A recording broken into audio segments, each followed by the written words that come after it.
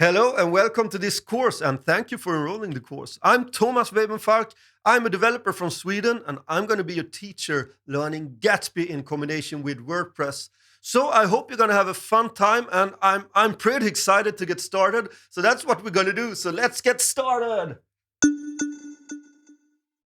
All right, let's kick this course off by looking at the app that we're building in this course.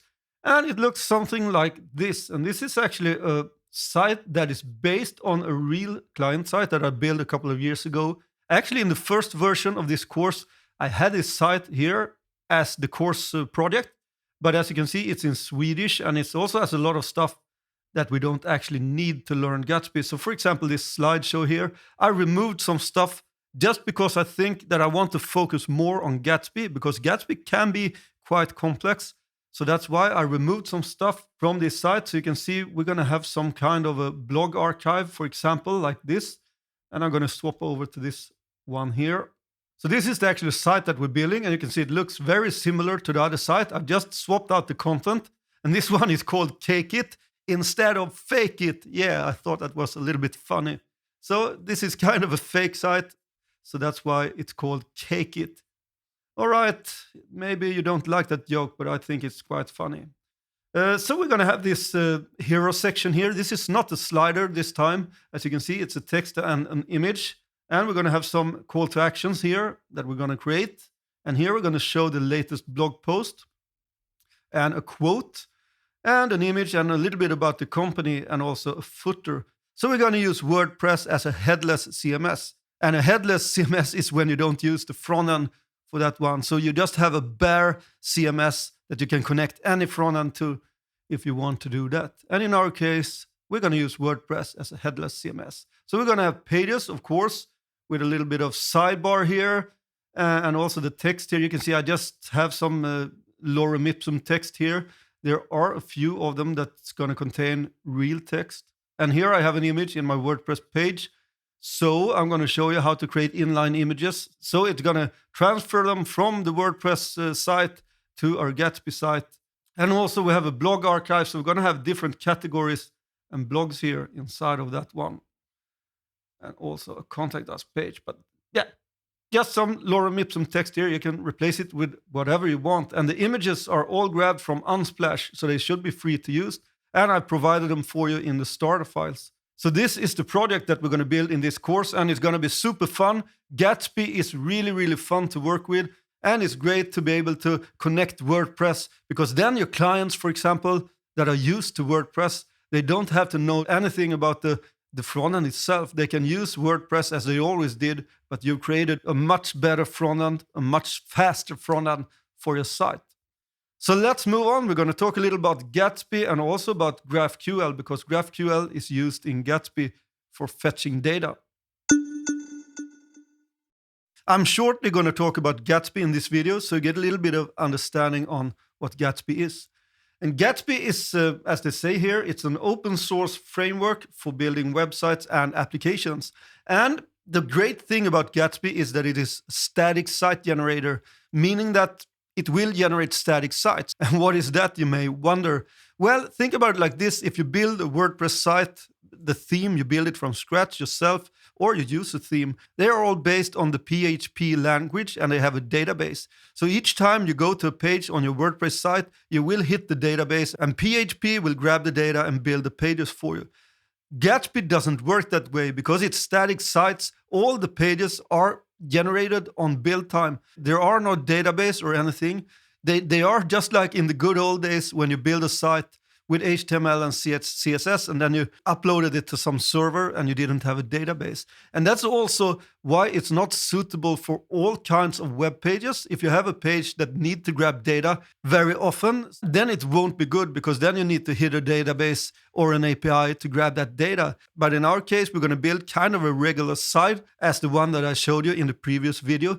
And we're going to have some blog posts and pages, and they won't update each minute or each second or anything. At most, you're probably going to do 1 to 2 blog posts each day on the page. So at the end of the course, we're also going to hook up WordPress with something that's called webhooks. So each time you change something in WordPress, it will trigger a rebuild of the site. So that's the downside, maybe, if you can call it the downside, that you won't be able to change your content instantly because it will have to rebuild the site again before it will be shown to the world. So Gatsby is a blazing fast site generator, as they say, and it's based on React, and React is a very popular, it's not really a framework, it's more like a library. So React is super cool and it's super fast and it's really fun to work with. And I think still it's the biggest library of them all. You have probably heard of them. You have React, you have Vue, and you have Angular. I'm very focused on React, so I see myself hopefully as an expert in React. And that's probably also why I love Gatsby that much.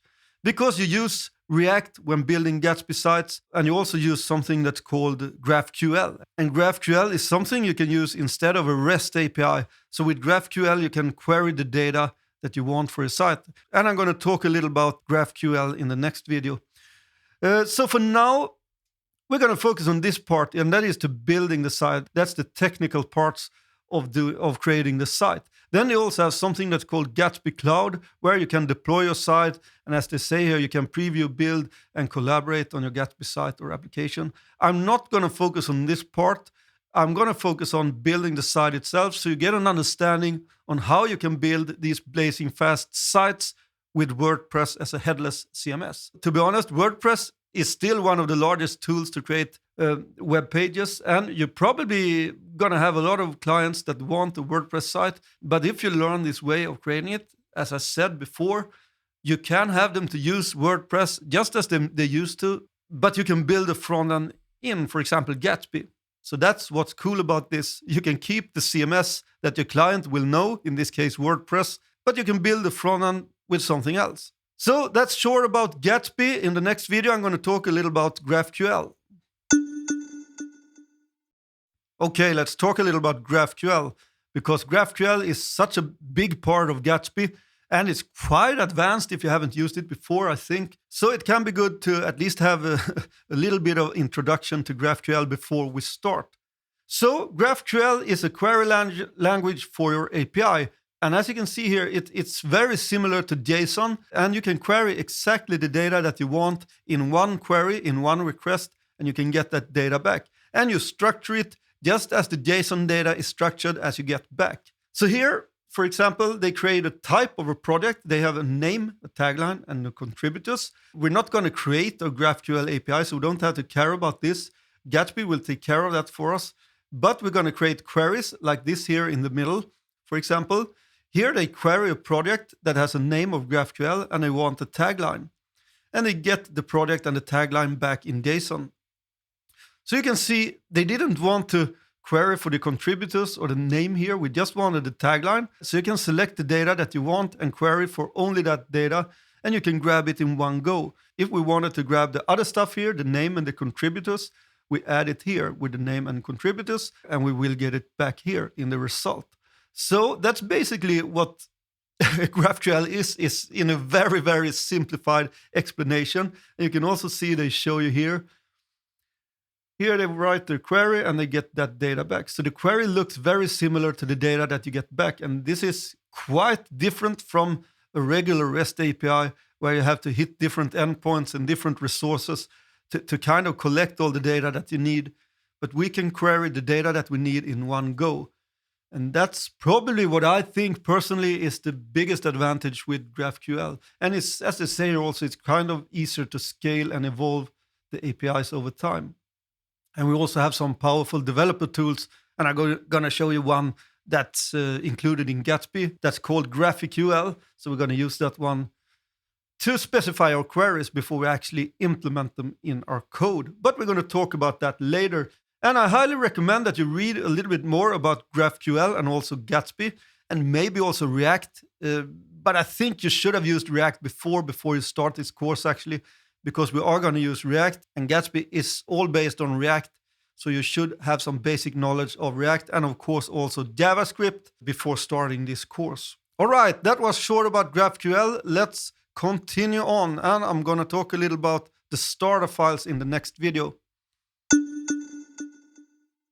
I'm going to talk a little about the starter files that I've included for this course in this video.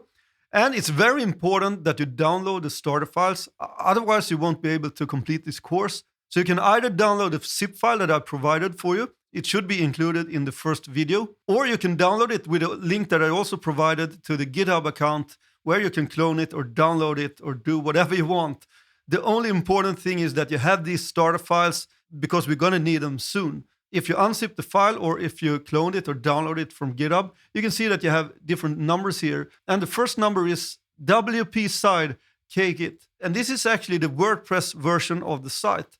So inside here, you have a folder that's called kgit. I've included the database and the SQL export of the database. And I also included the WP, well, that's hard for me to say, WP-content. And that's from the WordPress installation. And also a zip file. And inside of this zip file is the SQL file and the WP-content folder. So it's the exact same content as inside of here. And that's because I wanted to include everything for you.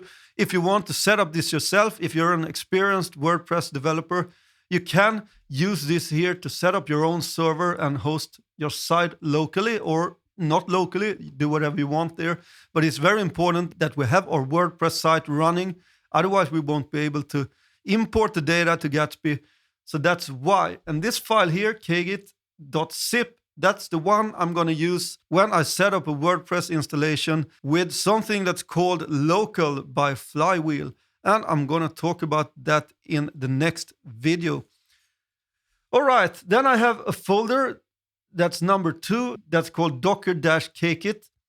And inside of here, you have a Docker Compose file and instructions on how to install it with Docker. I also have a video on that I'm going to show you how to set it up with Docker, but that's actually not the preferred way. If you can get it to work, either if you're experienced and create your own server, or if you set it up with local by FlyWheel, because I'm going to show you how easy it is to set that one up in the next video.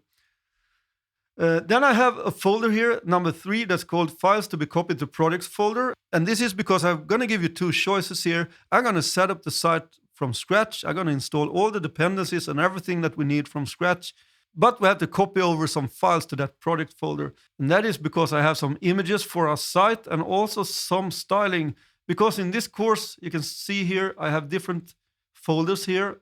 And these ones are going to be components in React. And I included the styles for us. I'm not going to focus on CSS in this course because I think Gatsby is quite a complex topic. So I don't want to take kind of a detour and explain a lot of CSS and stuff like that. So that's why I don't include any instructions on how to create the CSS in this course. But if you're interested, you can always look in these CSS files. And these are styled components. And I'm going to talk a little about styled components when we get there. But essentially, it's only regular CSS inside of these files. So that's why I included that one for us. So all the component folders each have their own file with the CSS inside of it. All right, that's number 3. And then there's number 4. And number 4 start here. You can use that project folder that's called Gatsby-kgit-start here. If you navigate inside of this folder and run npm install, I also assume that you know something about npm and how to install dependencies, because I think that's essential to have that basic information before you do a course like this. But if you navigate inside of this one and you don't want to do everything from scratch, I've set this project up for you where you can run npm install and it will install all the dependencies for you. And you can see here you have all the components with the styles and stuff like that. And you also have the images folder. So you can just start from there if you want to do that instead. All right, then I have a folder. It's empty now because I haven't created this ones yet. I'm going to include step solutions. So if you ever get stuck somewhere in a video, you can find that corresponding folder inside of step solutions and check for the working solution. So I know a lot of people don't know about this, actually, even that I told you about it. So I'm going to be extra specific now and tell you that the step solutions folder and also the finished app number 6 here, they are very important and crucial. If you want to track your bugs and if it doesn't work, you can find the solutions there inside of that. And I think a big chunk of coding is actually to tracking errors and bugs and see why your code doesn't work and correct it so it works. So that's actually a good practice to look through these files and find a solution to your problem.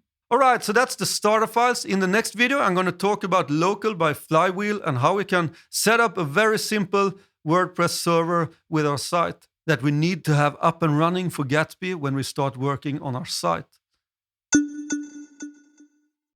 So we've reached the point where we have to set up a WordPress site that I've included for you in the starter files.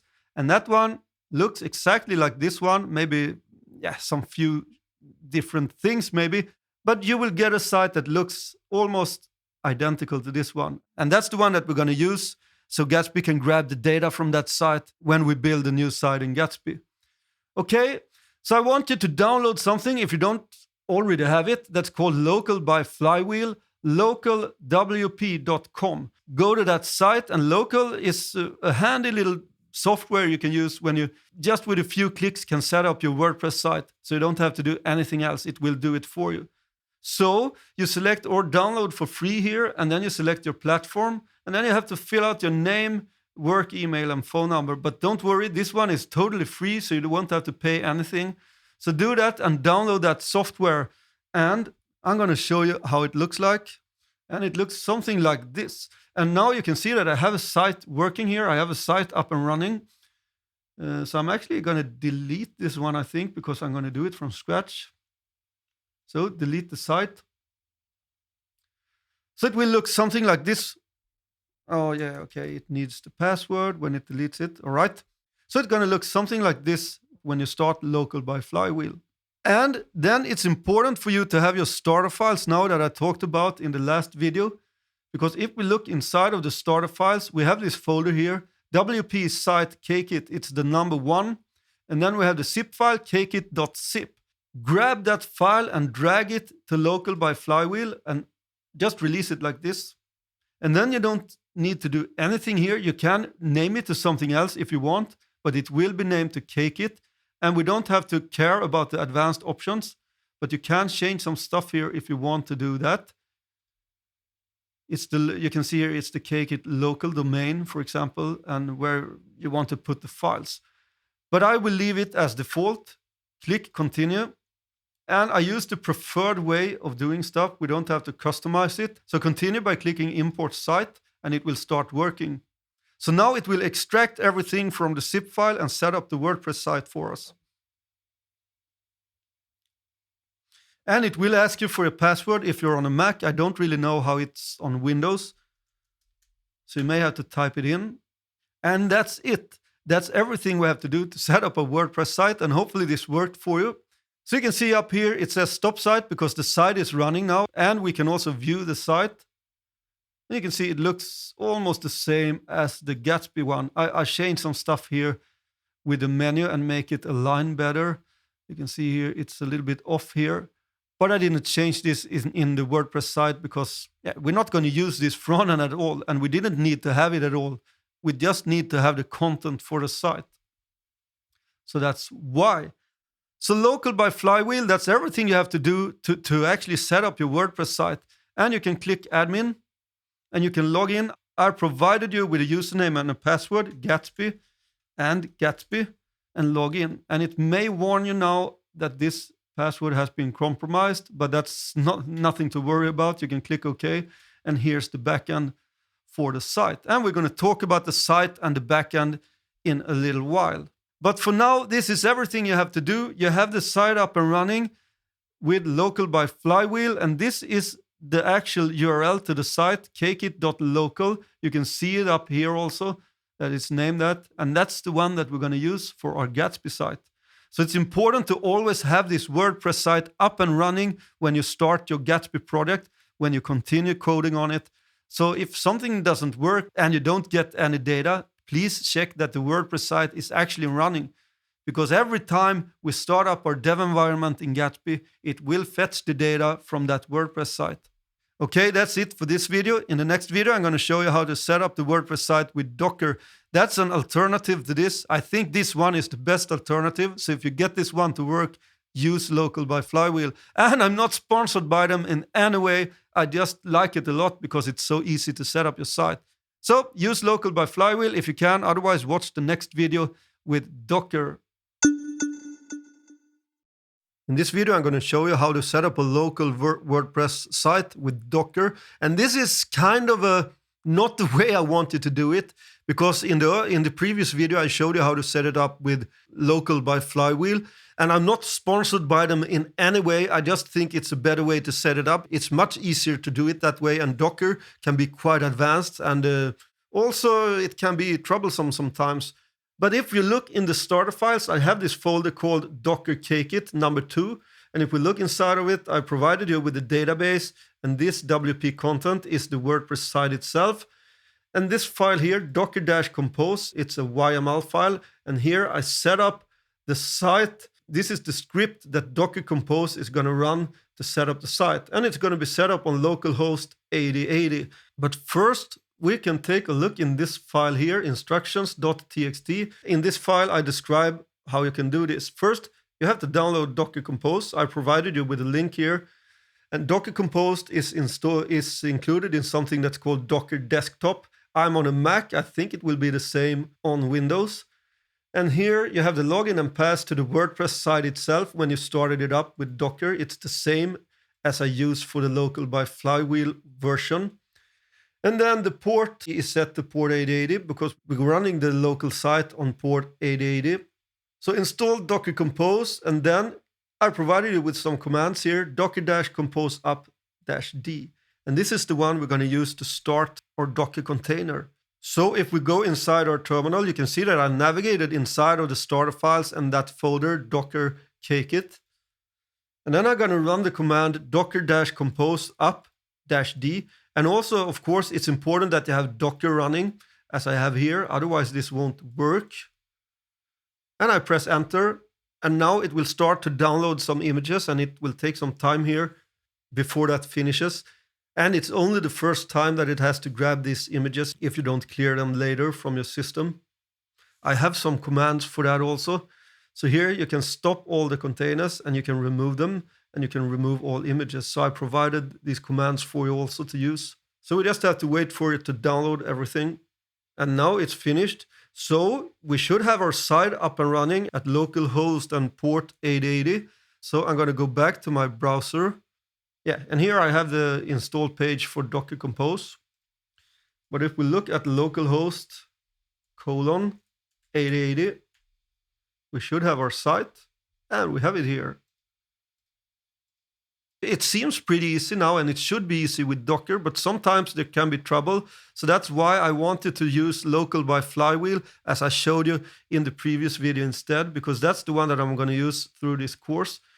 And now if you want to log in here, you do that as usual, wp-admin, and then you can use Gatsby and Gatsby. And then it would tell you that your password has been compromised, but that's okay. It's not compromised in any way. You can just click OK, and you have the site here.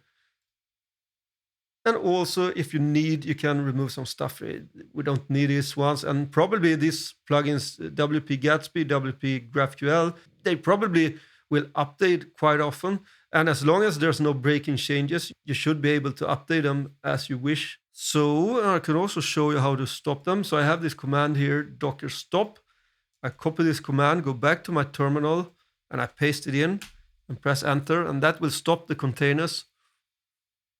And you can also delete the containers and the images. So now if we go here, it shouldn't work. It has stopped. So that's how you do it with Docker, but I highly recommend that you use local by FlyWheel instead. It's much easier, as I showed you in the previous video. In the next video, I'm going to talk a little about the WordPress site and the plugins that we use in this course to get it to work. So we're going to check out the WordPress site itself that we use for this course. And I'm in the admin section of that site. I started it up by local by FlyWheel, kit.local here, and I logged into the admin section of the WordPress site. So if we look here first on the posts, this is going to be the blog section of the page itself. So if we look here on the page, blog, all the posts here are the ones that we see here under the posts section. So you have all the posts here. You can change them if you want and put in what text you want here or do whatever you want with the posts. So that's the posts that we see here in this section. And I also created some categories for the posts. You can see them here, happenings, recipes, and upcoming events. and you have them here. And also I have a category with all posts. I like to do it this way because then you can choose to not include the posts in all posts if you don't want to do that. I know a lot of people don't have a special category for showing all posts, but that's how my client wanted it because they want to create posts that won't show up when you show all the posts. So that's an easy way of doing it. You create your own category for all posts, and then you can assign them to that one if you want to do that. All right, so that's the posts. Then the media. Yeah, I uploaded some images here, of course, to the page. So here's the images that I use for the site. And then we have the pages. And it's standard WordPress stuff here. You create pages. So we have them here. You can see we have pages here and we have sub-pages. And I'm going to create a menu component where we can have these sub-pages and import them from this WordPress site. Comments are not used for this one, but I can show you here also the homepage. I'm using advanced custom fields for this one, so I created some custom fields here.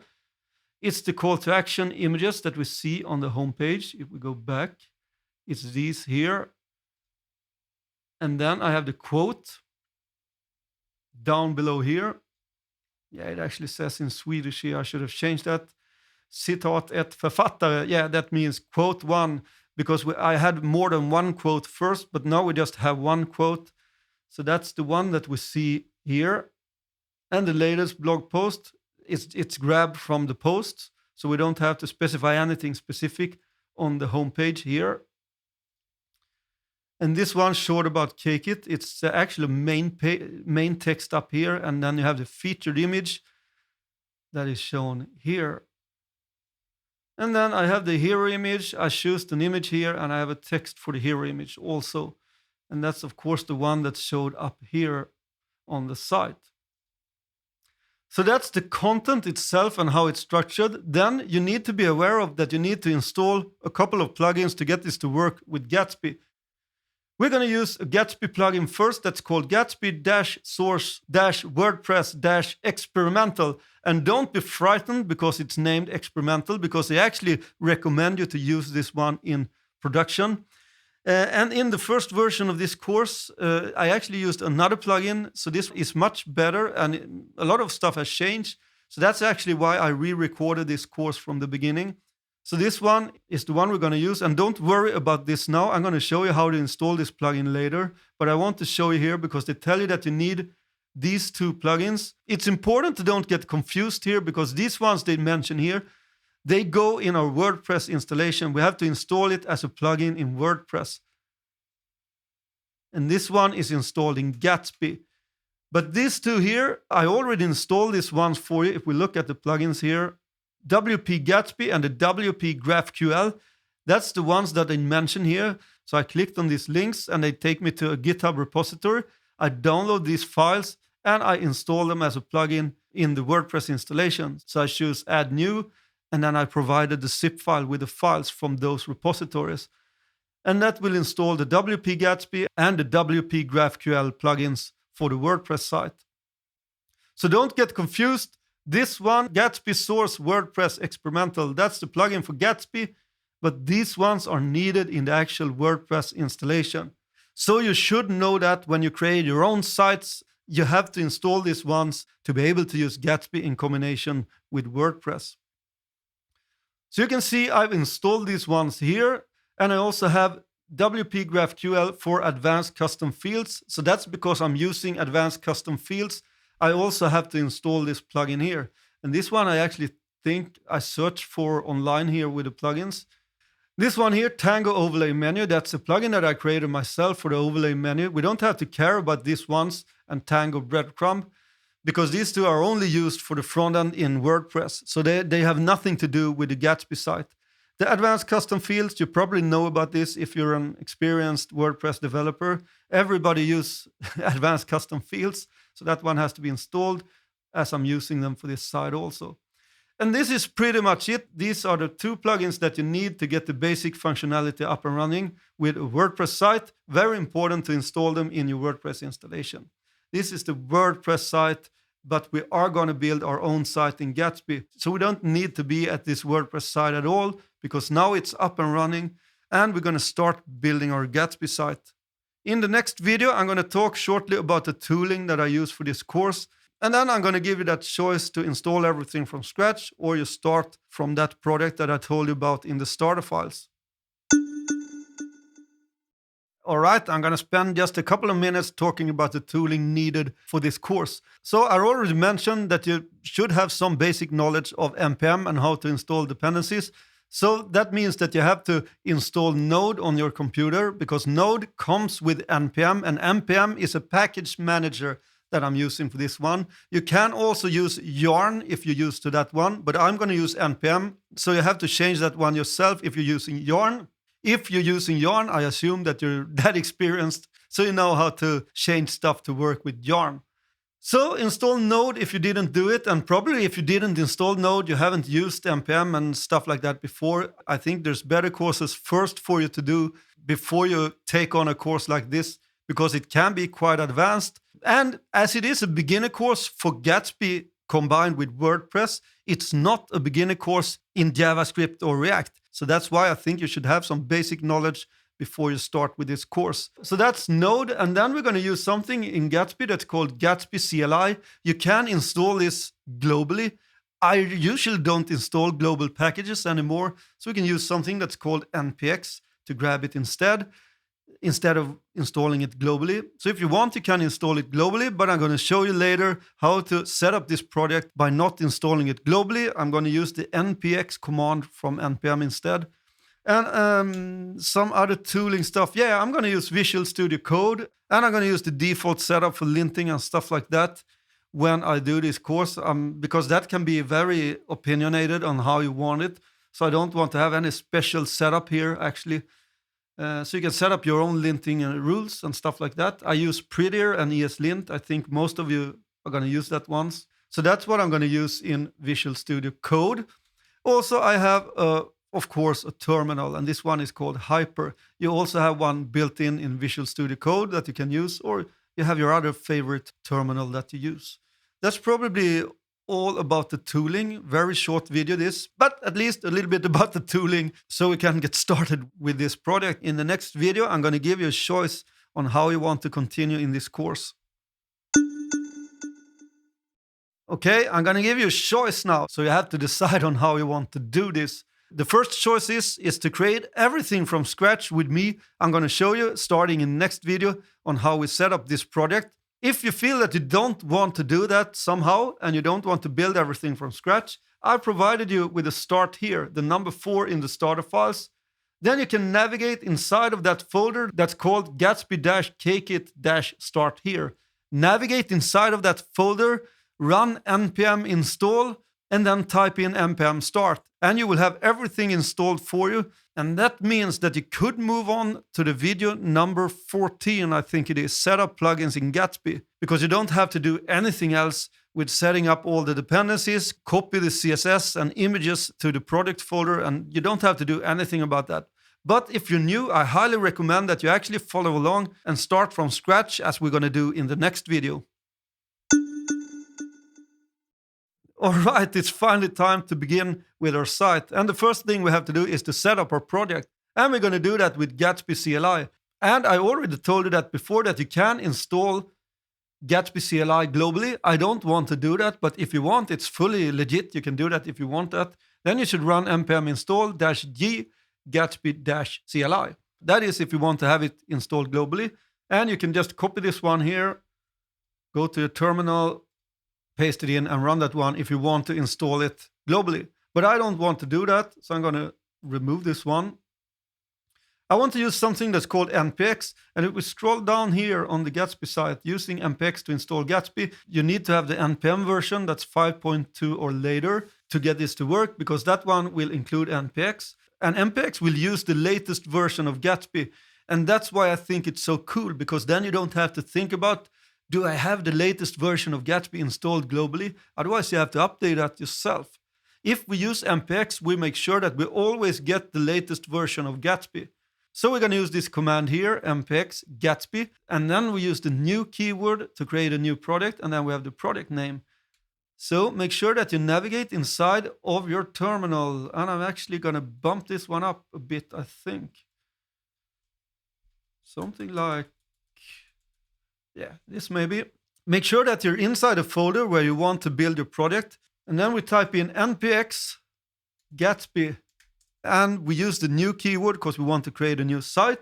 And then we can name our site. And in our case, it's going to be called Gatsby-WP. You can call it whatever you want, but if you want to follow along in this tutorial, I think it's best that you use the names that I do for stuff, but feel free to use whatever name you want. So npx Gatsby new and the name of the project, and the name of the project is going to be Gatsby-WP. And this will make sure that we install the latest Gatsby version in our project. And then we have to wait for it. It will take a little while. So I can grab a little bit of coffee meanwhile. Okay, we should be good to go. And for now, I'm just going to start this one up to see that it works. We're going to look at the files later that installed by initiating this command. So you can just see that we have something here, and you can see that we have our project here, Gatsby-WP. So I'm going to navigate inside of that one, cd Gatsby-WP. If I list it here, you can see that we have a lot of files, but don't worry, I'm going to talk about them later. For now, I'm just going to type npm start, and this will start up the application that we got so far, hopefully. Gatsby will provide you with the default application, and you can see here now also that it tells me that I already have a site running at port 8000, and that's because I have my other site here that I showed you. That's the finished site. So you can use another port. Hopefully you don't need to do that because you don't have another site running. So now it builds the site. So that is what's taking some time here. And it has built the site now, and it tells us that it's available on localhost on port 8001 in this case. Port 8000 is the one that you're probably going to get because that's the default one. This is only because I run another Gatsby instance on port 8000. So click this one. You can see that you have the starter kind of application here. So go to page 2, go back to homepage. This is the starter for Gatsby. All right, but anyways, we're not going to use anything of this, so it doesn't matter at all, actually. So that's the site. We know that it works. And in the next video, we're going to install the dependencies that we need for this site. All right, we've created and bootstrapped our application with the Gatsby CLI, and we have a point where we can start from. But we also need to install the dependencies that we need for this site, and there are actually 4 of them that we're going to use.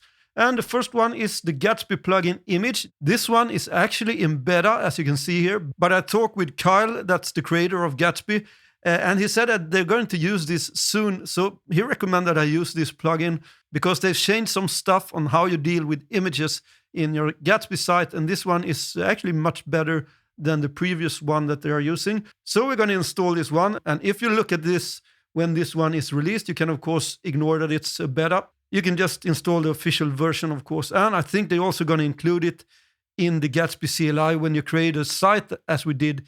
I don't think you even have to install this yourself in the future. All right, so that's the one. Then I'm going to install a little plugin because I'm using a Google Fonts. So I'm going to install a plugin that's called Gatsby plugin Google Fonts. And then I'm going to use something that's called style components. And this is something I use for creating my CSS in React. And you can use style components with Gatsby also because Gatsby is using React. So that's pretty cool. I'm not going to go deep into style components in this course as I want to focus on the Gatsby itself and how to integrate WordPress with Gatsby. But we are going to touch on it as we're going to use these style components that I already made for you. So we're going to use these components and I'm going to talk about them as we go along in the course. All right, and then we have the heart of this course, I think, the plugin that's called Gatsby-source-wordpress. And this is also a beta version. It's actually called Gatsby-source-wordpress experimental. And they recommend you to use this one because a lot has changed since the early version of this plugin. And the early version is the one that I used in my first version of this course. So it has changed drastically. So that's one of the reasons that I re-record this course from scratch. So don't be afraid that it's called experimental because this is the one that they recommend you to use when hooking up a WordPress site as a headless CMS. And it may be that it's officially released and it's not experimental when you enroll in this course and watch this now. And then, of course, you don't have to install the experimental one. So you should install the one that's released if that's the case. All right, and one more thing. I also want to give Gatsby some or very much credit for having a really great documentation on everything. Their site is awesome. If there's something you don't know and you need to find information about it, you'll probably find it there at gatsby-js.com. So I highly recommend, if you get stuck or something, check the documentation on gatsby-js.com and look around here, and you will probably find what you're looking for. I think it's the best documentation I ever seen, actually. So pretty good. And you'll hopefully find what you're looking for there. But all right, let's move inside of our terminal. We're going to install these plugins now. And be sure to be in your Gatsby-WP side, of course, the project that you created. And we're going to start with the Gatsby plugin image. And actually, yeah, they have it here. So we're going to type in npm I, and I is a short for install. You don't have to type in install if you use some of the later versions of npm. So npm I Gatsby-plugin-image. And I also wanted to install Gatsby-plugin sharp. That's actually installed by default, I think. But we can also install that one just to be sure. But I think it's installed already. And we wait for it. That installed correctly. And of course, you have to use the latest version of Gatsby to utilize this plugin because it's adapted to the later version of Gatsby. I think it should be higher than 2.24, yeah, something here, 2.24.78 to be able to use this plugin. All right, so that's the brand new Gatsby plugin image. And then we're going to install this plugin that's called Gatsby plugin Google Fonts. So back to the terminal. Yeah, where is it? There. And I'm going to clear my console and type in npm I Gatsby-plugin-Google-fonts. You don't have to type in save if you have a newer version of npm. Right. Next one. And that's the style components. And that one is actually going to be more than one we install also. So we have the Gatsby plugin style components. That's the plugin itself. Then we need to install the style components library and also a plugin for Babel or Babel. I don't know how to pronounce that. I think it's Babel. Otherwise, it won't be able to transpile everything down correctly. So we need all three of those. So go back to the terminal and we type in npm I Gatsby-plugin-styled-components. And we can install them in one go, just as we did with the two others. So we have a blank space and styled-components, blank space, and Babel-plugin-styled-components. All right. Great. And then the last one, and that's the Gatsby source-wordpress experimental. Yeah, and they tell you here how to install it.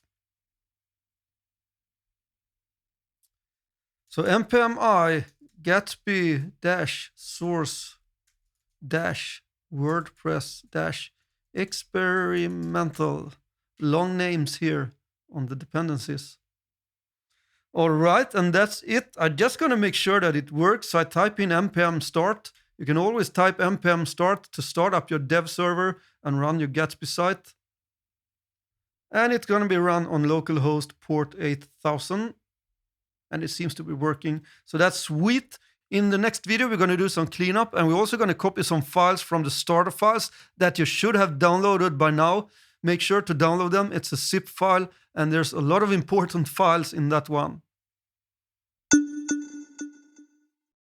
We have created a Gatsby starter project with Gatsby CLI. And now we have this folder that's called Gatsby-WP. You can see that here. And these are the files that was created with the Gatsby CLI. So we have a lot of stuff inside of here. So if we look in the SRC folder, we have the components, images, and pages. And here to the right, I have the starter files that I provided for you for this course. And it's the number 3 that we're going to be in here, files to be copied to projects folder. So go inside of that one. You can see that I have a components, an images folder, and a templates folder. And all of these are going to be copied to our project folder. So these ones, the components, for example here, it contains all the styles for the components that we're going to create in this course.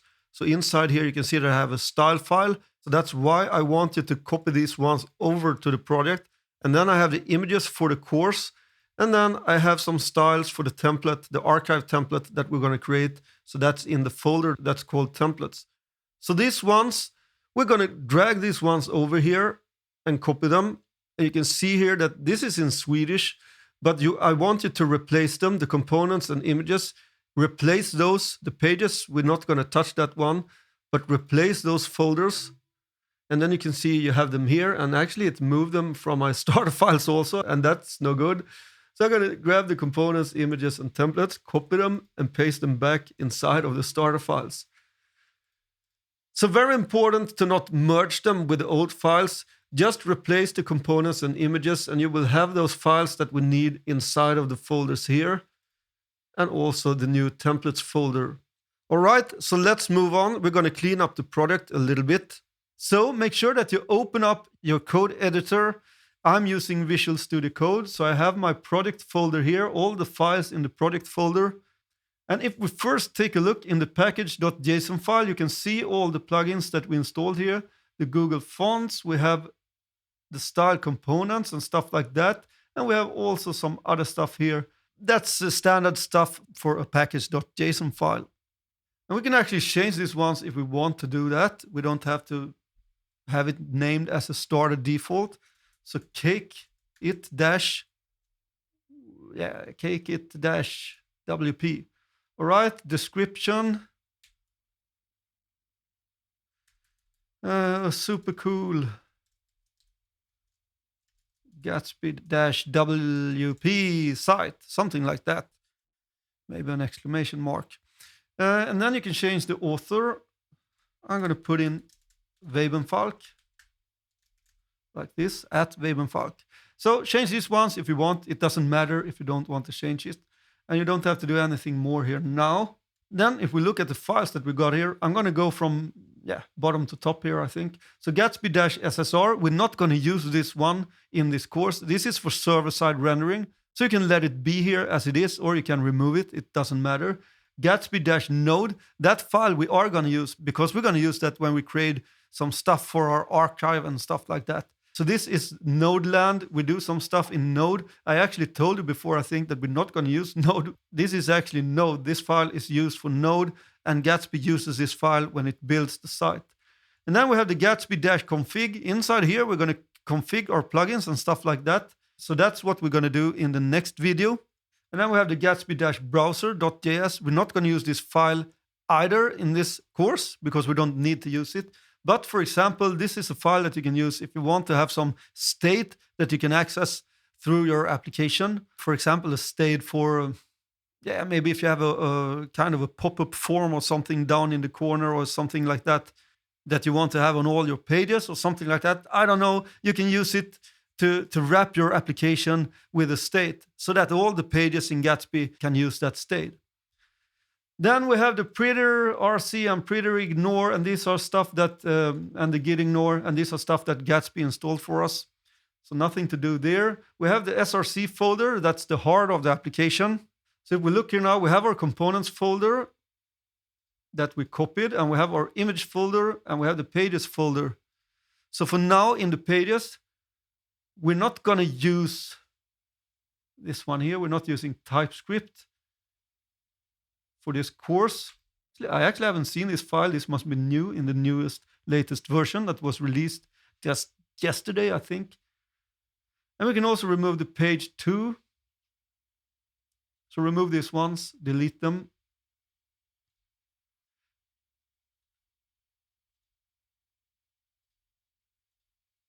And for now, in the index.js file, this is going to be the start page, the home page for our site.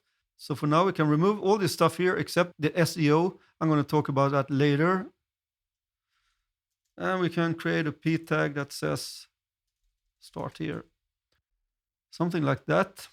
And as we copy the new components here, you can see that I moved this one SEO inside of its own folder. It's actually not like that when we bootstrap our application. So that means that we have to change these links here also. This one should say SEO/SEO. An image, we can remove this one here. We don't need that one.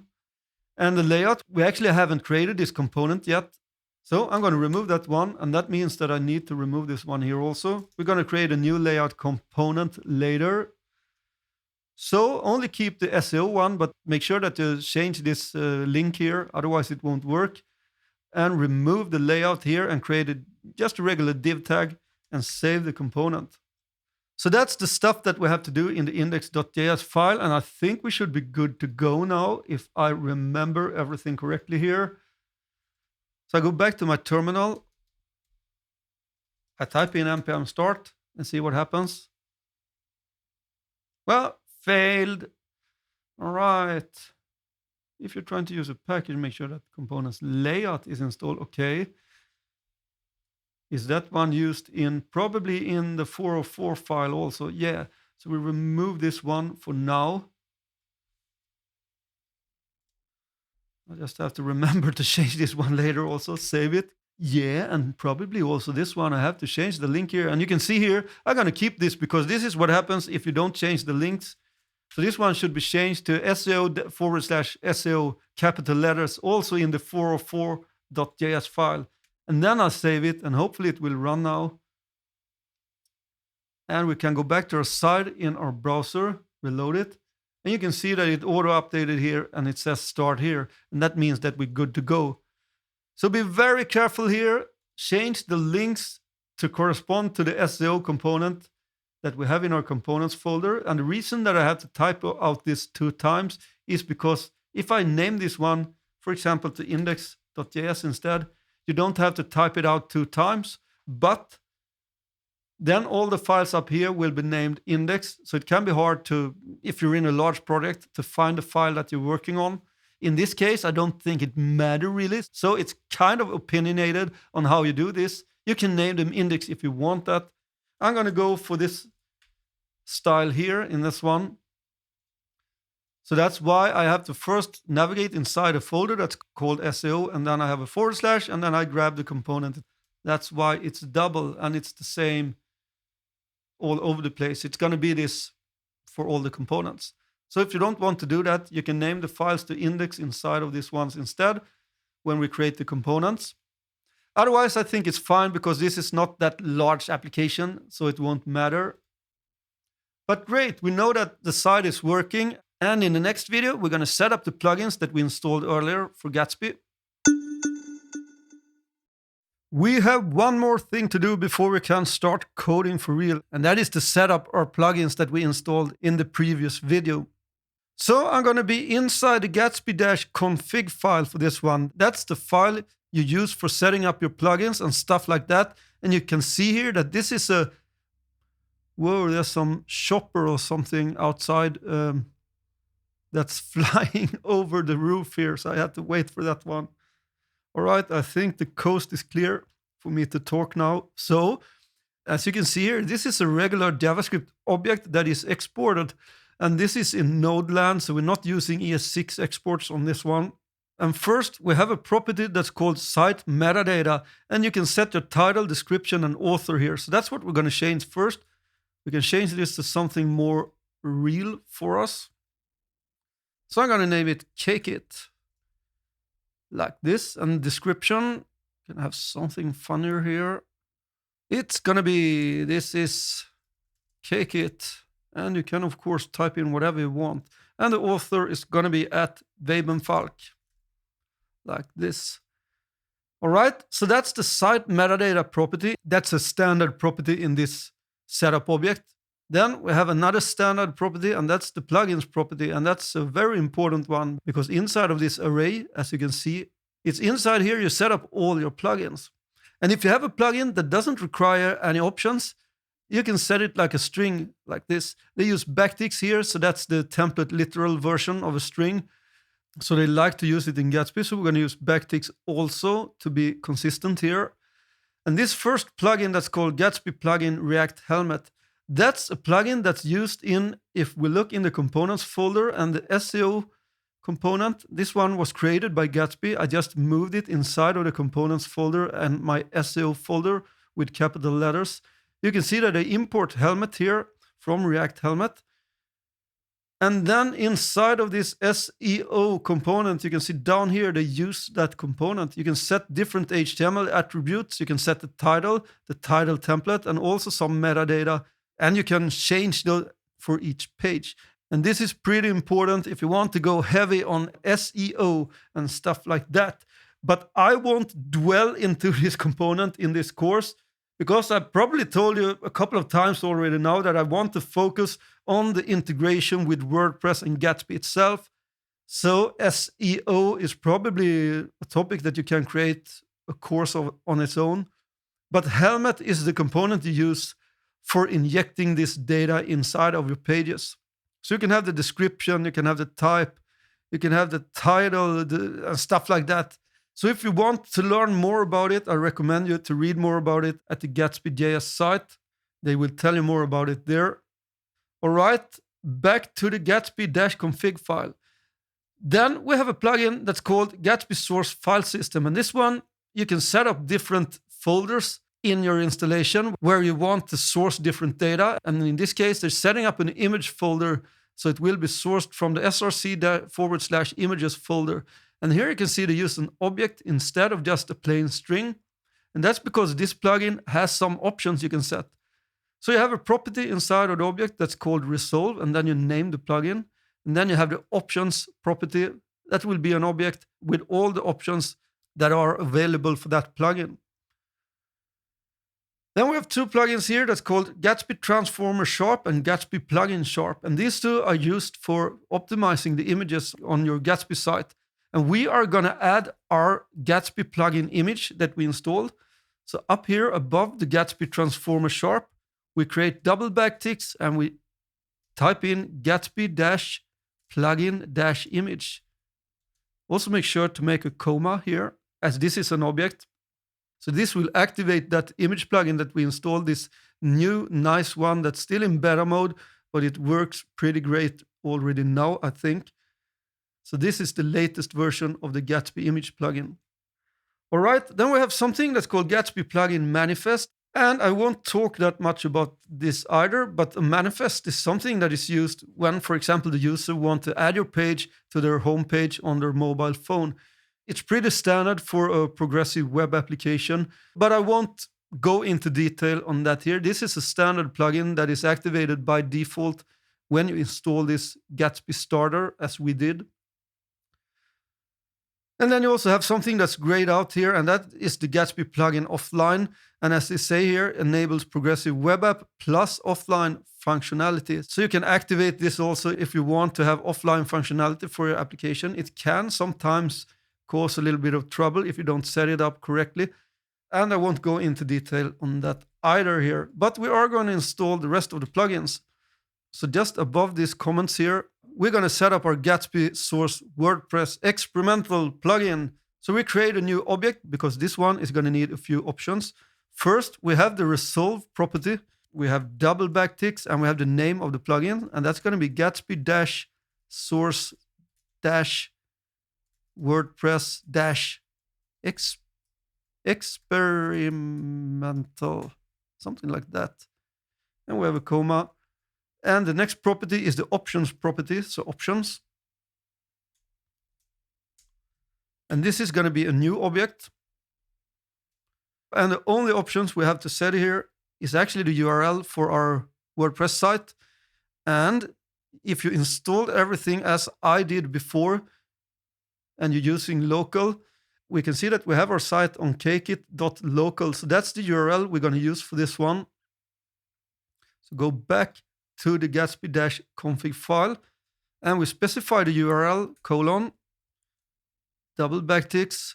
We set it to http://kkit.local. And we also have to specify / and GrqphQL, because that's the GraphQL API endpoint for our WordPress site. All right, that's the only option for that one.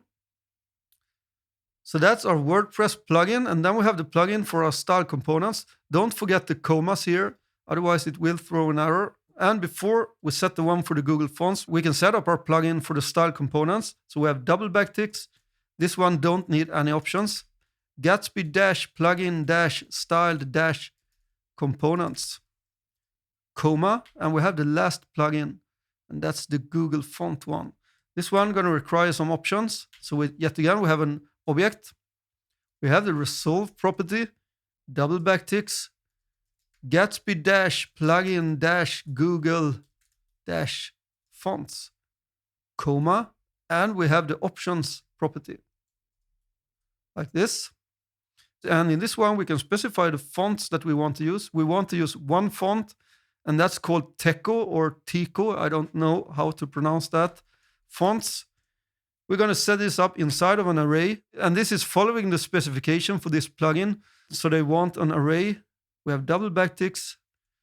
So we have a string. We want to use the font Teco, and we also want to set some weights on this one. We can use that with a backward slash colon. We have 200, 400, 500, 600, and 700. And the backward slash is on Shift, Option, and 7 on my Mac. I don't know if you're using Windows, what combination it is. Don't forget the comma in the end. We're going to set a property that's called display swap. And they don't actually explain why you should have this property here, but it's in the example on the page for the plugin. So I'm just going to add it here. I'm not really sure why you need it, but it's better to use it as they say you should use it, because they don't tell you anything about this one in the documentation. All right, save the file. Make sure that your WordPress site is running in local or however you installed it, and that you have the correct URL to your GraphQL endpoint for your WordPress site inside of the Gatsby Source-Wordpress experimental plugin. And if you followed along and using local, it should be this address here, cakeit.local/GraphQL. And save the file, and we go back to our terminal. We type in npm start to see that everything works.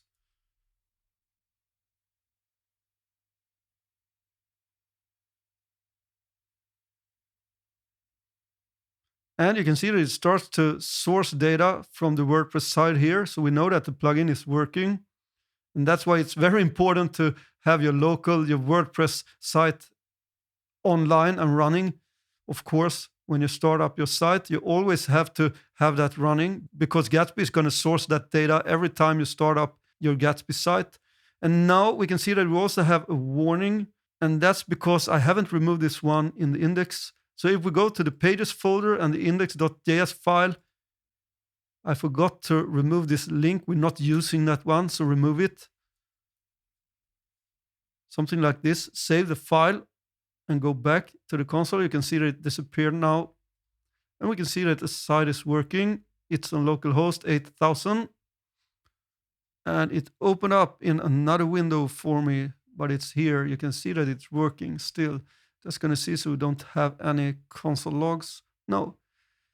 It looks pretty awesome, actually. And now this is the last step we had to do to set up our site. In the next video, we're going to start scaffolding out the layout component for our site. All right, we're going to build our first component in this video, and that's going to be the layout component for our site. And the layout component is a component that we can use that can wrap our content on the site, because there are stuff that we want to be the same on whatever page we are at our site. So if we look here, you can see the header is going to be the same, and we also have a footer that's going to be the same. So the menu, we want it to be on all the pages on our site. And also you can see here, if we look at the responsive design, you can see that there's this cool little hamburger menu that pops up here like a cupcake. And if we click that one, we can see the mobile menu. So these ones are going to be the same on all the pages and posts on our page. So that's why we're going to create a layout component to wrap all the other content on the site. So let's move back to the code editor and inside the SRC folder. And we're going to be in the components and the folder that's called layout. And inside that folder, we're going to create a new file that we call layout. layout.js, capital L. It's important to have a capital L because React components are all named with a capital first letter. So that's our layout component. And first we're going to import some stuff here. We're going to import React from React. We're also going to set some state in this one because we want a state for our mobile menu. So we have a comma and curly brackets, and we use state also. So import React and use state from React. And then we're also going to import our styles. We are going to create more components and import for this one later. But for now, we have some styles. If we look in the layout.styles.js file, I created a style component that's called primary and also one that's called global styles. So these are the styles components that I talked about before. I like to have them in a separate file. A lot of people create them in the component itself, and that's fine. There's nothing right or wrong here. In my case, it's better also because I wanted to provide the styles for you guys. So that's why I also created it in a separate file. So I export these style components here, and we're going to import them in our layout component. And style components, in a very simplified explanation, works the way import styled from style components. And this styled has different properties for each corresponding HTML element. So in this case, I style a main. And this is what's called a tagged function. So I have a template literal, so I can send in just plain CSS to that function, and it will work. And that's great with the style components. And you can also have props and stuff, so you can change the styles dynamically. And this one that I import here, create global style, that's how you create global styles with style components. So I export const global styles, and I call the create global styles, and I can paste in whatever CSS I want to have as a global style. But this course is not about detailed explanations in style components. Even the style components is really cool, and I love them. I use them all the time. But I have pre-made this for you because I want to focus more on the Gatsby functionality. And style component isn't really something that's related to Gatsby in that sense because it has nothing to do with Gatsby. But you can use it in Gatsby as we do now. So back to the layout.js component. We're going to import the global styles that I just showed you, and also the style components that's called primary. We import them from /layout.styles. All right. Then we can create our component. I like to have arrow functions. You can have regular functions if you want to have that. But I create a const that I call layout, capital L. I have a parenthesis, and then I'm going to destructure out the props here. And if you know React, you know that React is based on state and props, and you can send in different props to your components. Children is a default prop that will contain everything that you wrap inside of this component. So that's what I'm grabbing here, and you're going to see later when we use this component how this works. I make an explicit return for this one. For now, we can return just a div that says layout, like this. And also we have to export default layout. Don't forget that one. Or some like to type it up here also export const. I don't do that. I like to be explicit and have it at the bottom of my components. So we have this functional component. We're only going to use functional components because nowadays in React, you don't have to have class components to have state. We want the state for this one to be able to hold the state if the mobile menu is open or closed. So I create a state, a const. I have an array with a state that's called menu open. Then the second element in the array is going to be set menu open. And this is destructuring. It's ES6 syntax in JavaScript, how you destruct stuff, because we're going to call the function useState and we give it an initial value of false. This one is going to return an array with the state itself and also the setter with the state as the second element in the array. And I destructure out them with ES6 syntax and I name them to whatever you want. They don't need to be named like this. And this is the standard way of creating states now in React. So this will give us a state that's called menu open, and we have a setter for the state that we can change. You should always use the setter to change the state and never modify the state directly. You should never, ever modify the state in React directly. That's no good. So for now, we set it to false because we don't want the menu to be open initially. Maybe do some auto formatting and save it. I know a lot of people tell me that, yeah, you can have formatting when you save stuff. Yeah, I can have that, but I actually don't like that because sometimes I don't want to format stuff just because I save something. But if you want to use that, you're probably already doing that because I think most of you are doing that. You can have it to format your code when you save the file. But I don't like that, so you're probably going to hear me say I'm auto formatting and I'm saving. You're going to hear that one a lot. You can also have auto save enabled, of course. But I'm kind of old school there, I think. I like to control things, so that's why. So I save the file. I'm going to go back to my local host and see what happens. Start here. It tells me that I don't have any error, hopefully. It's also good to have the console open to see what it says here. Yeah, we have no errors, and that's good. And it's still working, as we can see here. So that's nice. And there's also a great feature here. I'm going to move this one to the side. If we go inside of the index file, where is it? Where is it? Pages, index. You can see that I typed out start here, and that's the one that shows up here in the browser.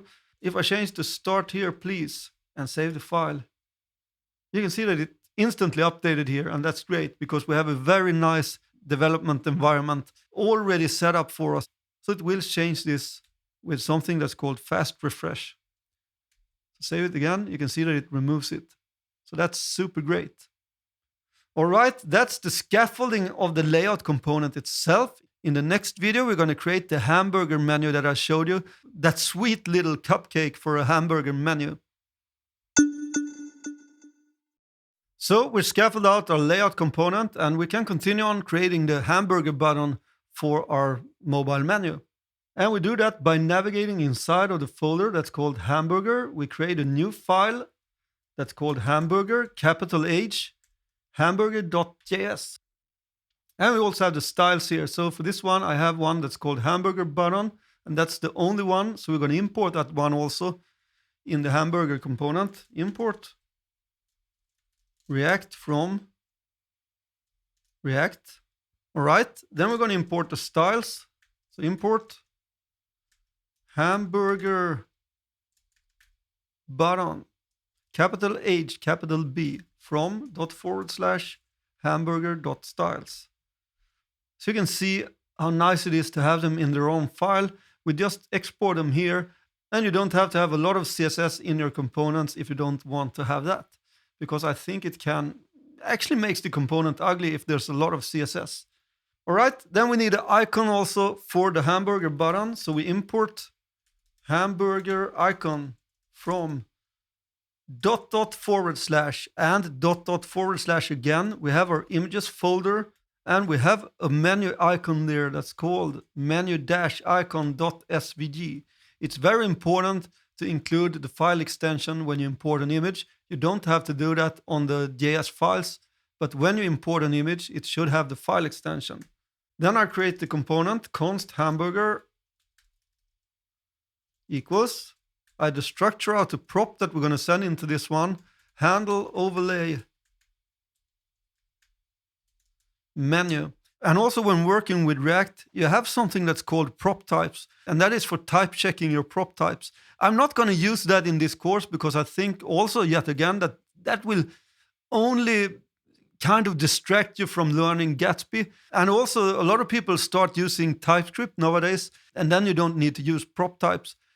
So you should verify your props with a library that's called prop types. Earlier it was included in the React library, but now it's a standalone library. So if you're thinking something like, that guy isn't using prop types and that's no good, you should always verify your props. Yes, I know, but I intentionally left that out from this course.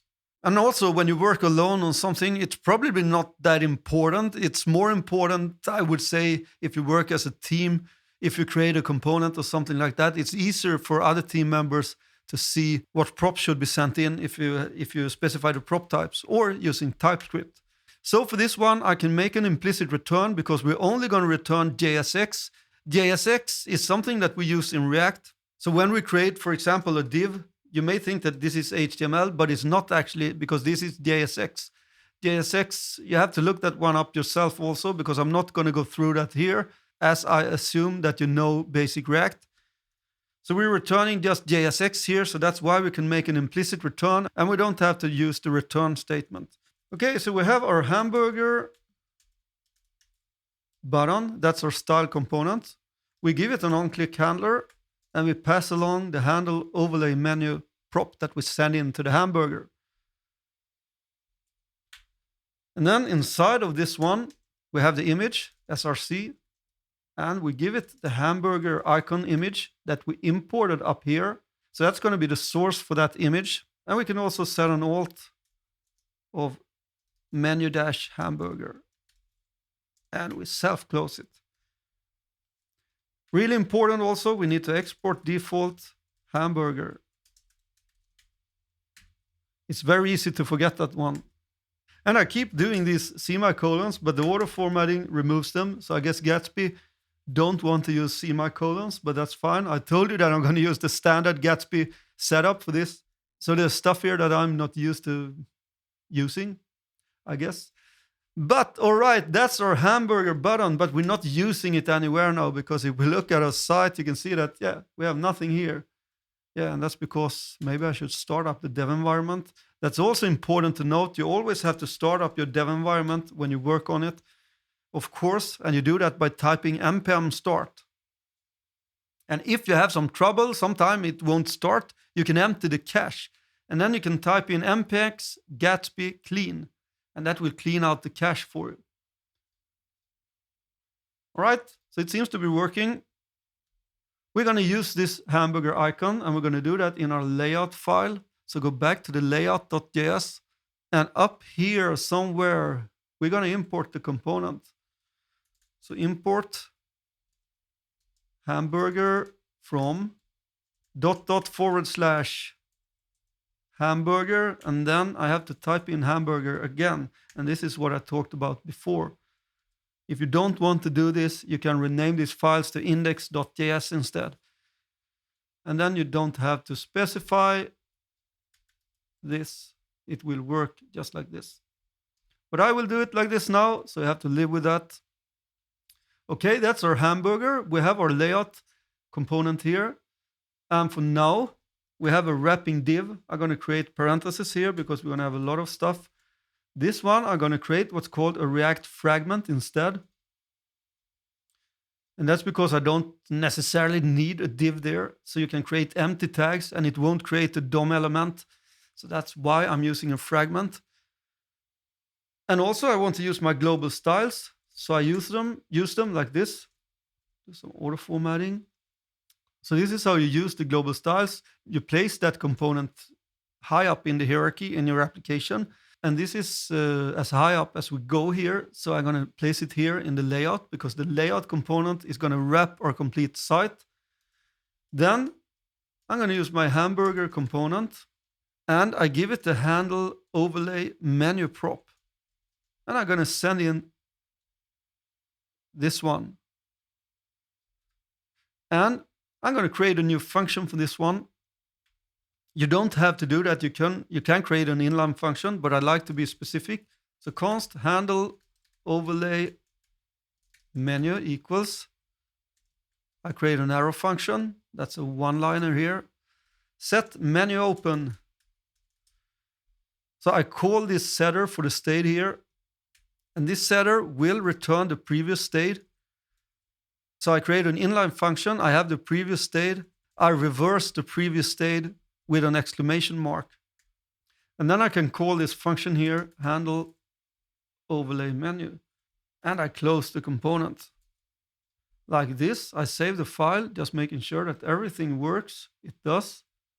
And we can also use our primary component because this is the one that's going to wrap the content. So we have the primary and then the children, like this. And now we're not using our layout component. We have only created it. So we also have to use the layout component. And we do that from the pages and the index file. So up here, I'm going to import layout from ... components and layout / again and layout. Then we can use it here. Instead of this wrapping div, I'm going to use the layout component, save the file, and I'm going to do the same thing in the 404 file. So I import layout from / components layout / layout like this. Then I'm going to replace the div with a layout. So this way we make sure that we use the layout component both for the 404 page. I'm not going to do anything more specific here in this component for this course. And then we use it in the index page also. Make sure to save all the files, go back to our application. You can see that something has changed here, but it doesn't look good now. But at least we have some kind of header here. We can't see it because it's invisible now. And you can see that this icon will pop up on a certain breakpoint. I don't know exactly what it is now, but yeah, somewhere, yeah, 991 or something, yeah. And there you have it on hover. It gets a little bit bigger. So it seems to be working. We have created our Hamburger button. And in the next video, we're going to start creating our header. And we're also going to create our first GraphQL query. The next thing we're going to do is to fetch some data from the GraphQL API, the GraphQL server that Gatsby provides for us. And we're going to grab the data for the header menu up here. So all the data that goes into this menu, we're going to fetch from the GraphQL API. And we have a handy little tool to do this because I like to create my queries before I do any code. And if we go back to our terminal and see where we have actually started up our dev environment, you can see that we have our site at localhost 8000. And then we have something that's called a GrqphQL, and that's a playground where we can kind of try out queries and see our GraphQL API. So if we click on this link, the link is the same, localhost 8000 / and then you have 3 underscores and GraphQL. And that will bring us to this view here. And you can see I already have some queries here. All right, I'm going to clear this out. Guess it was some cached stuff here that we don't need. So this one works in the way that here to the left, you have all the queries. You can query your GraphQL API, and here the queries will go. So you can write them manually inside of here if you want to do that, or you can click on these ones here. And that's a very convenient way of building your queries. And then we will see the result here to the right. So this one is the GraphQL server that Gatsby creates for us from the data it sources from a WordPress site. So this can also be a little bit confusing because we have one GraphQL server at our WordPress site. That's what we use those plugins for in the WordPress installation. Then we have a plugin in Gatsby that will source the data from that GraphQL API on the WordPress site. And then Gatsby creates its own kind of internal GraphQL server where we can query for all that data that Gatsby collected for us. So these are all the queries we can do on our GraphQL server in Gatsby. And of course, this will look a lot different if you're, for example, using something else where you source your data. For example, Markdown. You will have completely different queries here. So these are all related to the WordPress plugin that we use with Gatsby. It has created these queries for us. And you can also see that there's a lot on them here, and we're not going to touch most of them here actually. So you have to look through them yourself if you want to learn about all the queries that you can do against your WordPress data. And in our case now, we want to fetch the data for the header menu. So we can do that by grabbing some data from, first we have something that's called site. And this one isn't WordPress. This one is grabbed from our metadata. I can show you here in the Gatsby config. You can see that we have site metadata here. So we can grab this data in a GraphQL query, and we get that data from the site. And you can see these purple ones here. These are the ones that we can filter on. We're not going to filter this one, but the purple ones are for filtering, and the blue ones are for actually fetching some data. So we have site, and then we have our site metadata down below here. You can see, I'm going to scroll a little bit more. And we want to grab the title like this. And you can see that the query builds up here in the middle section of the GraphQL playground. So this one is the property that we created that's called site metadata in the Gatsby config file. That's something that's related to Gatsby, but then we're going to use the query for fetching the WordPress data, and that is related to the actual WordPress plugin that we installed to Gatsby. So this is the site. We grab the title for the site here, and then we can look through our queries here, and we can see that we have something that's called WP menu. It's kind of small here, so I think I'm going to zoom it up a bit. Down below here, we have something that's called WP menu. So I click on that one. And now we actually want to filter some stuff here because I have created a menu in WordPress that's called main menu. So I want to grab the items from that specific menu that's called main menu. So if you go back and look at your WordPress site, you will see that there's a menu that's called main menu in that one. So I'm going to filter on name, and the filter, as I told you, is the purple ones here. So name is going to equal, and you can see that it builds the query here for me, and it's going to equal main menu, camel casing, so capital M for menu. So we filter on main menu, and then we're going to grab the menu items. And we have a query for that down below here. So menu items, and the menu items will return some nodes. And we're probably going to need the label, I guess. We're going to need the URL. And we're going to need the parent ID. We're going to need the ID. It's a good idea to always grab the ID also for your queries. Then we want the child items because we have a sub-menu also when we hover over the menu. So the child items we have here, and we have the nodes. Then we have the label again, the title, the URL, and the ID.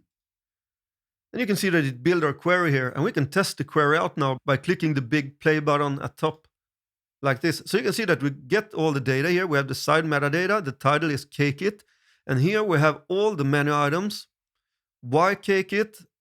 The URL. All right, I haven't changed the slug for this one, so it's still brand alliances, but that's fine. You can change that in your WordPress installation if you want to change it, but it doesn't matter really because that's the slug that you name it in your WordPress installation. It will grab the new one if you rename it. Then we have our cakes, and then we have the child items for these ones. You can see the title is null. All right, we don't need the title. We're only going to need the label. So we can remove the title, run the query again, and you can see that we don't have the title here. All right, so we get all the data that we need to build our menu, and we're going to do that in the header, and then we're going to create a navigation component also, where we send in this data by a prop to the navigation component. Make sure to select the query here, copy it, and go back to your code editor. And for this one, we could create it directly in the header component. But I'm not going to do that actually because I like to keep this separate. So I'm going to create a custom hook for this one. And that is great because then we will have a much cleaner header component. And also we can reuse this query if we ever want to fetch this data again. So inside of our SRC folder, we're going to create a new folder that's called hooks with an S, like this. And inside of the hook folder, we create a new file that's called use-menu-query.js. And this is important because this is a custom hook, and you should always name your React custom hooks with use. So first type in use and then menu query. That way React will know that this is a custom hook, and yeah, it can treat it like a hook. So that is why you always should name them with use at the beginning. All right, and for this one, we're going to use something that's called a use static query inside of Gatsby. So we import use static query, and also something that's called GraphQL. And we grab it from Gatsby, so it's built in Gatsby. And this use static query is a hook that Gatsby provides you with that you can use to create your static query. Gatsby has two types of queries. They have page queries and they have static queries. And the main difference is that the static query, you can't have dynamic variables inside of that one. Page query is, as it sounds, it's related to a page, and there you can send in variables to that query and make it dynamic. But with a static query, we can't send in variables to the query. So that's the main difference on these ones. So export const use menu query equals, we have an empty arrow function like this. So you can see that I export it here, and that means that I can import it in my component later. So inside of here, I'm going to create a const data. You can call it whatever you want. If you want to change data to something else, then I call the use static query hook. And I use the function that's called GraphQL that I imported up here. It's a tagged function. So this one is used to build your GraphQL query. So GraphQL, and then we have backticks, really important because this is a tagged function. And inside of the backticks, we can build our GraphQL query. And as we copied it from the GraphQL playground, we can paste it in like this, do some auto formatting. And then you can see we have the query here. You can rename this to something else. So I rename it to header query. And then everything here is already okay. We created this in the GraphQL playground, so this should be okay. The only thing we have to do is to return it down below here. And we want to return the data like this. This is everything we need to get the data with a custom hook. So I save this hook, and in the next video, we're going to start creating the header component, and then I'm going to import this custom hook, and we're going to see if it works so we get some data inside of the component. Okay, we have created our first GraphQL query, and as you can see, it's quite convenient because it looks almost exactly the same as the data that you get back, as that's going to be a JSON object. So I really like GraphQL because it's very convenient to use, and you can see everything here that you need, and you grab it in one go instead of have different resources from a REST endpoint, for example. So I really like this one. It can be a little bit tricky maybe before you get used to it, but it's actually quite nice. So I hope you enjoy creating stuff with GraphQL. All right, so that's the hook. Now we're going to build our component, the header component. So we're going to go to components, and inside of header, we create a new file. That's called header.js. And the first thing we're going to do is import React from React. And I can also tell you that now when we have React version 17, you don't need to type this out in every component, but Gatsby still uses an older version of React. So that's why I have to type it in here now. You should just be able to remove this one if you use just plain React and the version 17 and later. For this one, we also need a component that's called link. So import curly brackets link from Gatsby. It's built into Gatsby, and that's the one that we use for creating internal links on our site. Then we need our logo for the site. So import logo from /images/logo.svg. And again, it's important to have the file extension when you import an image like this. So don't forget that one.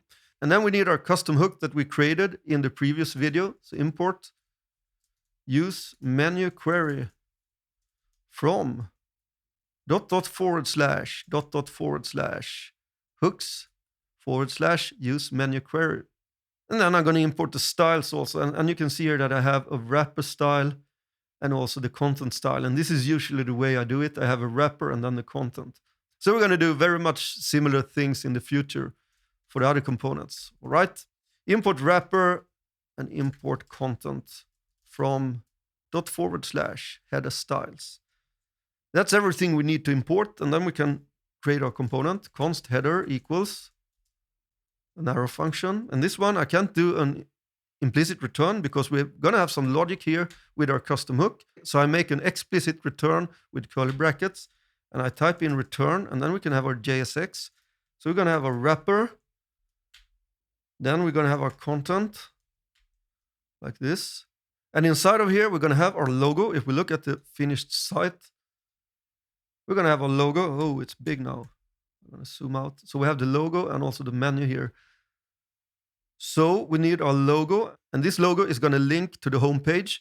So that's when we use the link component. The link component is used for internal links to optimize the internal links. You don't need to use this component, and you shouldn't use it for external links. So only links that are internal to our application and the home page is. So we should use the link component.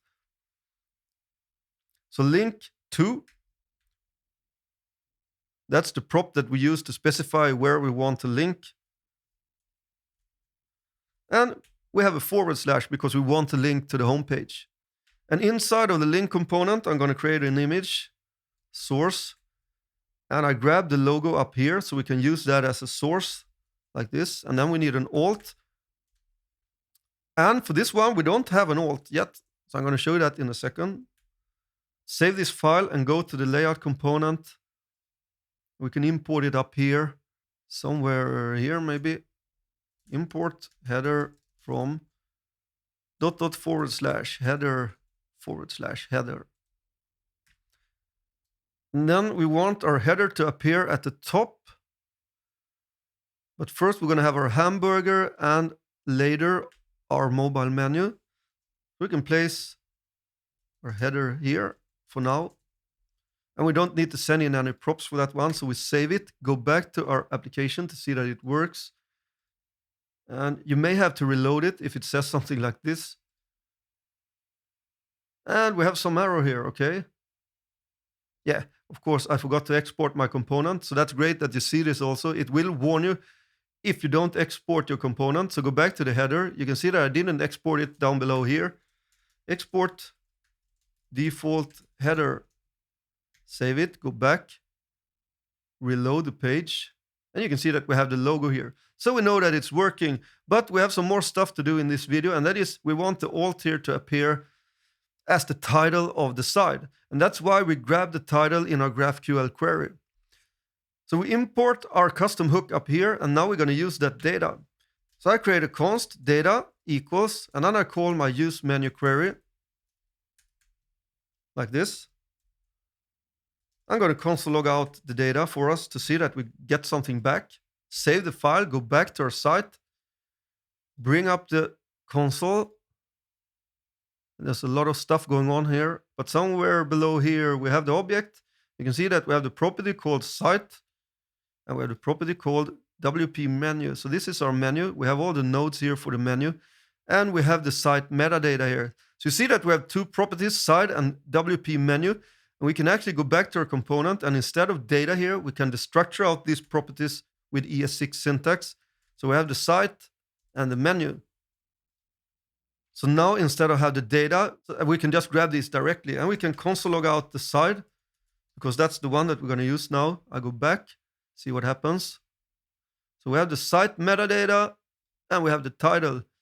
So from our site.site-metadata.title, we get the title. Okay, that's great. That's exactly what we need to the alt. So inside here, I change the curly brackets and I type in site.site-metadata.title. Be very careful with the spelling here. Site metadata. Yeah, I spelled it incorrectly myself. So you see, it's very easy to spell something wrong. And in most cases, in 90% of the cases, when someone reach out to me and have trouble with the course, almost certainly some little typo you have somewhere. So be very careful with the spelling. In this case, the site metadata should have a capital M on metadata. All right, save the file. Go back to the site, and we can probably inspect this one here and see what we got. You can see that we have an alt of cake it. So the title is grabbed correctly there, and that's sweet. All right, so that's it for this video. In the next video, we're going to create the navigation component that is also going to go in the header component. So we have our logo and our header component, and we also have our cool little hamburger. But we want to show the main menu also, so that's what we're going to do now. And we're going to do that inside a component that I call navigation. So go to the folder, components, and navigation, like this. Create a new file. We call it navigation.js, capital N on that one. And this component is going to get the data from the data that we get here in the header. So I'm going to send it down with a prop to this component. And you could, of course, also grab the data directly in the navigation component. But in this case, I needed the side data for this alt here on the image. So that's why I grabbed it in the header. And we're going to send it one level down to the navigation as a prop. You should avoid something that's called prop drilling. But that is mostly if you send down props multiple levels down to components. In this case, it's just one level. So it's not a problem, really. If you feel confident enough to do that, you can, of course, grab the data inside the navigation itself. So you don't have to grab it in the header. All right, back to the navigation.js file. First, we're going to import React from React, just as before. And we're also going to need a link, import curly brackets link from Gatsby, like that. And then we're going to import our styles. And just as before, I have this style file here, and I have the navigation wrapper. Yeah, actually, I'm going to rename this one. You can do it if you want. We don't need to be that specific because these style components are scoped, so you can have the same name on them. It doesn't matter. So I like to have them named just like a wrapper like this. So do as you want, but I rename it to wrapper, and then I go back to my navigation, and I'm going to import the wrapper. That's the only one that we need for this one. And we import it from navigation.styles. All right, so that's the imports. Then we create our component, navigation equals. And for this one, we have the prop that I'm going to send in from the header, and I call it menu. So that menu prop is going to hold all the data for the menu, and we can make an implicit return on this one. Also, make sure that you export it, export default navigation, like this. Okay, and I have to warn you now, actually, because this one will be a little bit nested, because we need to create an unordered list for the main items. If we go back and check the site, the finished one here. So we have the main menu items here, and we also have the sub-menus. So we have to loop through stuff 2 times. So that's why we have to have some nested stuff here. There's probably 1,000 ways of doing this, and I know that this component is maybe not the most cleanest one in this course, so you have to live with it, or you can refactor it yourself if you feel confident doing that. All right, so we have the wrapper component first. Then I'm going to have an unordered list. That is going to be for the main items. So I'm going to grab all the data that we have here, menu, and I'm going to map through it. And that will give me a main item. I call it the main item because, yeah, it is the main item. And for this one, we can also do an implicit return. And how do we know that this is a main item? Because if we look here, we have the data somewhere. Yeah, I have it here. No, that's the metadata. I didn't console log it out. I can do that. Console log menu. No, it's actually called WP menu. Like this. So change that one to WP menu, and I go back to my site. And here you can see we have the menu items. So that's what we're looping through. And they will have a property called nodes, and that's an array with all our items. So that's the one that we're going to send in as a prop from the header. So this array is what we get back. So how can we check if this is a main item or a child item? Well, we have a prop here that we call parent ID. You can see if I click on them here. So here, for example, we have the parent ID. And as it has a parent, we know that this is a child. So we can check if the parent ID is null or if it has any data, if it has an ID. So that's what we're going to do here. So I go back to the navigation.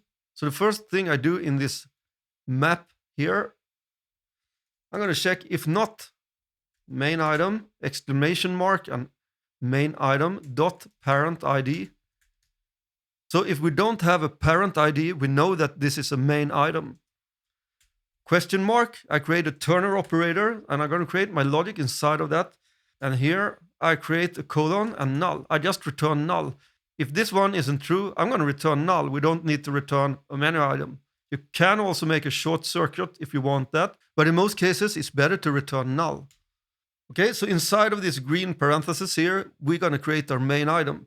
And that's going to be a li item. It needs to have a key. When you map through stuff in React, you need to specify a unique key. And we have a unique key in the main item.id. Okay, so that's our menu item. And inside of that, we use the link component. We want to link somewhere when we click on the menu item. And just as before, we have the to prop, and we're going to link to the main item.url. And that's the URL that we grab in our GraphQL query.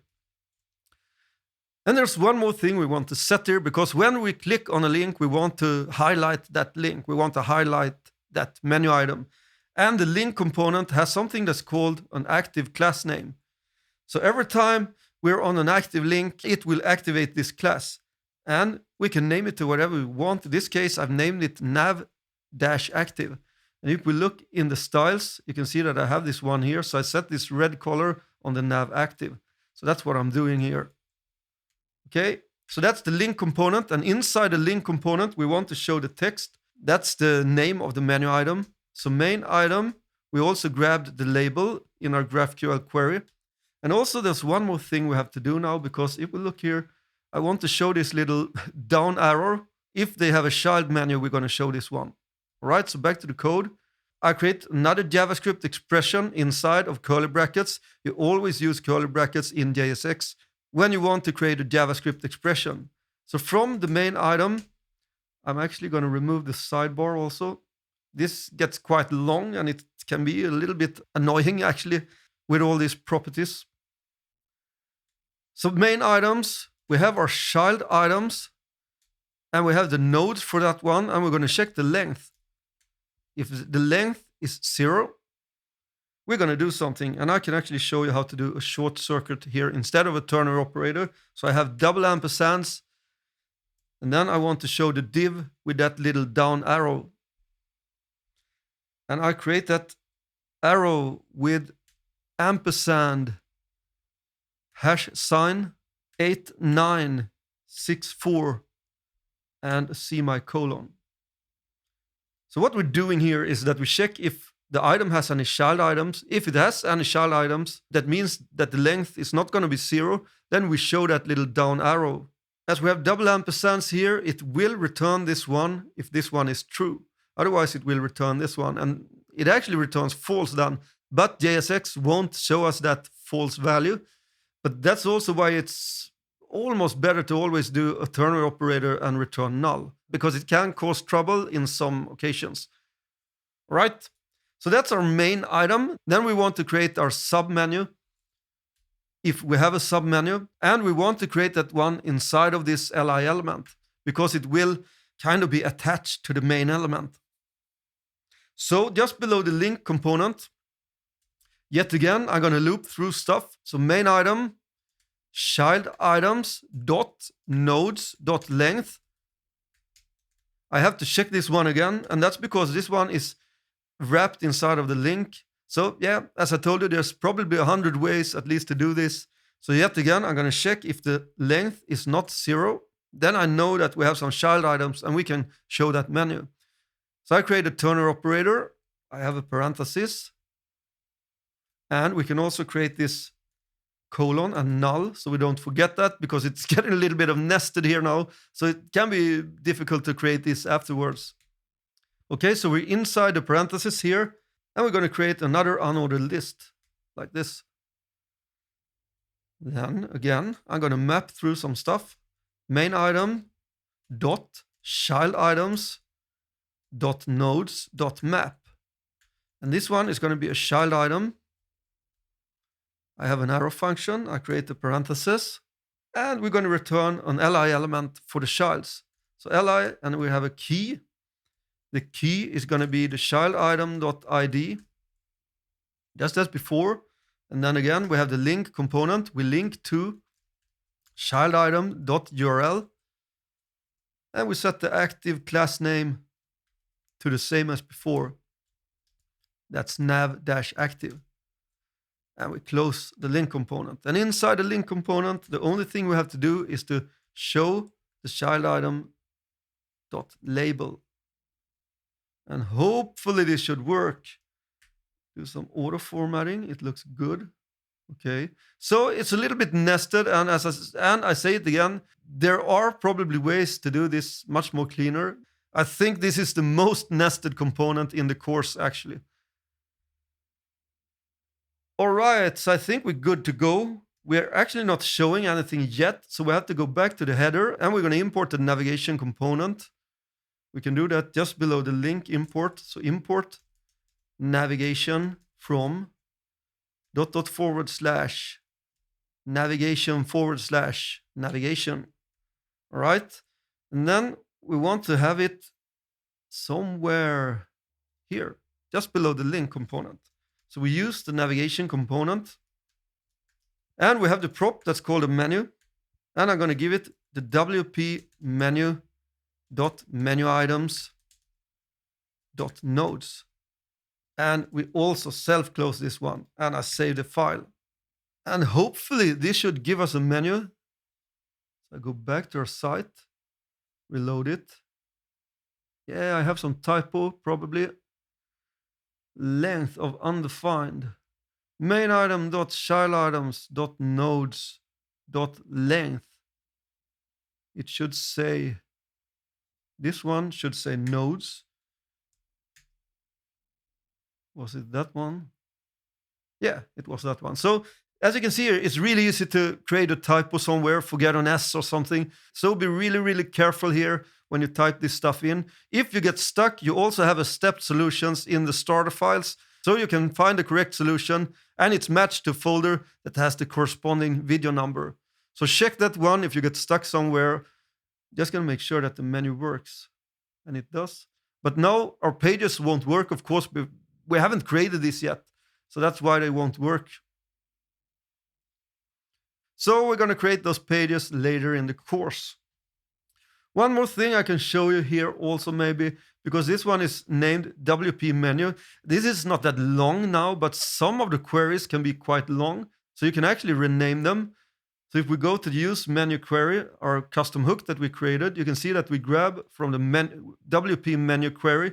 We can rename it to menu : and then this one will be called menu instead. So if we go back to our header, then we can destructure out. I'm going to change all of them in one go here. So we destructure out the menu instead and save the file. We don't need to console log it out. I go back to the site, reload it, and you see that it works now. So that can be handy if you have a really long query name, and it can be kind of annoying using a long name if you have a lot of references here down in your code. So it can be nice to rename them like this. All right, that's the header menu. In the next video, we're going to create the footer for the layout. So we've created our main menu with submenus and all.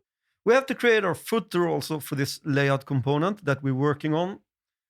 And actually, I can show you here. I don't think I showed you in pages. If we go to the index page, because you can see here that it says start here. And that's exactly what we type out here in our index page. So we have the layout component to wrap all of this. And this is what I talked about before. This is going to be the children for the layout. And that's a standard prop that we have in React. So in our layout component, you can see that I destructure out the children. But everything we wrap inside of the layout component is going to be rendered out inside of the primary style component here. So that's what that is doing. So everything we have here is going to go here in the layout. But let's move on. Inside of the footer folder, we're going to create a new file that's called footer, capital F, .js. We import React from React. And then we import, what did I name this to? Yeah, I named this footer wrapper also. We can remove footer if we want, save the file. Go back here and import the wrapper from /footer styles. All right, we create our component, const footer. This one is not going to have any props. It's actually going to be hard-coded text in this one because I didn't think that the footer was that important. So you can create a much cooler footer if you want to do that. Export default footer. So we make an implicit return with parentheses. And we have the wrapper like this. And then I have a p tag. Do you want to get updates and news from Cakeit? Contact us on the address below. Yeah, then I have another p tag. Cakeit. And then I have a pipe. Cake Boulevard 10. I hope this street doesn't exist. I don't think so. And we're also in fiction land. And the email, yeah, cakeit at cakeit.fiction or something like that. All right, I think that's it for this component. It's plain text, it's p tags, so nothing fancy going on here. Save the file, go back to our layout component, and somewhere here. No, I'm actually going to do it here. I like to have them in order. So import footer. Footer is the last component here in the structure here. So that's why I like to have it on at the bottom here. Maybe it's just me. I don't know. I'm usually not the structural guy. So yeah. All right. Footer from ... footer. And then we're going to use the component here just below the primary footer, and we self-close it without any props. Save the file, go back to the browser, and you can see that we have the footer here, but we don't have any content, so it's quite high up now. For example, if you have a page that doesn't have much text, it will be white here.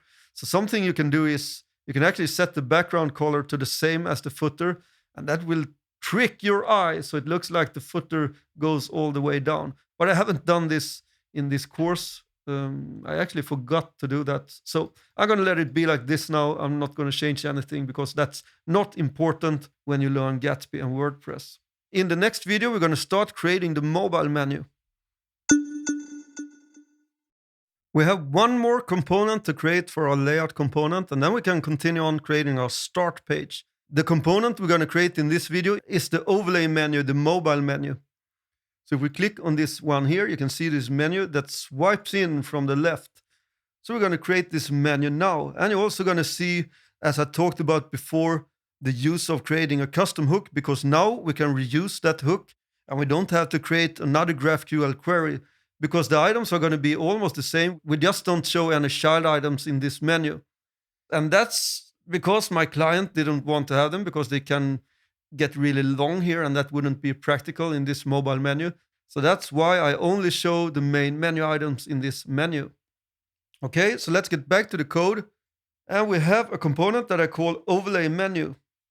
So make sure to create a new file inside of that folder, OverlayMenu.js. Capital O, capital M. And as always, we import React from React. We're going to need a link again, import link from Gatsby. And just as a reminder, the link component that Gatsby provided with should only be used on internal links, not on external links. Then we need an inverted logo and also the close button. So that's two images that we have in our image folder. So import inverted logo from ... images, and it's called logo-inverted.svg. And then we import the close button. As you can see here also, you can name these images to whatever you want here. So that's pretty cool. And we import it from ... images / close -btn.svg, I think. Something like that. And then we already created a query for fetching data for the menu. So we have that one in our hooks folder and the custom hook that's called use menu query. So we're going to need this data here for the menu. We don't need a side data, but that doesn't matter. We can just ignore using it. So we go back to the overlay menu component and we're going to create the component const overlay menu equals, and for this one we have parentheses and I destructure out two props. We're going to use the state that we created earlier in the layout that's called menu open, and we're also going to get the callback, and the callback is going to be the function that we use to flip this value between true and false. All right, I make an explicit return on this one. And return, we're going to have our JSX inside of that one. But first, we want to grab the menu from the use menu query hook, like this. All right. And if you didn't rename this before, it should say WP menu, of course. But I renamed it, so I'm going to use menu. All right. Then we need to export default overlay menu. And then I go to my return statement here. And this one is going to be quite much JSX, I think, but not that much. We have to import our styles also. So import. And what is that called? Yeah, it's simply called overlay. All right. Overlay from / overlay menu styles. All right. I think we're good to go. So we use the overlay style component. And for this one, I'm going to send in a prop that I call menu open, and I give it the menu open. So I send this one along inside of my style component. And if we take a look in the styles, you can see that I use this prop here. This is how you use props in a style component. As this is a template literal, we can create JavaScript expressions with a $sign and curly brackets. So I grab the props here, and from the props object, I can grab the menu open prop that I send in. So if that one is true, I'm going to set this opacity to 1. Otherwise, I set it to 0. That will turn it off and on. And also I translate it. You can see here, that's also based on the prop. So I translate it to 0 if the props is menu open. Otherwise, I translate it 100% to the left with translate X. So that's how you can make your styles very, very dynamic. And that's also one of the things that I love with style components. But this course isn't really about styling, so that's why I won't talk that much about style components. I have other courses for that also where I use style components more. And I also do the styling from scratch. So let's focus on Gatsby and how to use WordPress with Gatsby in this course. All right, back to the overlay menu component. I'm going to create a div class name that equals inner, like this. And this is also, of course, a personal preference. I don't create style components for everything, so I use some regular JSX here. I think it can be too much if for every little stuff you do, you create a style component, and you really don't need to have it all the time. So you can mix JSX with style components like I do here. Then I have an IMG tag with a class name of inverted logo. And these are classes, of course, also in my style component here. You can see that I have the inverted logo class and the overlay menu, and I style the LI element and the A tag and stuff like that. So you can style regular class names inside of your style component also.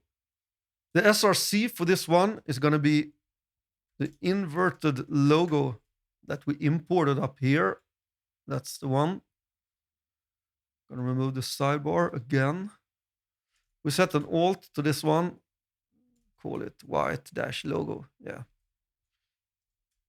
And then we self-close that one. So that's the image, that's the logo. If we look here, you can see that this is the one. So this is the image, that's the logo, the inverted one.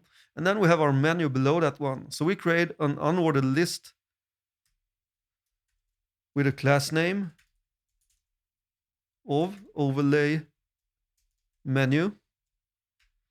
And inside of that unordered list, we're going to map through our menu items. So we have curly brackets, menu.menu items. This is very much alike what we did with the main menu. Then we have .nodes and .map. And we get an item.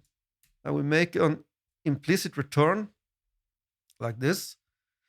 And inside, we're going to do that check again if this is a main item and not a child item. And we have ampersand item.parent ID. If there's no parent ID, we know that this is a main item. And we have a Turner operator, parenthesis, Just make sure to create the colon and return null before we do anything inside of the parenthesis. And inside of the parenthesis, we're going to have our li element. We give it a key of item.id. And then we have our link component again. And we're going to link to the item.url. And we set the active class name just as before. And in this case, I think I called it something else, if I remember. Yeah, I call it overlay active. Okay, yeah. Overlay active camel casing. So capital A on that one.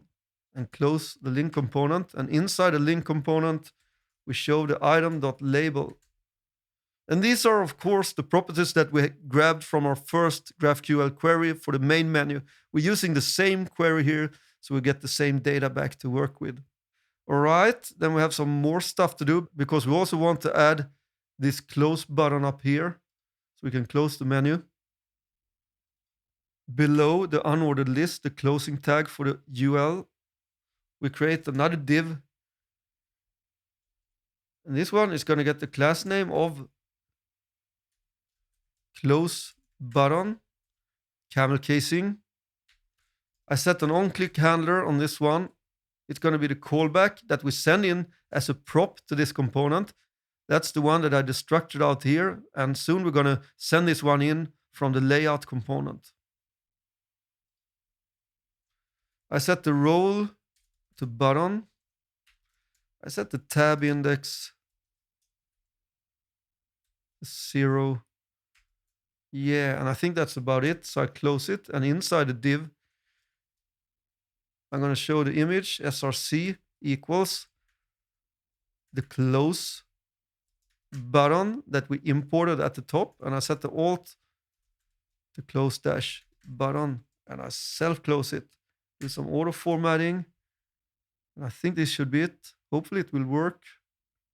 This one is a little bit nested also, but it's not as bad as the one before. All right. So go back to the layout component. And up here, somewhere, we're going to import it. Maybe, yeah, below the Hamburger, maybe. Import overlay menu from ... overlay menu and overlay menu again. All right. That's the last import in this component.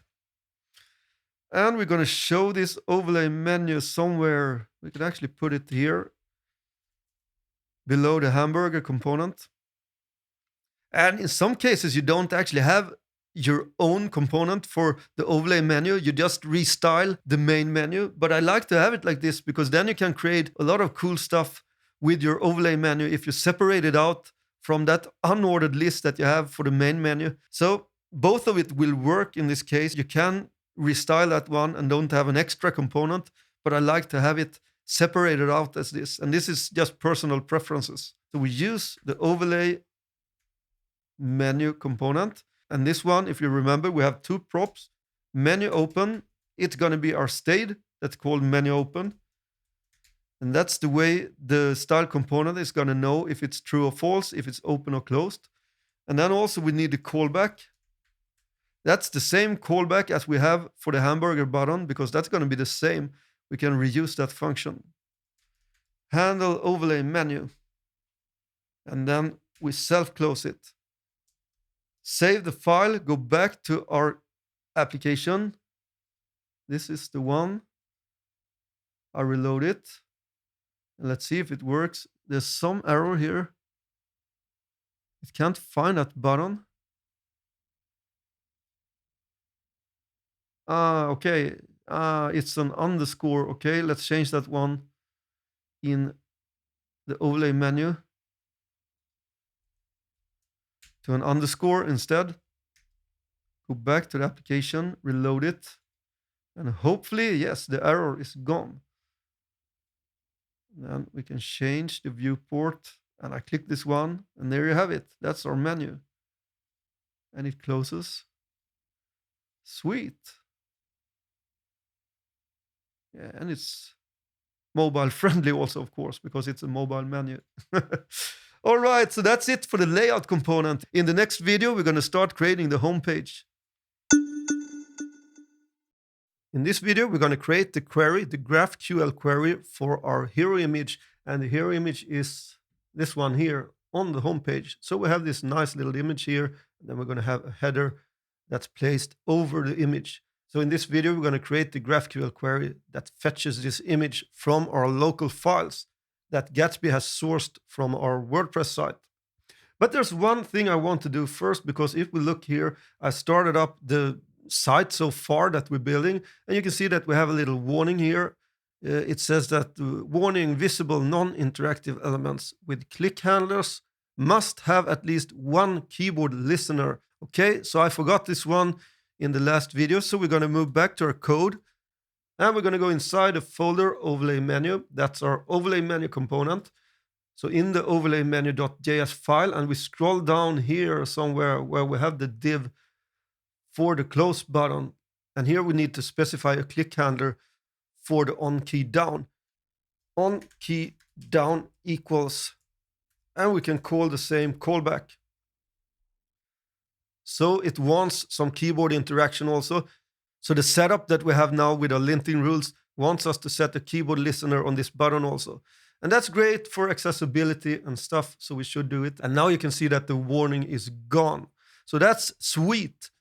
All right, so let's get to it. We're going to be in the GraphQL playground again, and I created a query here, so I'm going to remove it, and we're going to start from scratch. And if we take a look in the WordPress backend on the homepage, the page that's for the homepage, you can see that I created some custom fields here with advanced custom fields. And I have one tab that's called HeroImage. So here you can choose an image for the hero image, and you can also type in the text. This one is a little bit in the way here. I don't know why it's like this. I guess it's because it's the latest version of WordPress, so it may not have adapted quite yet to the advanced custom fields that I'm using. But you can see the text here. We have delicious cakes. So this is going to be the text that goes over the image. And these are the two that we're going to grab in this video. So this image and this header. So move back to the GraphQL playground. Just as before, we're going to grab from the WP page, and we're going to filter it out on the database ID. And the database ID is going to equal to 47. We know that that's our start page. It's never going to change. It always will have this ID. So that's why I can grab it with that ID. And then we're going to grab the ID. It's always a good idea to grab the ID if you need it. And then from our ACF underscore homepage, we're going to grab some stuff. You can see the advanced custom fields here. These are the ones that I created with advanced custom fields. And we're going to grab the hero text. And from the hero image, as this is an image, we're going to grab it from the local file. So this means when we grab it from the local file, it means that we want to grab a file that our Gatsby site has sourced from the WordPress site. It has downloaded all the images and collected these images for us so that we can query them in our GraphQL query. So now it's a local file. So that's why we use the field local file. And then we have something that's called child image sharp. And this one is created with the plugins that we installed. I can show you them here in the Gatsby config. So we have these plugins. We have the Gatsby plugin image and Gatsby transformer sharp and Gatsby plugin sharp. So these three in combination are going to optimize our images. And these ones create these nodes for us in our GraphQL API so that we can query for the images. And one node is called child image sharp. So this is the one that we need when we grab images. And we have another field here that's called Gatsby image data. And this one is going to grab the image. And this one is created with a new image plugin that we installed, Gatsby plugin image. It's a little bit different now than it was before, and it's easier now actually. So I actually love this update. So it's going to be great when it's official. So we can press play, and this will grab our data here, our image. You can see we have a lot of stuff here. We have a fallback, images, different sizes and stuff. But we can also provide some more information for our image. For example, we want to set a max width. I want this to be 1920 pixels. That's full HD. And the layout, I want it to be fluid because we have three different types of images. In most cases, you are going to use Fluid if you're creating a responsive site. I'm only going to use the Fluid version in this course, but you can select if you want a fixed size of your image. That means that it won't scale. The Fluid one will scale to different viewport sizes. And the constraint, this is actually a new one that wasn't on the plugin before. So I guess it does what it says. It will constrain the image to some sizes, I think. I haven't tried this one out. We're only going to use the Fluid one for this course, and that's probably 99% of the case. You can go with the Fluid one. So I changed this to a layout of Fluid, and also we can set the placeholder. You can see that we have different alternatives. And this is the image that is shown. Meanwhile, it's grabbing the real image. So I want to use the traced SVG, and I think we can see it on the finished one here. You can see that it quickly shows a black and white SVG. If I click like crazy here, you can see it. So this is the fallback image that we're going to use. Otherwise, you can select if you want a blurred version of it or none if you don't want any fallback image. But we want a fallback image. So I'm going to set that one to traced SVG. And that's everything we need to set. So I press play, and you can see that we get a lot of data here. And this data is going to be used by Gatsby plugin image. And we're going to check that out in the next video. But for now, we can copy this one here, move back to our code. And inside the hooks folder, we're going to create a new hook. So we create a new file. We call the hook use HeroQuery.js. And we're going to import use static query and GraphQL from Gatsby. Then we create our hook, export const, use hero query equals an empty arrow function, curly brackets. And then we create a const that I call data. You can call it whatever you want. And we call the use static query and provide it with a GraphQL function. We have double backticks, as this is a tagged function. And inside the double backticks, we paste in our query, do some auto formatting. And the first thing I'm going to do, so I don't forget it, is down below here. Last in this function, we're going to return the data. And the only thing we have to do here now is actually to rename this one. We want it to be named Hero Query or something else. Or if you don't want to use a name, you can just omit it. But it's great to name your queries, so we're going to name it Hero Query. Save the file, and that's it for our custom hook and our GraphQL query. In the next video, we're going to create the hero component itself. So we're going to use this hook to grab the data for our component. All right, we've created our GraphQL query and our custom hook for the hero image, and it's time to create the hero component itself. And inside here in the components folder, we already have a folder that's called hero. And here we have the styles for that one.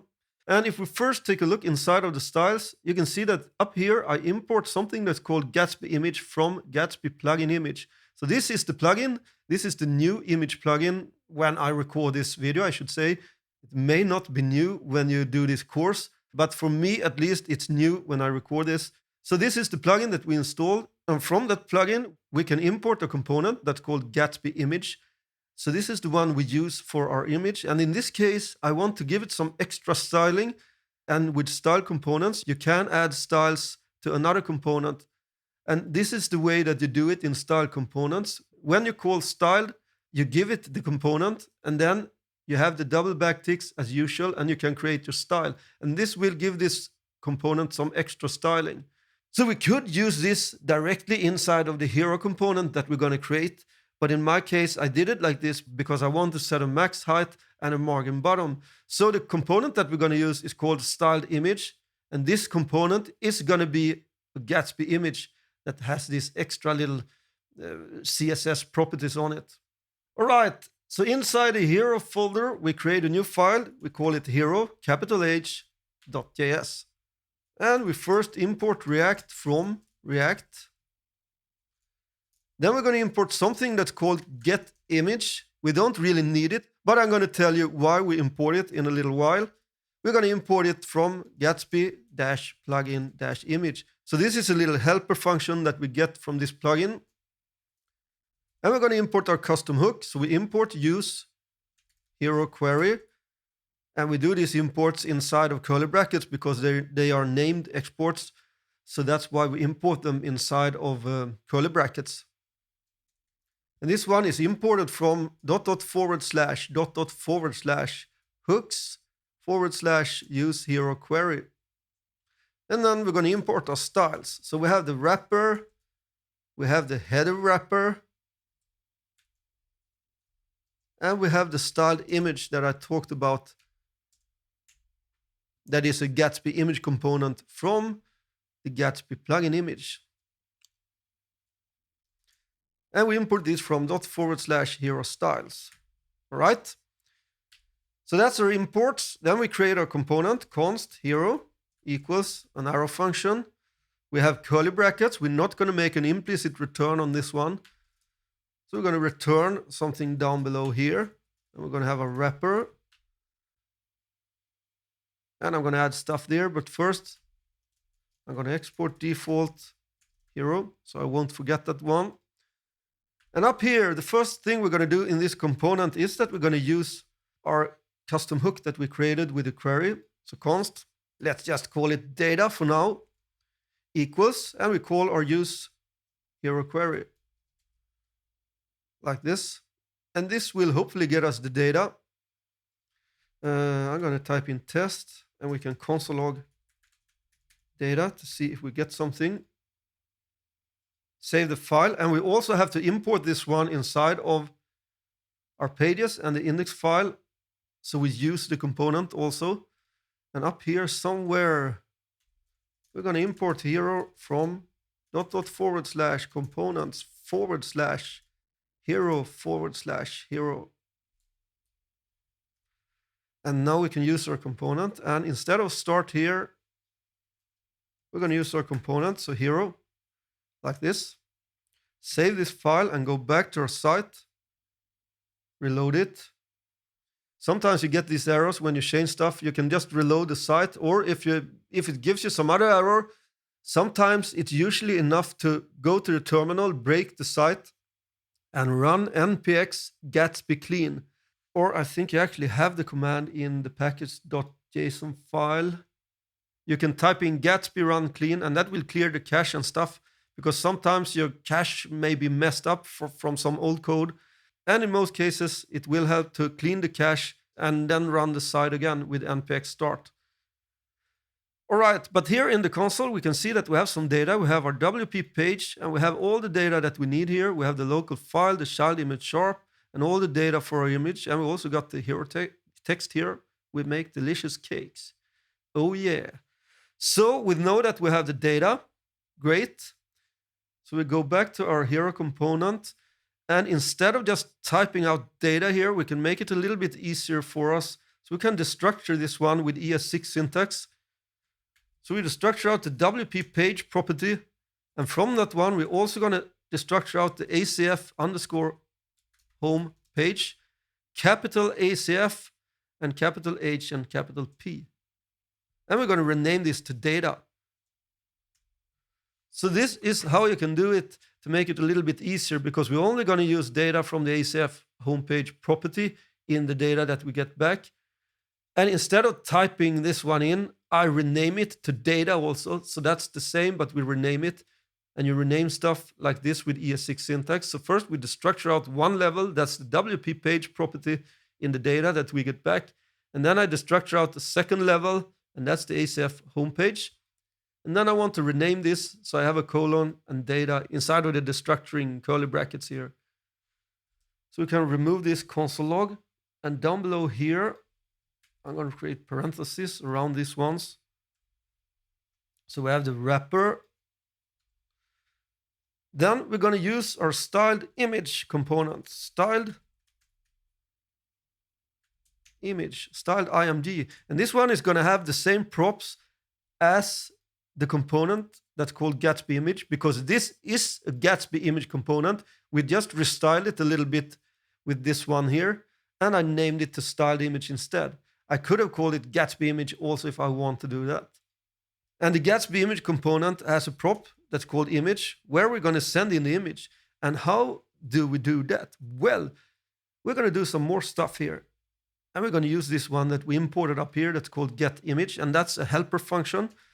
So const image data equals, and then we call the getImage. And if we look at the data we get back here from the WP page, you can see that we have the HeroImage local file, child image sharp, Gatsby image data. So we could grab this ourselves, but there's a lot of properties. So instead we can use the getImage, and from the data dot HeroImage dot local file. This one will grab the other properties for us. So it's kind of a shortcut. It will grab the child image sharp and Gatsby image. So we could have just typed them in here instead if we don't want to use this helper function. But I want to show you the new stuff that I throw in here. So that's why I'm using it. So this image prop here wants the Gatsby image data. And we have to type in every property down to that Gatsby image data property. So this one at least help a little bit to get that property. So we give it the image data, and then we can set an alt also. I think it actually needs you to set an alt, otherwise it will warn you. So we call it HeroImage, and then we self-close this component. So that's the image. Then I created a style component that's called header wrapper, and inside of that header wrapper, I'm going to have an h1 tag, and I'm going to show from the data I have the hero text. Do some auto formatting. So I save the file, I go back to my site, and now you can see this beautiful hero image. And it should be responsive, and it is. So that's great. It's working. We have our hero image. So in the next video, we're going to create this little call to action area that we have here. So it's going to be a 3-video series. So in the next video, we're going to create the GraphQL query to fetch this data. Time to create our nice little call to action area here with the 3 different call to actions. So in this video, we're going to grab that data. But first, we're going to take a look in the WordPress CMS, in the WordPress backend. So you can see that I created a tab here with advanced custom fields. And I have the 3 different areas here. So I have the image, I have the text, and I also have the link here. So this is where you upload and upload the new images, you change the text, and you change the links. So these are the ones that we're going to grab. These ones are called the CTA1 image, CTA2 image, and CTA3 image. And we also have the text and links, of course, to these ones. So this is how you find them in the WordPress CMS. So let's start in the GrqphQL editor as we did before, as we always do. So I clean this one out. And just as before, we're going to grab this from WP page. And we know that we can select this one from the database ID that equals 47. That's the home page. And then we have the custom fields here. The blue one, don't mix them up. The purple ones are for filtering, and the blue ones are the actual fields that we can grab. So from our ACF homepage, we're going to grab the CTA link, CTA text, CTA2 link, CTA2 text, CTA3 link, and CTA3 text. So these are the links and text. And then we also want the images. So just as before, we're going to grab them here. So we have CTA1 image. So we're going to grab the first one. And from that one, we have a local file because our Gatsby site has sourced these files and downloaded these files from our WordPress installation. And now we have them locally. So that's why we can query them. And then it added them to the GraphQL schema so that we can query them with a GraphQL query. So from the local file, we have the child image sharp. And this one is used by the plugins that is installed for optimizing the images. And we're going to grab the Gatsby image data just as before. And we're going to give it some extra values here. So we're going to set the max width. These ones don't need to be bigger than 720, I think. I'm also going to set the layout to be fluid, just as before. And the placeholder, I want it to be a traced SVG. So now you can see if we run this query that we get everything here, but we're also going to grab the images for the other 2 call to actions. And we have them here somewhere. Where? There. It's very easy to get confused here when it's a bit nested. So we have the CTA2 image. And just as before, we grab from the local file and from child image sharp and the Gatsby image data. We set the max width 720. The placeholder is going to be a traced SVG, and the layout is going to be fluid. So that's the second image, and then we have the third and last one. So that's below here somewhere, CtaArea3 image. We have the local file. We have the child image sharp.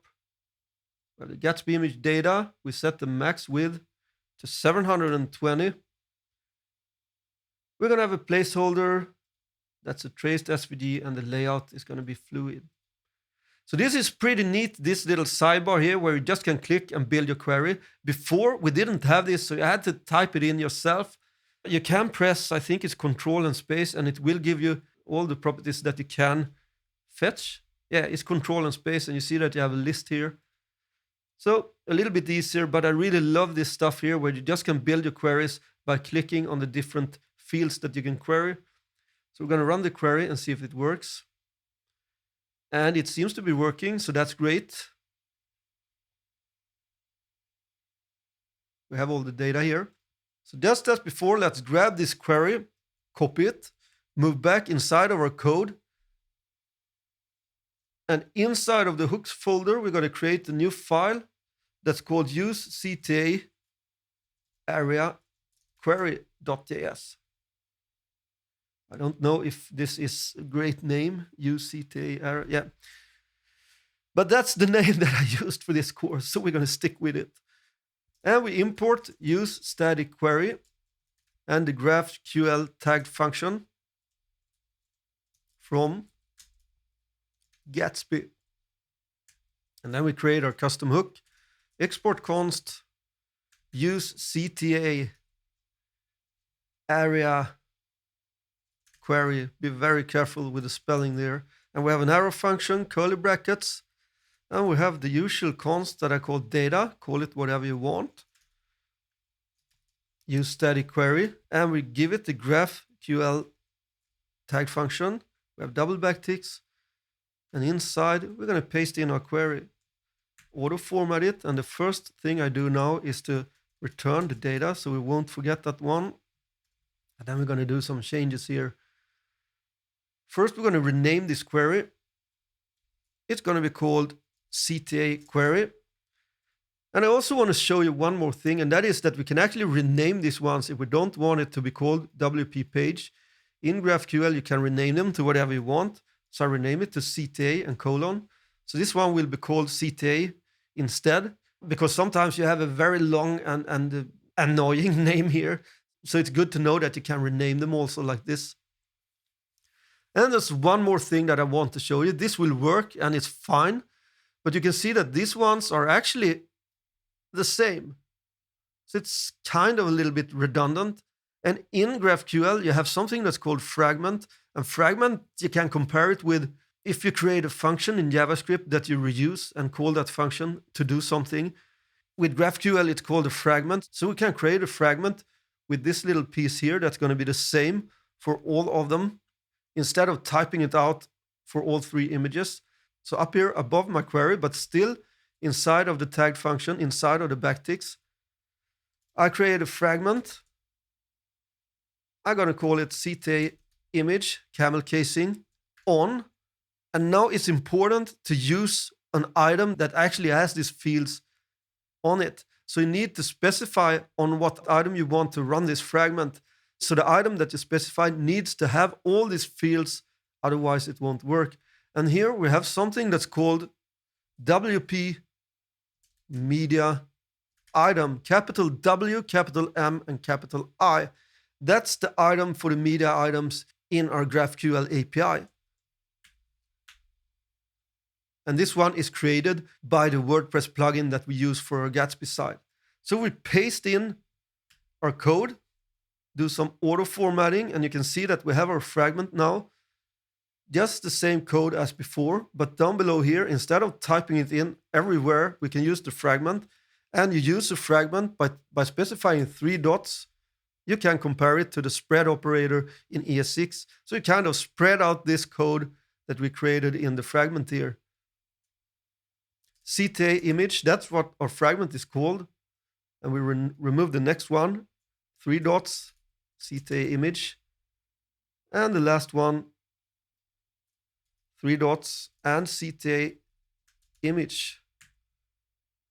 Something like this. And this will look a lot more cleaner. So you can imagine also if you have some GraphQL queries that you want to share, that's the same. You can create fragments of them. And you don't have to type it in everywhere. You can just use this fragment instead. And that's exactly what we did here. So this is our GraphQL query for our call to action area. And in the next video, we're going to start creating the components for this call to action area. We have our query for the call to action area, and it's time to use this query. So we're going to start building our components for the call to action area. So up here in the CtaArea folder, create a new file that's called CtaArea.js. And we import React from React.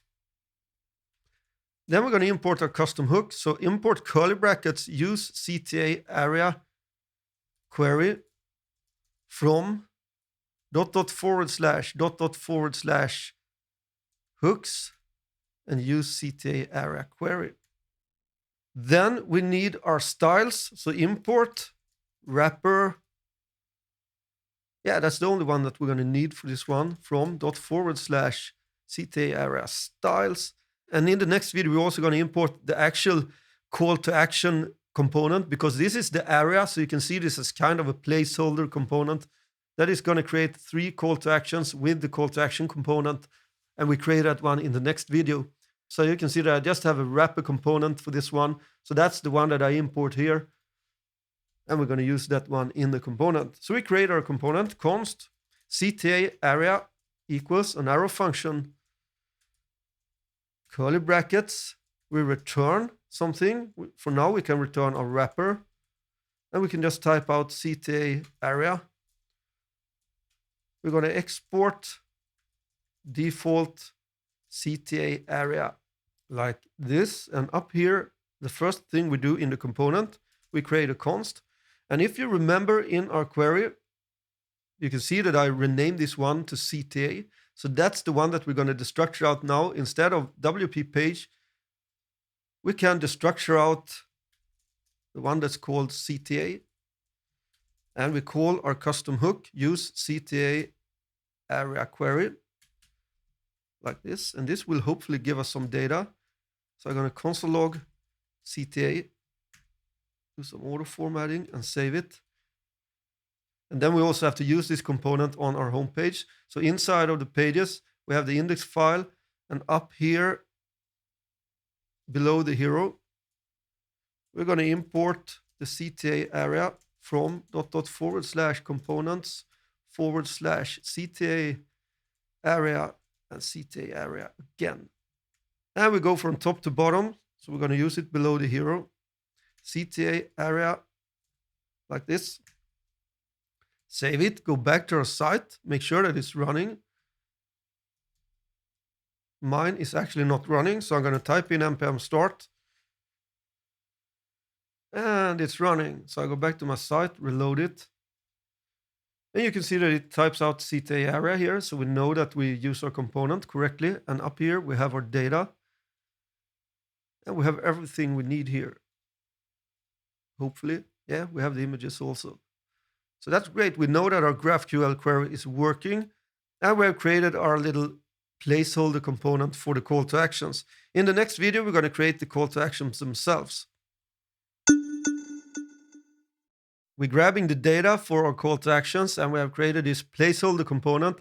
And now if we take a look here, it's time to create these little nice call to actions here. So these are the same component that's called CTA that we reuse 3 times. So go back to our code, and inside of the components folder, we have another folder that's called CTA. So create a new file inside of that one that's called CtaArea.js. And we import React from React. And then we're going to import the link. So import curly brackets link from Gatsby, because we want to link these components to somewhere. And when we link internally inside of our site, we use the link component for Gatsby, because that one is optimized to make it super fast. When you have external links, don't use the link component. Just create regular links. And then we have some styles, so we can take a look inside of the styles for this component. You can see yet again here that I import the Gatsby image component from Gatsby plugin image, and I want to set some styles on this one, and that is because I want some transition set on this Gatsby image component. So yet again, I call styles and I provide it with the Gatsby image, and this will create a Gatsby image component that has this little tweaked CSS to it. And I have an important tag here. Don't really know if it's needed. You shouldn't need to use that, I think, in style components, but let's leave it in for now. I probably have some reason that I added it. So let it be for now. So I'm setting a transition on this Gatsby image component. So the component that I'm going to use is yet again called styled image. I like to name them that they're styled because then I know that I modify them with style components. And then we have another component that's called CtaAimage. We have the CtaAimage text wrapper and we have the CtaAimage text.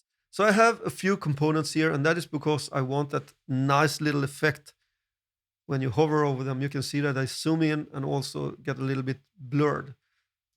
So that's why. All right, so back to the CTA component. We import the styles, import curly brackets, styled IMG. We have the CtaAimage. We have the CtaAimage wrapper. Be very careful with the spelling again. We have the CtaAimage text from ./CTA.styles. Do some auto formatting and it will place it on its own rows. All right, that's the imports. We create our component, const CTA equals, and this one is going to take in some prop that we're going to send in from the CtaArea component. And we have 3 of them. We're going to provide it with the image, the link, and the text. So this is how it works in React. You can send in props and reuse this component because now we can provide it with any image and any link and any text, and it can be the same component. So this is how you kind of adapt the components to be reusable. And I'm going to export default CTA. And for this one, I'm actually going to make an implicit return because we're only going to return JSX.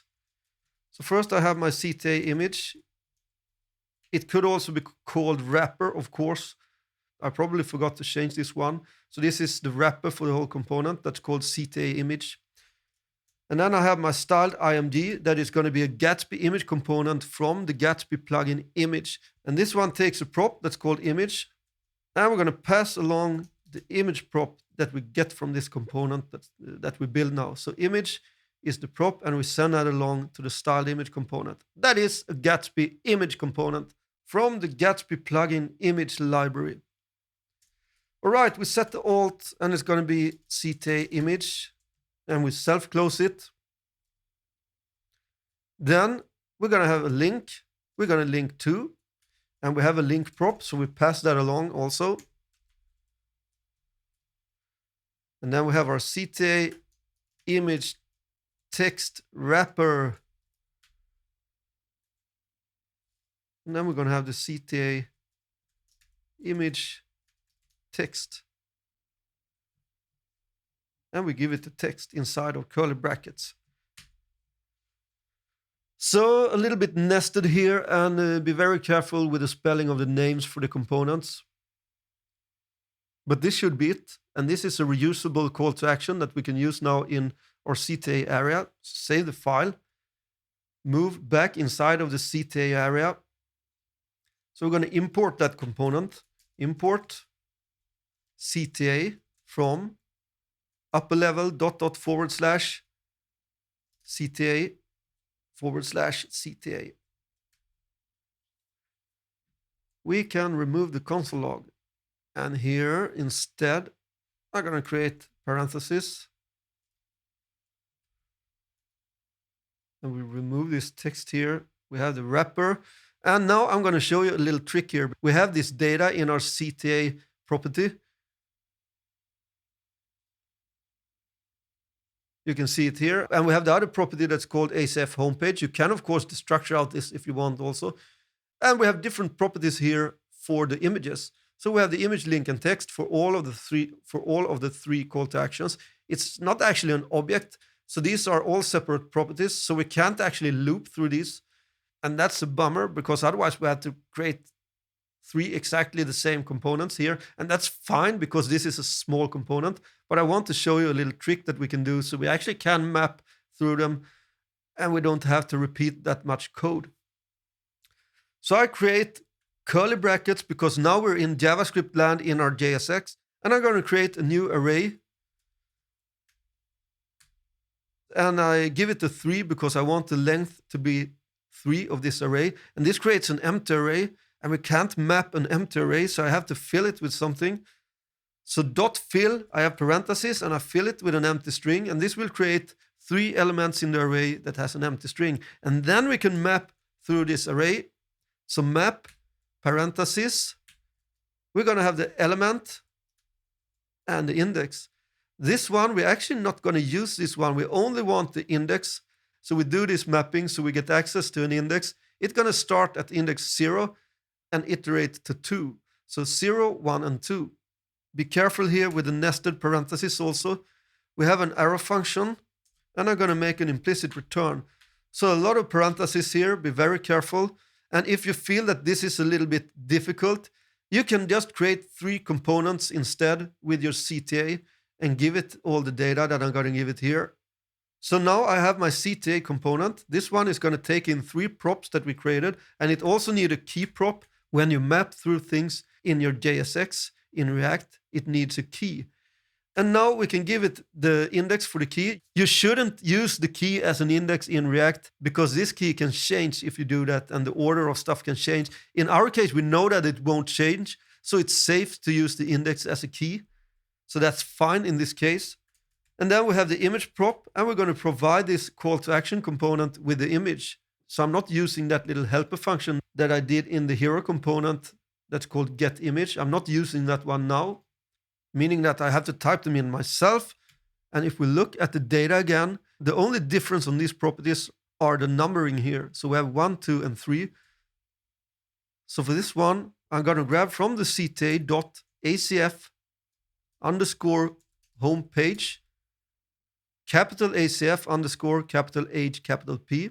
Then I have a square bracket, and inside of the square bracket, I'm going to create a template literal to create this property here, because from the ACF homepage, I'm going to grab a property dynamically.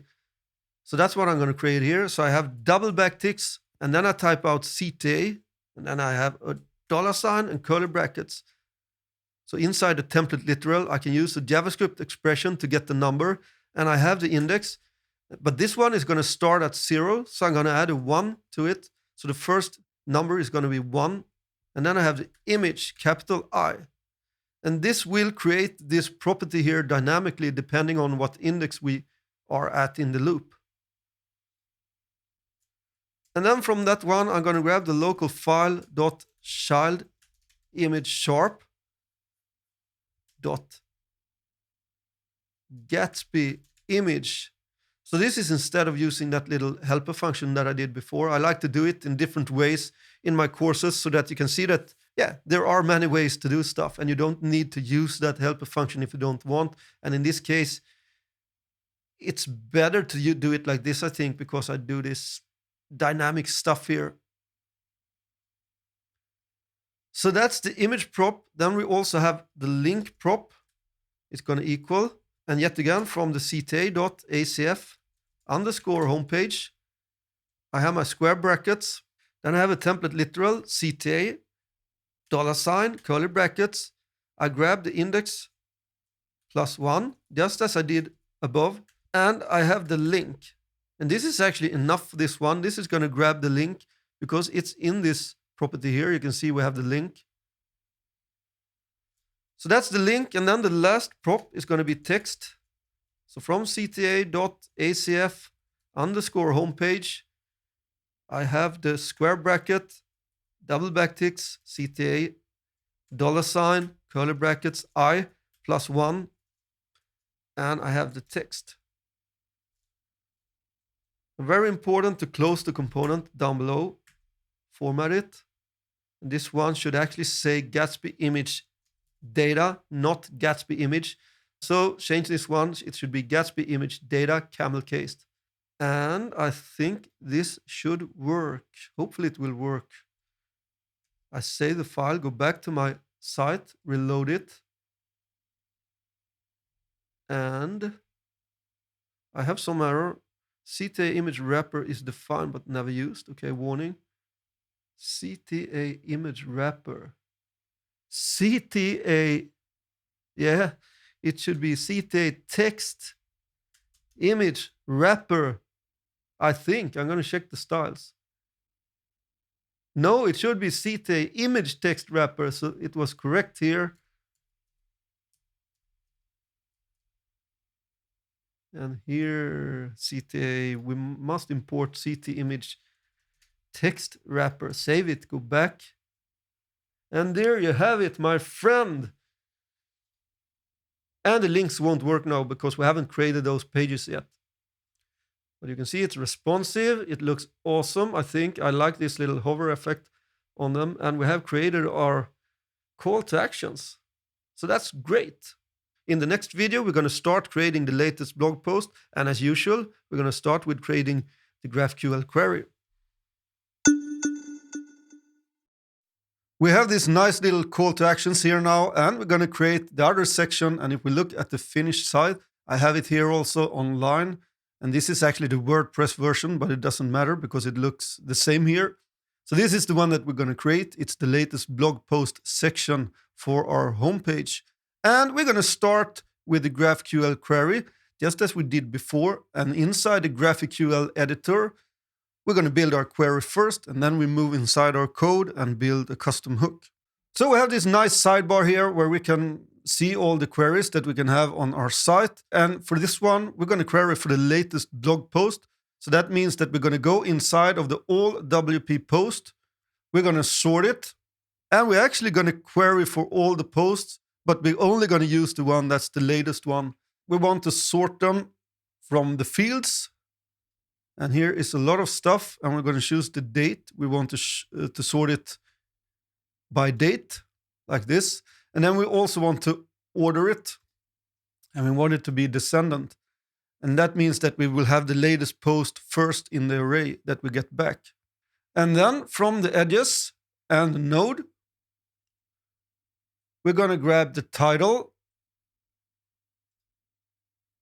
the excerpt for the post, and we could grab the slug and use as a link to this post, but the recommendation is to use the URI. So we're going to grab that one, and you can see here, if I query this, they are almost identical without the forward slashes, but sometimes they can differ a bit. For example, for the categories, where we have a category base that's going to be blog, then it's going to be blog / and the category name, and that will be in the URI. So that's why we're not using the slug here, but you can use the slug. It will work in this particular course, but in some occasions it can break the links. So it's better to use the URI. So I remove the slug, run the query again, and we can see that it works. So this is our little query. We're going to have to fetch the latest post. So copy this one, move back inside of our code, and in our hooks folder, where we already have 3 custom hooks, we're going to create a new file. Use latest blog post, capital L, capital B, capital P, and .js. And we import use static query and the GraphQL tag from Gatsby. Then we export a const that we call use latest blog post, just as the file name. We have an arrow function. We create a data const data, and we call the use static query. We give it the GraphQL tagged function, double backticks, and inside the double backticks, we paste a query. And we're going to change the name on this one because we can't have queries with the same name. So we change it to latest blog post query, like this. Or you can leave it out if you don't want to have a name. And then we need to return the data down below here. So this is our custom hook for the latest blog post. And in the next video, we're going to build the little section that's called latest blog post on the homepage. And we're going to use this query. Okay, we have our latest blog post query, and we're going to create the component in this video. So inside the components folder, we already have a folder that's called latest blog post. We create a new file, latest blog post, capital L, capital B, capital P, .js. And we import React from React. And we import the link, because we're going to link this one to the actual blog post, from Gatsby. And we import our custom hook that we created in the previous video. Use latest blog post from ... hooks. Use latest blog post. And we're also going to need a wrapper from our styles. So import wrapper from ... latest blog post .styles. Like this. And in this case, I only have a wrapper for the styles. Okay, we create our component, const latest blog post equal an empty arrow function. We don't need any props for this one. And I'm going to export default latest blog post. And as you can see, I have curly brackets, so I'm going to make an explicit return, and that's because we need to call our custom hook here. So we have a data const data equal, we call our hook, use latest blog post, and we will hopefully get the data there. We can console log data, and we need to return something, so we return. We have our wrapper.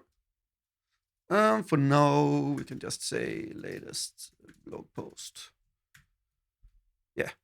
Save the file, and then we're going to go back to the pages folder and the index.js file. We need to import our latest blog post from ... components / latest blog post / latest blog post.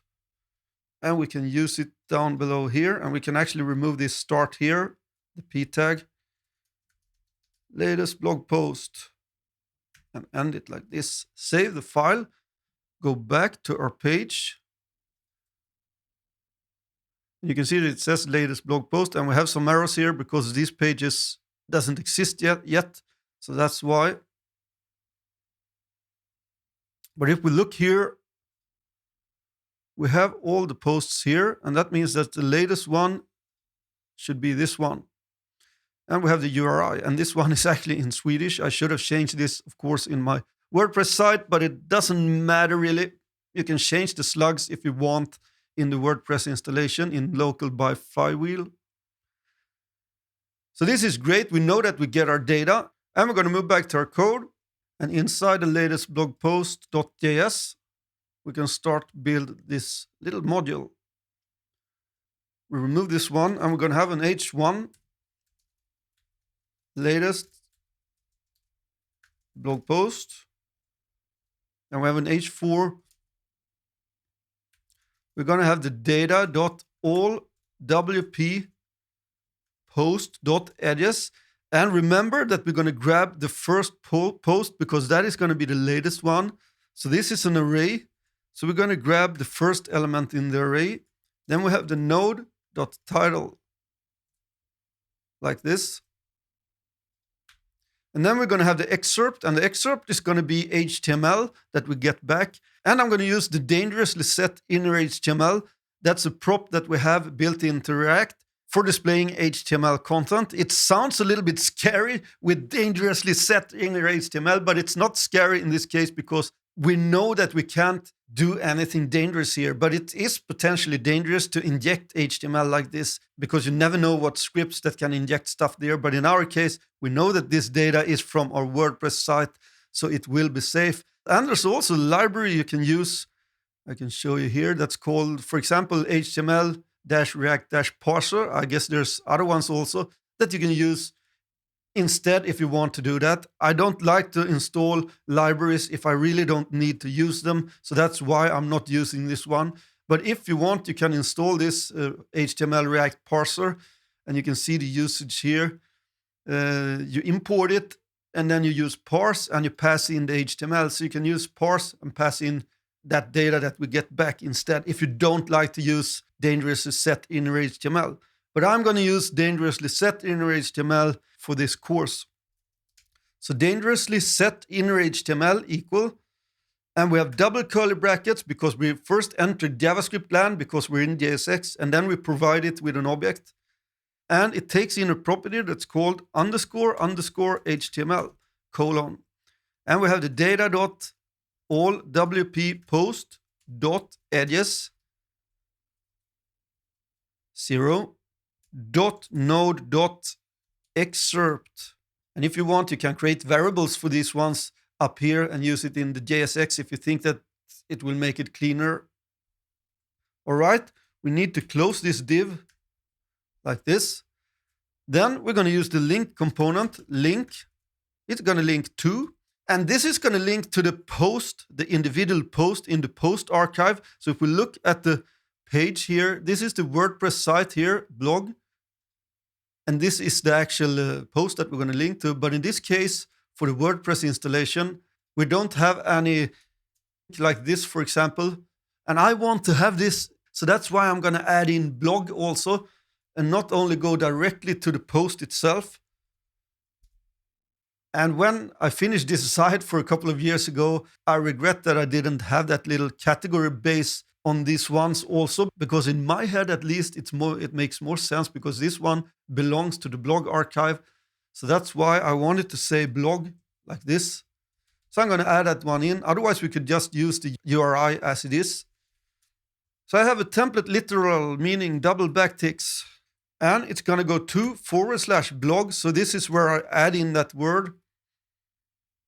Then I have $, curly brackets, and I grab the data dot all WP post dot edges. So I grab the first element with a 0, and I have the .node.uri. And I close the link, and inside the link, I'm going to have an h5 tag. So this is going to say read more. Save the file. I go back to my site. And here you can see that we have our blog post. Sweet. Read more. This won't work, of course, because we haven't created our blog posts yet. So in the next video, we're going to continue on and create the quote for the homepage. In this video, we're going to create the GraphQL query for fetching this quote on the homepage. So as always, we start in the GraphQL editor. I'm going to clear this one out. Something like this, or yeah, I can reload it.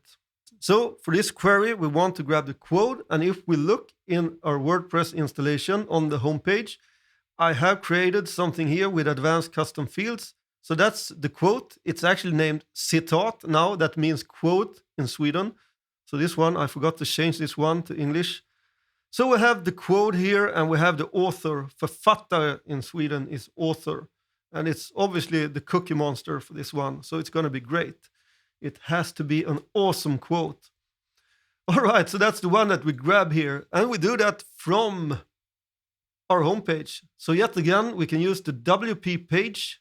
We're going to grab the one with the database ID that we know is 47 now, because 47 corresponds to the homepage. And I can yet again show you up here in the WordPress installation. It says post equals 47. So that's the database ID of the page. So we can grab that one. So that's the homepage. And then from our ACF, somewhere here, the blue one, don't click the purple one, because I constantly do that. And that's for filtering stuff. So we shouldn't use that. We should use the blue ones. That is actually the fields that we can query. So ACF underscore homepage. And then we have something that's called citat one author, citat one text. So that's the quote. So we select the author and the text. I probably should have changed these ones to quote instead, but I haven't done that. So yeah, I have to live with that one. Citat means quote in Swedish. All right, so that's it actually for this one. We have the author and the text. We grab it, we can see it here. So we have the cookie monster and we have the lorem ipsum text. Great, that's our query. We copy it, go back to our code, and inside of the hooks, we create a new custom hook that's called use quote query.js. And just as before, we import use static query and GraphQL from Gatsby. And we can create our custom hook, export const, use quote query, and we have an arrow function. And then we have the const data equals use static query, and we call the GraphQL tag function, double backticks, and then we paste in our code, do some auto formatting, and below the query, we're going to return the data. Very important to always return the data. And now also, as I showed you before, we can change this one here. Otherwise, we will be thrown an error if 2 or more queries have the same name. So we can name this quote query, or your choice. You don't have to name it at all if you don't want to do that. All right, save it. And this should be it for the GraphQL query. So in the next video, we'll use this query and create the quote component. Let's use this GraphQL query and create our quote component. So inside the components folder and the quote folder, create a new file called quote Q.js. And we import React from React. And we import our custom hook, use quote query from // hooks, use quote query. Then we need a little image, and that's because we have this one here. This one is actually a little icon, an SVG icon that I created instead of importing it from a large library. So you could also use something probably, I don't know exactly what it's called now, but it's a great library in React you can use for different icons. But as there were not many icons in this site, I created SVGs of them instead. So that's the one that we're going to import. Back to the code. Import quote img from.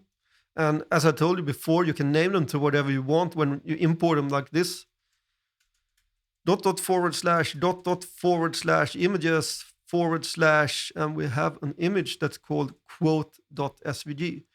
And yet again, very important to include a file extension on images.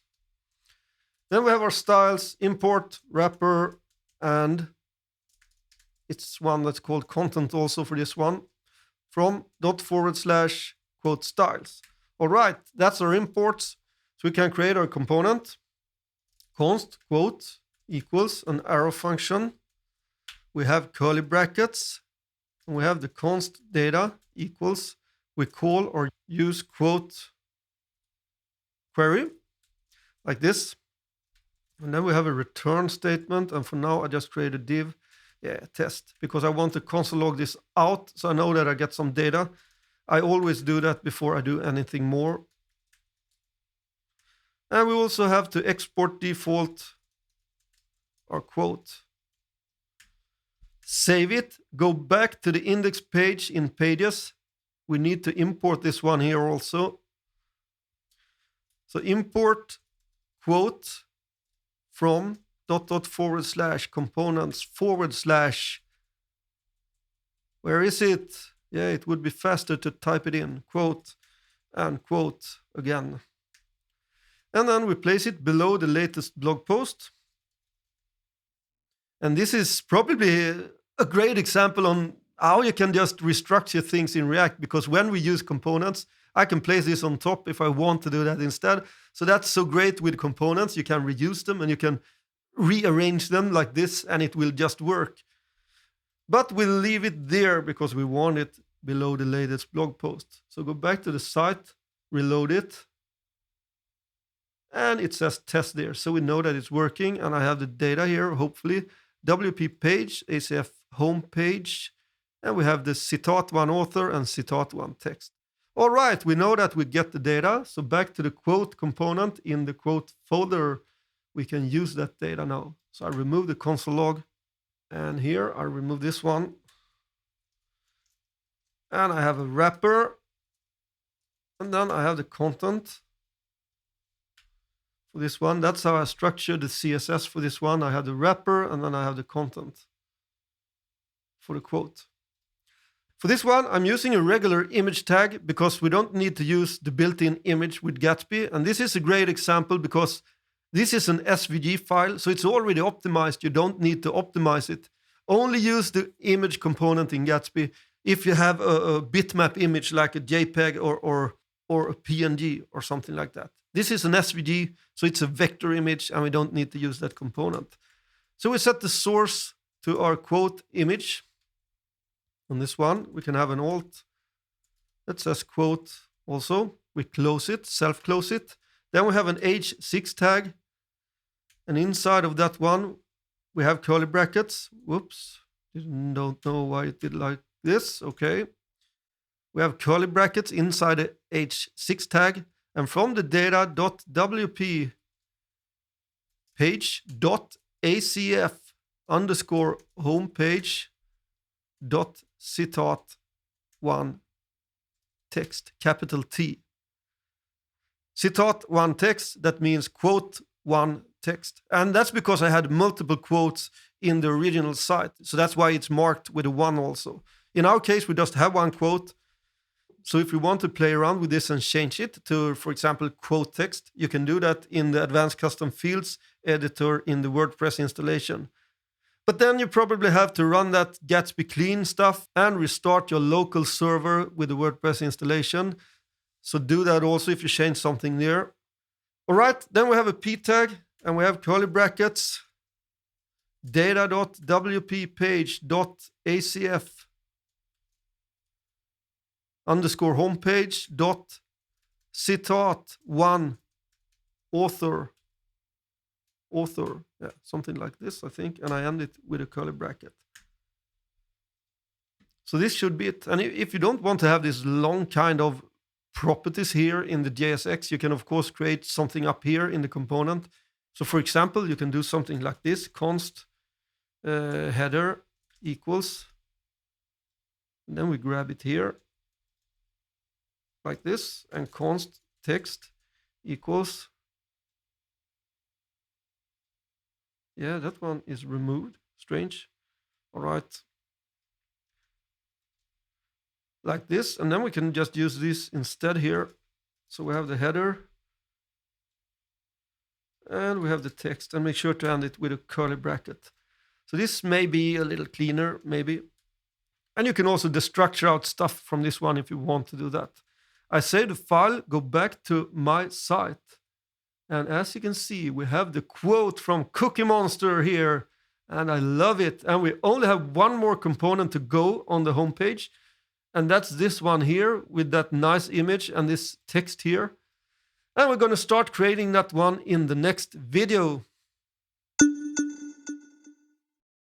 We have one more module to build for our homepage, and that is this nice little about that we have last on our homepage.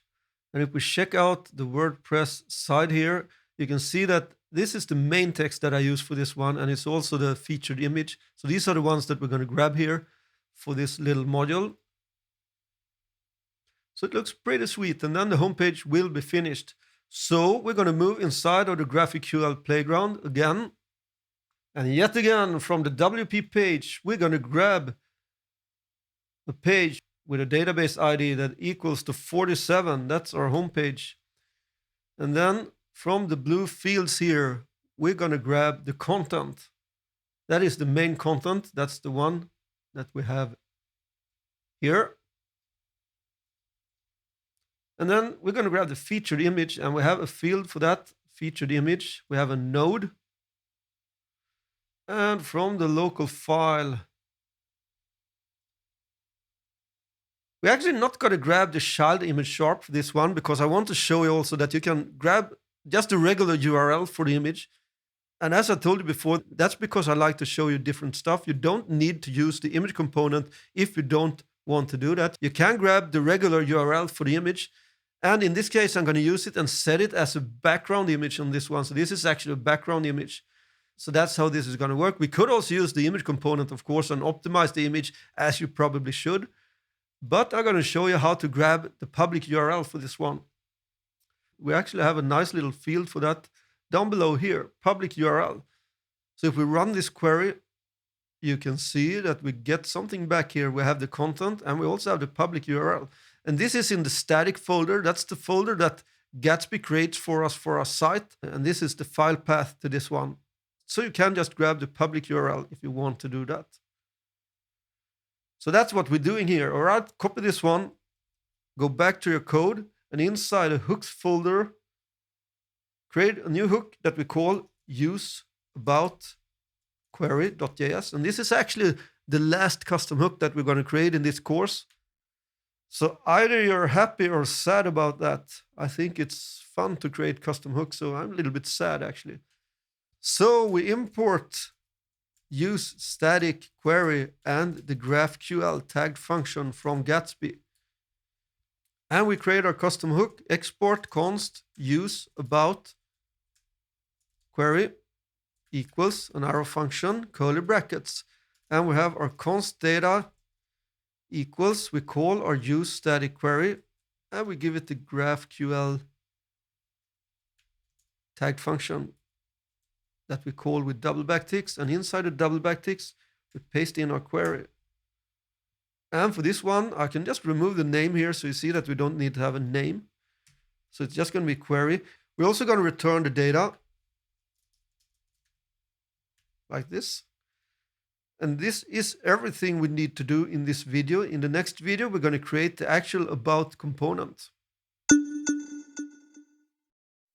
We have our GraphQL query and we have the data for our about component. So let's move inside the components folder and the folder that's called about, create a new file, about.js, and we import React from React. Then we import our custom hook, import curly brackets, use about query from ../../hooks use about query.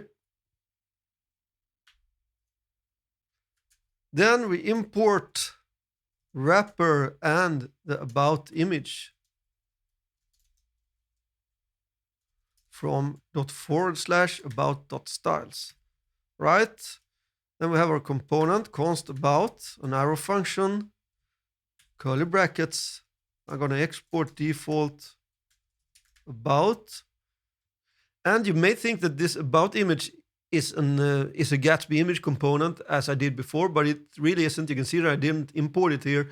This is a style component where I set the background depending on the image prop that I send in. And that is great with style components because you can send in props and you can kind of make your CSS dynamic. So in this case, we can set whatever background we want depending on the prop that we send in to this style component. So that's the only thing that I'm doing here. I'm not using the Gatsby image component for this one that's specialized in optimizing your images, because this is a background image that I set here, and this image is not going to be optimized, as I mentioned in the previous video. And that's because I want to show you two things here. Number one is that you can send in props to your style components and adapt the CSS depending on the prop. So as this is a template literal, you can create JavaScript expressions inside of a $ and curly brackets. And then you have an inline function and it will call this function with the props that you send in to the style component. So in this case, I set the URL to the image URL that I send into this style component. And number two is that you can actually grab that URL, the regular URL for the image. Maybe there's some case where you can't use the optimized image. So you can just grab the regular URL and use it instead from your GraphQL query.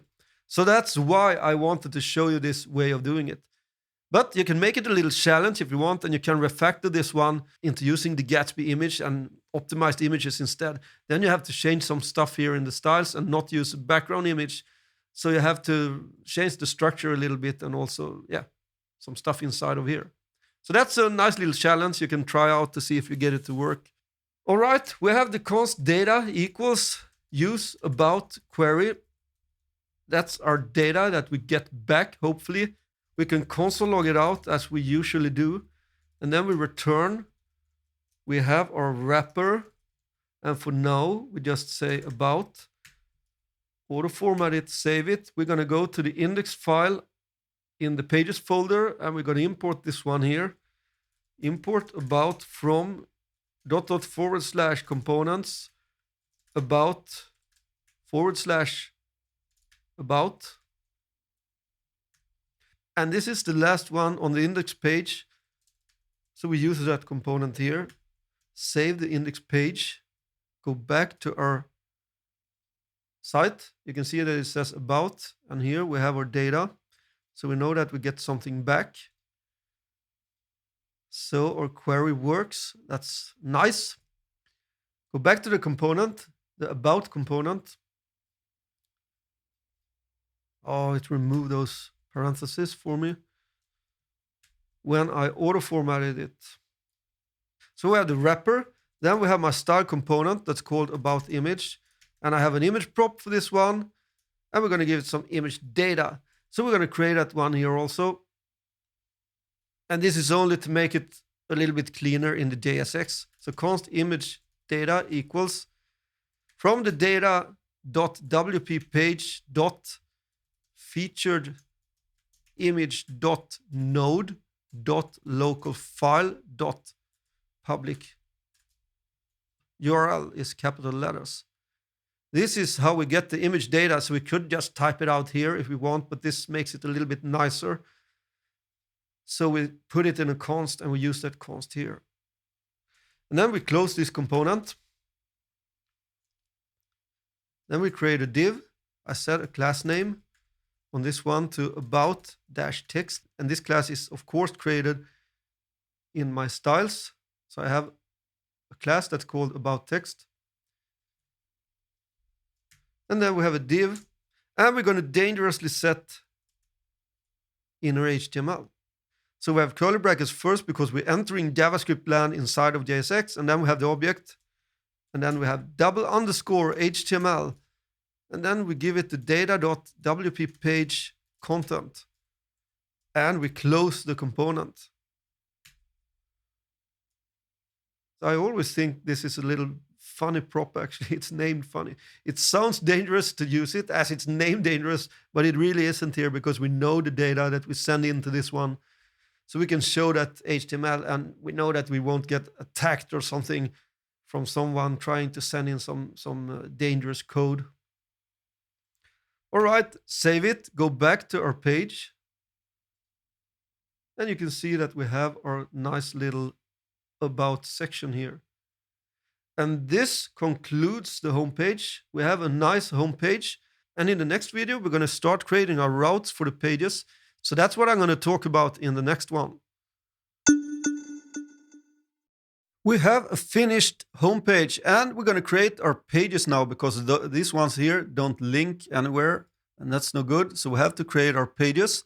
And I'm pretty excited about this, but we're going to use a completely new API for creating pages. And it's actually quite simple creating pages now if we only require the ID for the page for our page query.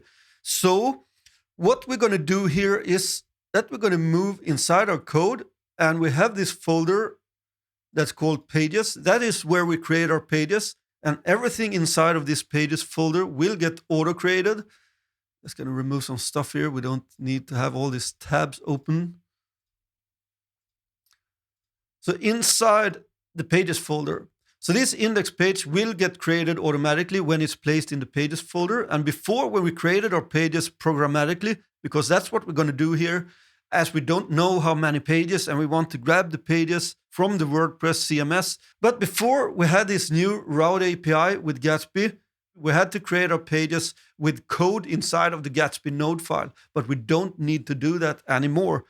We're going to create a new file inside of the pages folder, and this one is going to start with a curly bracket and end with a curly bracket. So everything that goes inside of the curly bracket will tell Gatsby to run a GraphQL query and create those pages. And we have a query that's called WP page.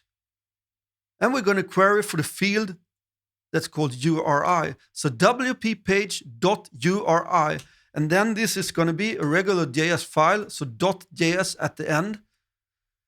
And if we go back to our GraphQL playground, you can see here that we have a query that's called WP page down below here.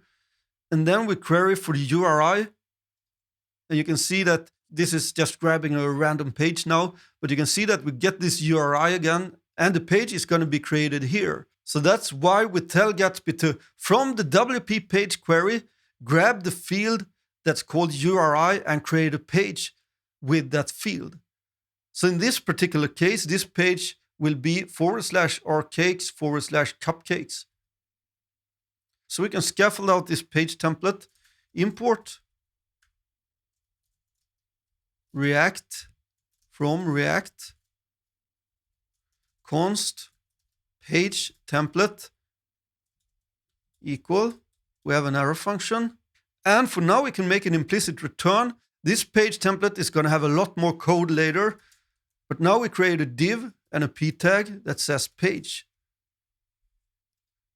And we also export default page template like this. Save the file. And for this one, just to be sure, I want to break the dev environment. And I'm also going to run something that's called npm run clean. This will clean all the cache and stuff in Gatsby. So if you ever get in trouble and you have some strange errors and the site won't work, try to run npm run clean to clean the cache like this. And then we start from fresh and run npm start. And we have to wait for it now because now it has to grab everything again because we don't have a cache anymore. All right, seems to be working. That's nice. Go back to your site, reload it just to be sure. And then we can probably click up here. Yeah, and you can see that we have our page here on brand alliances. This is about brand alliances, but it's in Swedish. So you can see that it created a page on this URI that we grabbed. I'm going to move back, our cakes working. And if we take a subpage here, you can see that we have our cakes /cupcakes. So it successfully creates pages like this with just that little naming of the file name. And I think this is so sweet because before we had to have a lot of code inside the Gatsby-node file to create our pages. But this only works if we only need the ID for grabbing the page data that we're going to do later. So this one will also send in the ID of the page to our page template, and we can use this ID in a GraphQL query later to query for data for the page. So for the archive page later, we are going to need more than the ID, so we have to create that one in the Gatsby-node file, but we're going to talk about that later. So this is the new Gatsby Route API when I record this course. It may not be new when you take this course, but at least for now, I'm pretty excited because it's that new actually. So it's the latest stuff with Gatsby. So in the next video, we're going to start scaffolding out our page template. All right, let's scaffold out our page template. And in this case, we're actually going to create a few style components. And that is because I want them in the same file, because I want this folder with pages to be clean and only have files that corresponds to a page. So that's why. So we import some stuff here first. We're going to use the GraphQL tag for later. So we import that one from Gatsby. Then we import styled from style components. And then later we're going to have our components here. We already created the layout component, so we can import that one for now. Layout from /components layout /layout. So that's everything for now that we have to import. And then up here, I'm going to create 3 style components. So I create a const wrapper equals, and then we call styled as we imported up here. And here you can choose what element you want to create. And in our case, we want to create a div. So I specify it as .div. If you want to create an h2 tag, you specify it as .h2, or a nav, you specify it like this. So you can choose which element you want to create. But we want to create a div, and then we have double backticks. And now we can write our CSS just as you write regular CSS. So I'm going to set the max width to 1180 pixels on this one. I set the margin to 0 and auto. I want it centered. And I'm going to give it some padding of 20 pixels. So that's a wrapper component. Then we create another const that I call content wrapper, and it equals a styled also div, double backticks.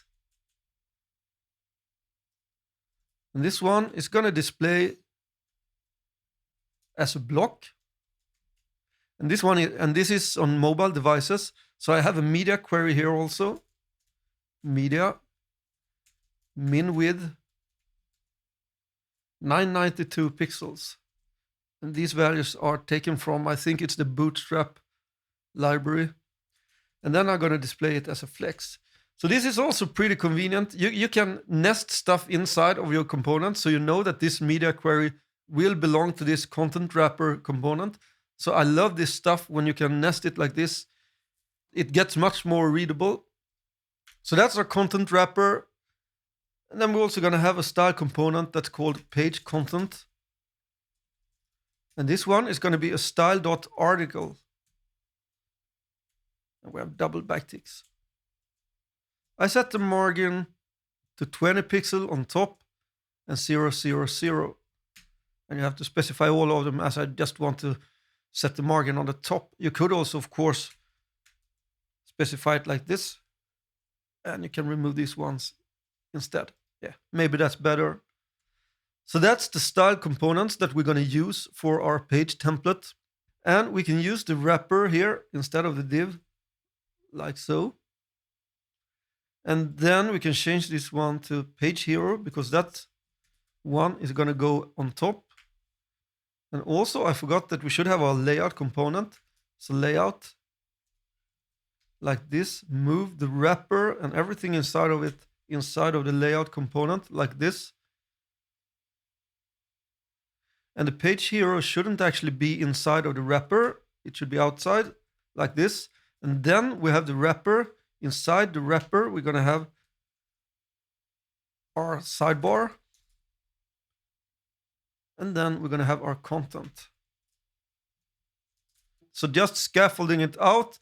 And we're going to replace this text with real components later. And this should be it for the scaffolding. I save the file, go back to the browser. And you can see that we're going to have the PageHero. I placed it outside the wrapper because I wanted to stretch all the way to the edges. And then we have the sidebar and the content inside. In the next video, we're going to create the page query, the PageGraphQL query, to use for the page template. We have successfully scaffolded out our page template, and we're going to grab the data for the page now. And if we look at the finished side here, we can grab any page, or we can grab maybe a subpage like this. We have to think about some stuff here, because we're going to grab the data for the page itself, but we're also going to have a sidebar that's going to have this little nice menu showing the subpages. So what we're going to do here now, if we, for example, is on a subpage, that in this case is called Super Mega Cakes, we have to think about how we get all the data for this menu, because now we have to grab all the childs, and the childs is on the parent that has some children. So we have to take that into consideration. And if we're on a regular main page, not a child page, this is the parent page, we're going to grab all the child pages for this one to get the menu correct here. So we're first going to grab all the data for the page. Then we're going to grab the children for the page and get the links to the children. And if we're on a child, we're going to grab the data for the parent and the children for that parent to get all these links to work. And I'm going to talk more about it in a second when we build the actual GraphQL query. Because just as before, we're going to start in the GraphQL playground and build our query first. And then we're going to use this query. And then we can grab this query and place it in our code as a page query.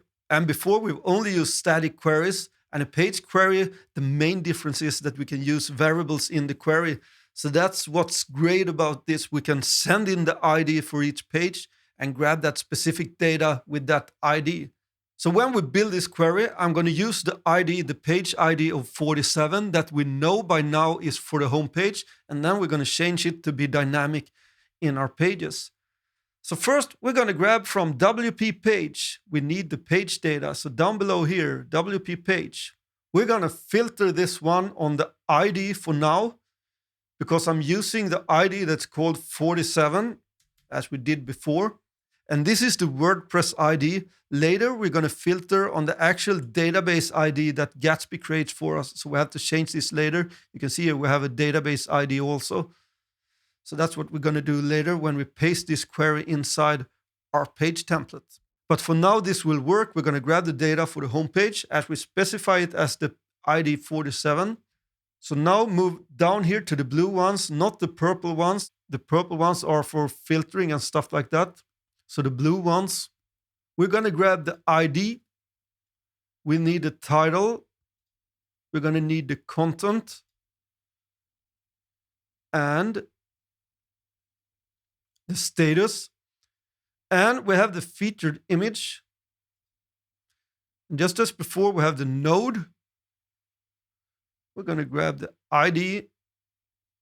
And we have a local file. This is getting a little bit nested here. I think this is the most advanced GraphQL query we're actually going to do in this course with all the stuff that we're grabbing here. We have the child image sharp, and then we have the Gatsby image data. We're going to set the max width of 1920 for this one. So this is the hero image for each page. The layout, I want it to be fluid.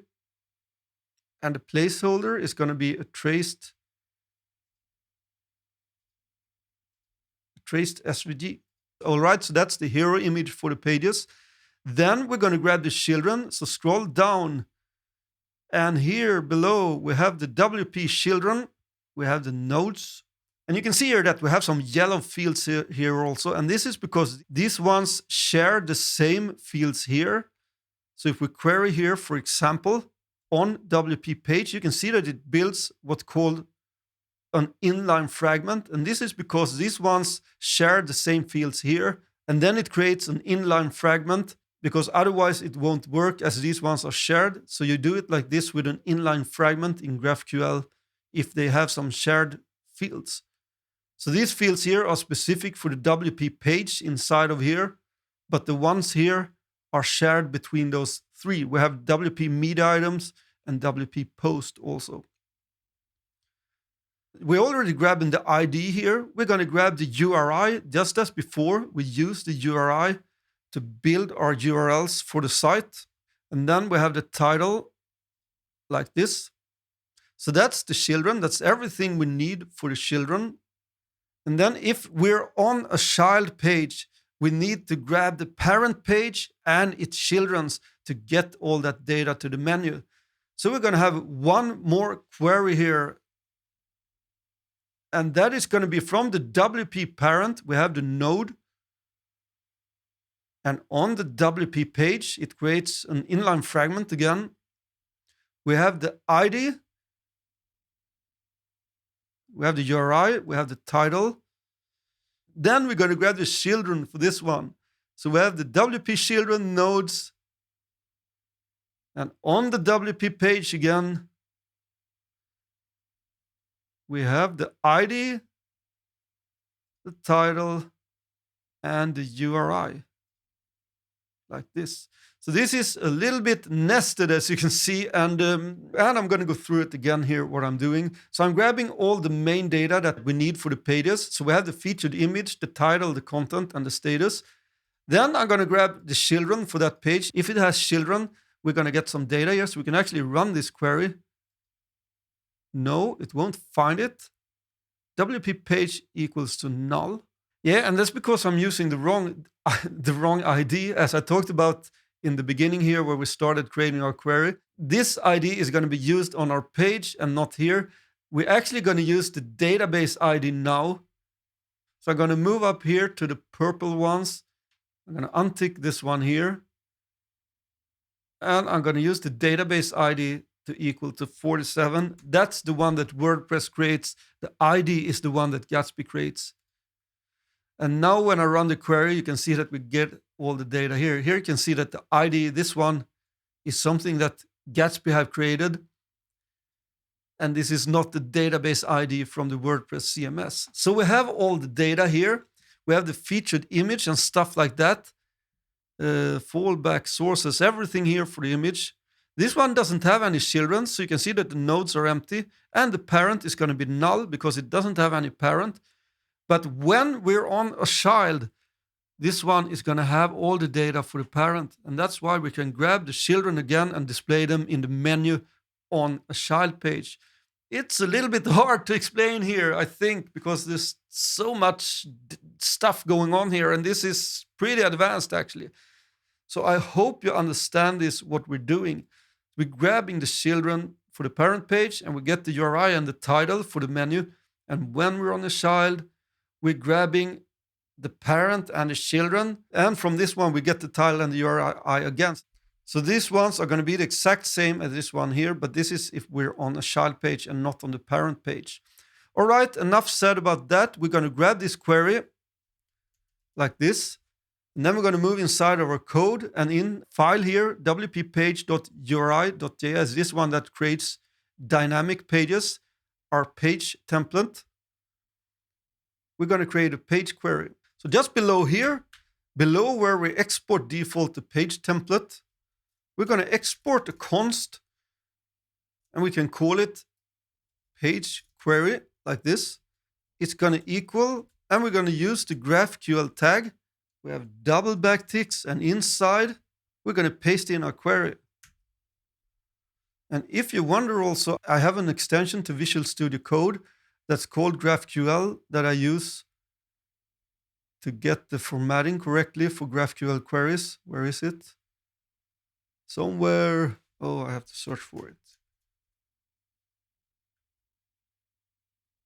Yeah, it's this one here, GraphQL. That's the one I'm using for my GraphQL queries. Can be good to know. GraphQL extension for VS Code adds syntax highlighting, validation, and language features like go to definition and stuff like that. All right, back to the code. We have our page query, and we're going to change this ID here. This one, we're actually going to remove this one here. And as I told you, a page query can have variables. So first, we're going to remove this name. We don't need a name here. But we're going to use the ID that we get sent in automatically when Gatsby creates this page. So we have $ID inside of parentheses after the query, colon. And we're going to specify it as a string, capital S. And we use an exclamation mark because this value can't be null. And when using an exclamation mark in GraphQL, we're saying that this value can't be null. All right? So this is how we get this value inside of this query. And when we use it, we have the WP page, we have the ID now, not the database ID. And inside the curly brackets here, this ID is going to EQ equal, and we use this ID, $ID, like this. So this should be everything we have to do with our page query. Move up here, and we can console log it out. This page data is going to be sent in to a prop that's called data. So we destructure out the data prop, and here we can console log the data just to see that we get something. Move back to our site, reload it, inspect, console, and here we have the object with all the data for our page. So in this particular case, we're on the YK kit. We have the hero image for it here. So the title is YK kit. The status is publish. And we have the children for this one. And this one doesn't have any children. But if we move inside of here, for example, and we check that object, WP page, WP children, It doesn't have any children because we're on a child page, but we have a parent. And you can see that the parent is our cakes. And if we go to our cakes and check the WP page, you can see that we have children for this one. So it seems to be working great. And this was, as I said, probably the most advanced GraphQL query we're going to have in this course. So if you feel that this is difficult, try to understand it, go through it 1 or 2 more times so you understand what we're doing here. Because in the next video, we're going to start using this data, and we're going to start by creating the PageHero. Okay, we have all the data for our pages, and in this video, we're going to create that nice little PageHero that we have here on each page. As you can see here, they change because we're grabbing these from the WordPress API. And these ones are from the featured image. For example, if we look at this one, you can see that we have the featured image here. So that's the one that we're grabbing. All right, back inside of our code, we're going to create a new component that's called PageHero. We have the styles here, and you can see just as before that I used the Gatsby image from the Gatsby plugin image library. So I have the style component, and I send in the Gatsby image to that one. And the only thing I do here is to change the height to 300 pixels. So that's the only thing that I will do with this one. So we create a new file inside of the PageHero folder that we call PageHero, capital P, capital H, .js. And we import React from React. And we import our styled img from ./PageHero styles. And we create our component const PageHero equals, and this one is going to take in a prop. It's the img. It's the data that this Gatsby image component needs. So we have an arrow function, and we can actually make a one-liner of this. So we have our styled img, and we have the image prop. We pass along the img.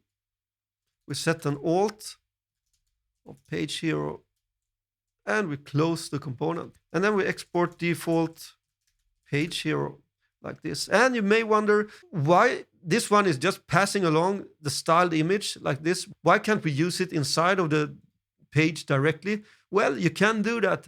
But in my case, I wanted to create a component. If you want, for example, if we look at the finished site, if you want to add a header or something here, it's great to have its own component. But you could, of course, just use this one inside of the page directly and don't create a specific component. But you can actually make that one a little challenge for you. If you want to modify this component, add some data in the WordPress API, maybe with advanced custom fields that will create a header for the image. And then you can grab that data and add it to this component. So it will show up as a text above this image. That's a nice little challenge you can try. But that's why I created a specific component for this one. So that's it for this component. Move back to the page, that curly bracket one here. And up here at the top, we're going to import PageHero from /components /PageHero /PageHero. It's hard to use these rolling R's when you talk English for me. Hopefully you'll understand what I'm saying at least. Okay, so we have the PageHero, and we're going to place this one here. Above the wrapper, it's important that we don't place it inside the wrapper because we want this to have the full width of the page from left to right. So we place it outside of that one, and we remove this code here. And we create curly brackets because we're going to use a JavaScript expression. So first, from the data.wppage.featuredImage, we're going to create a turner operator because first we check if we actually have a featured image. So we have a question mark, we have parentheses, and we can create colon and null after the last parenthesis. So if we don't have a featured image, we don't return anything. We return null, we return nothing. But if we have a featured image, that's the case inside of this red parenthesis. We're going to show our PageHero. And this one takes in a prop as we created, that's called img. And we're going to give it the data that it needs. And I'm not going to use that little utility function now for grabbing the data because I want to show you different ways of doing stuff. So this is going to be quite a long row of properties, but I want to show you that you don't need to use that utility function. It will just make it a little bit more handy for you if you use that one. But sometimes it can be great to understand stuff by not using too much things that abstract away stuff for you. So from the data.wppage.featuredImage, we have the node. So .node.local file. And you can see that this is structured exactly as the GraphQL query. And then we have .childImage_sharp. Be very careful with the spelling. And I'm going to put this one on a new row. .GatsbyImageData. Something like this. And this will get the data and pass it along to the IMG prop to our PageHero. That will pass it along to the style image that is actually a Gatsby image. So that's how it works. But as I said, you could use that Gatsby image directly here if you don't want to create a specific component. And of course, we also have to close this one here. Do that and format it. And I think this should be it. Save the file. We go back to the site. We reload it. And you can see our nice image here. And it changes because it's grabbing it dynamically from the CMS, the WordPress CMS. Sweet. We have a PageHero image. In the next video, we're going to create this breadcrumb that we can see here. If we click somewhere, yeah, you can see here. So we have a nice little breadcrumb to navigate, to make it easier to navigate the site. So that's what we're going to do in the next video. In this video, we're going to create this nice little breadcrumb up here on our pages. So this one will lead back to the parent, and this one will go to the home page. So if we're on, we're going to use this also on the blog. So this one will take us to the blog archive and back to the home page and on our pages. It goes to the parent page, and this one goes to the home. So that's what we're going to build in this video. So go back to our code, and inside our components folder, we have a folder that's called breadcrumb. So we're going to create a new file that's called breadcrumb, capital B, capital C.js. We're going to import React from React. We're going to import a link because this breadcrumb is going to link somewhere, and it's internal links. So that's why we use the Gatsby link component from Gatsby. Then we're going to import the styles. We only have a wrapper for this one. You can see that I have this little class called divider inside of the wrapper component, but the wrapper is the only one that we're going to import from ./breadcrumb.styles. Then we create our component const breadcrumb equal. We're going to destructure out the prop for this one, and it's going to be the parent. We have an arrow function, and we can make an implicit return because we're only going to return JSX. But first, I want to export default to breadcrumb like this. Then we're going to have our wrapper first, just as before, and we can just type out breadcrumb for now. And we're going to console log our parent just to see that we get any data here. And we're inside JSX here, so I use curly brackets when I console log this one out. Save the file, go back to our wppage.uri.js file inside of the pages folder. That's our page template. And up here, we're going to import our breadcrumb. Import breadcrumb from /components/breadcrumb/breadcrumb. Then we're going to use this component down below here inside of the wrapper above the sidebar. So we have our breadcrumb component, breadcrumb, and this one takes in the prop that we created that's called parent equal curly brackets. And first I'm going to check so that we actually have any parent data. As I showed you before, it's going to be null if we don't have a parent, and then we don't need to send in any parent data. So data.wppage.wp parent. And then I create a short circuit with double ampersand, and I'm going to send in the data.wppage.wpparent.node for this one. So what this will do is, if this one is true, it will send this one in. Otherwise, it will just return false here if this isn't true. So yeah, we know that we don't have a parent and it's going to be false. And we also have to close this breadcrumb component like this. And as I told you before, these ones here gets a little bit long. You can see here on the image also. So if you want to make it a little bit cleaner, you can create some variables for them up here, or the structure of them a little bit more here, if you don't want all these properties here to get the data.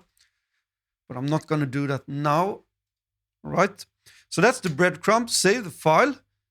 And we go back to our page to grab something. Oh no, that's the finished one. Here's a local one. And you can see this one says null because we don't have a parent for this one. So now we're only typing out breadcrumb. We're going to create this obviously soon. But here you can see it says null. This one gives us the parent. So we know that our data gets here. And that's nice.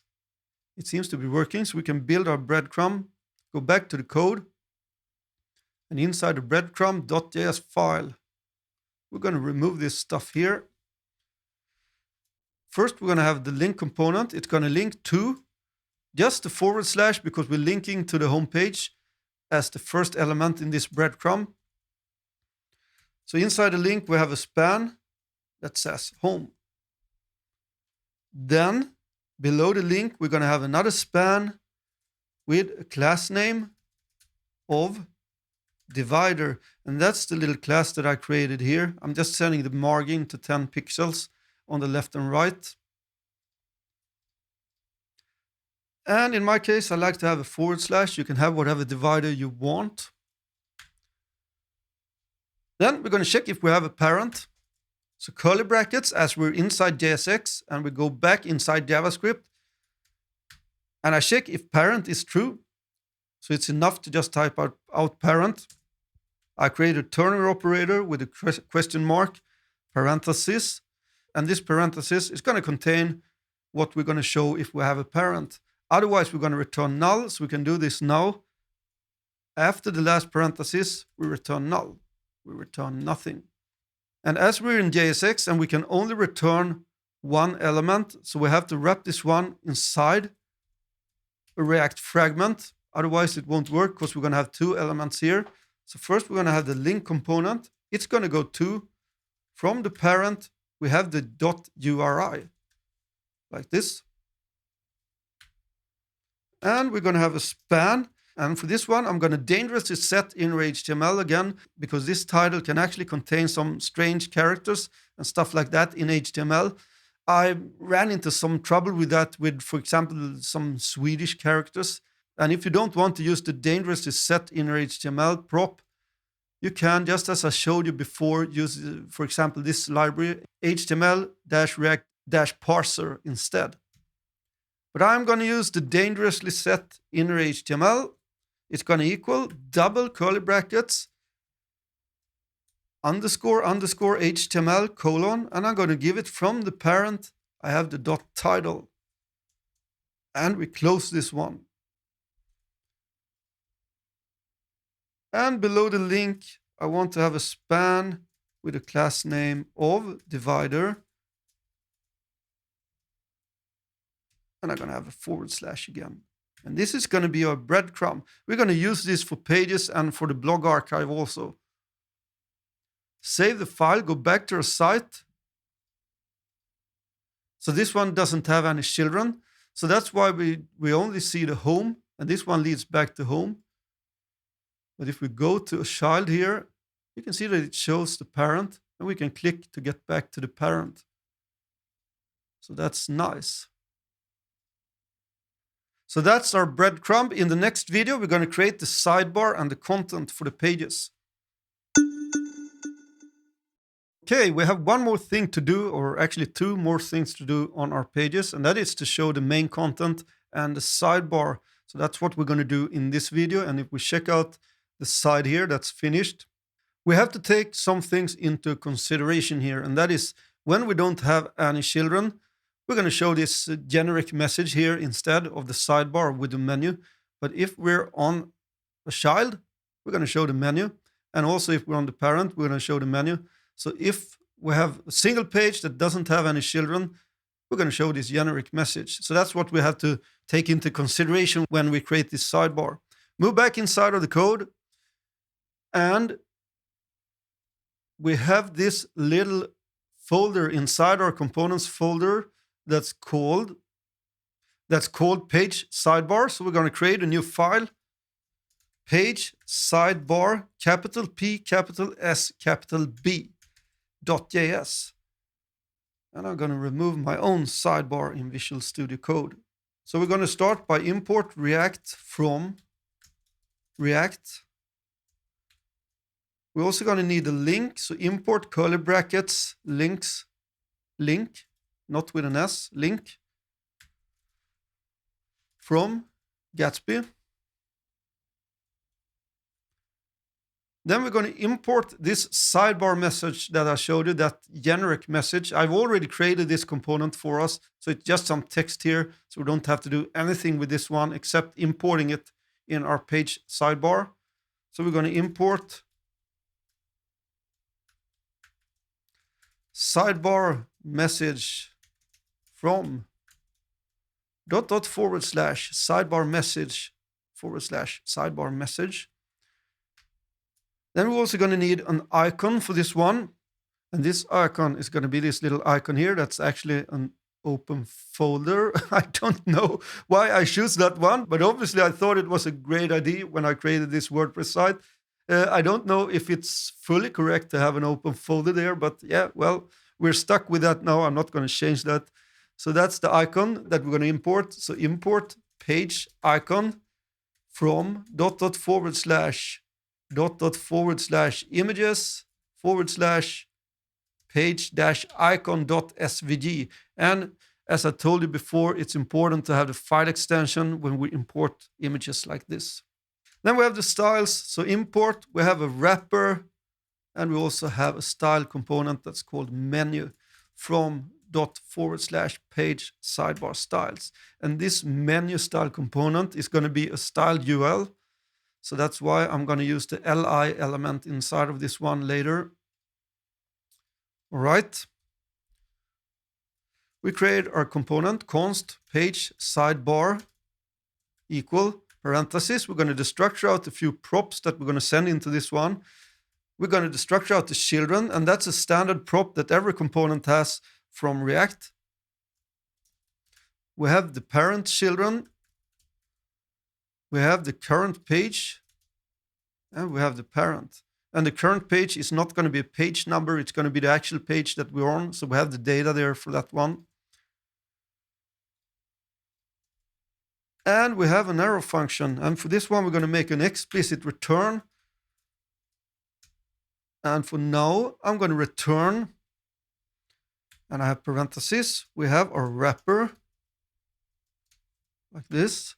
First, we're going to check if this is a parent that doesn't have any children. So we have curly brackets. We check if children.nodes.length equals to 0. Then we have double ampersand, and we're also going to check if not parent. And in this case, we create a turner operator, parenthesis.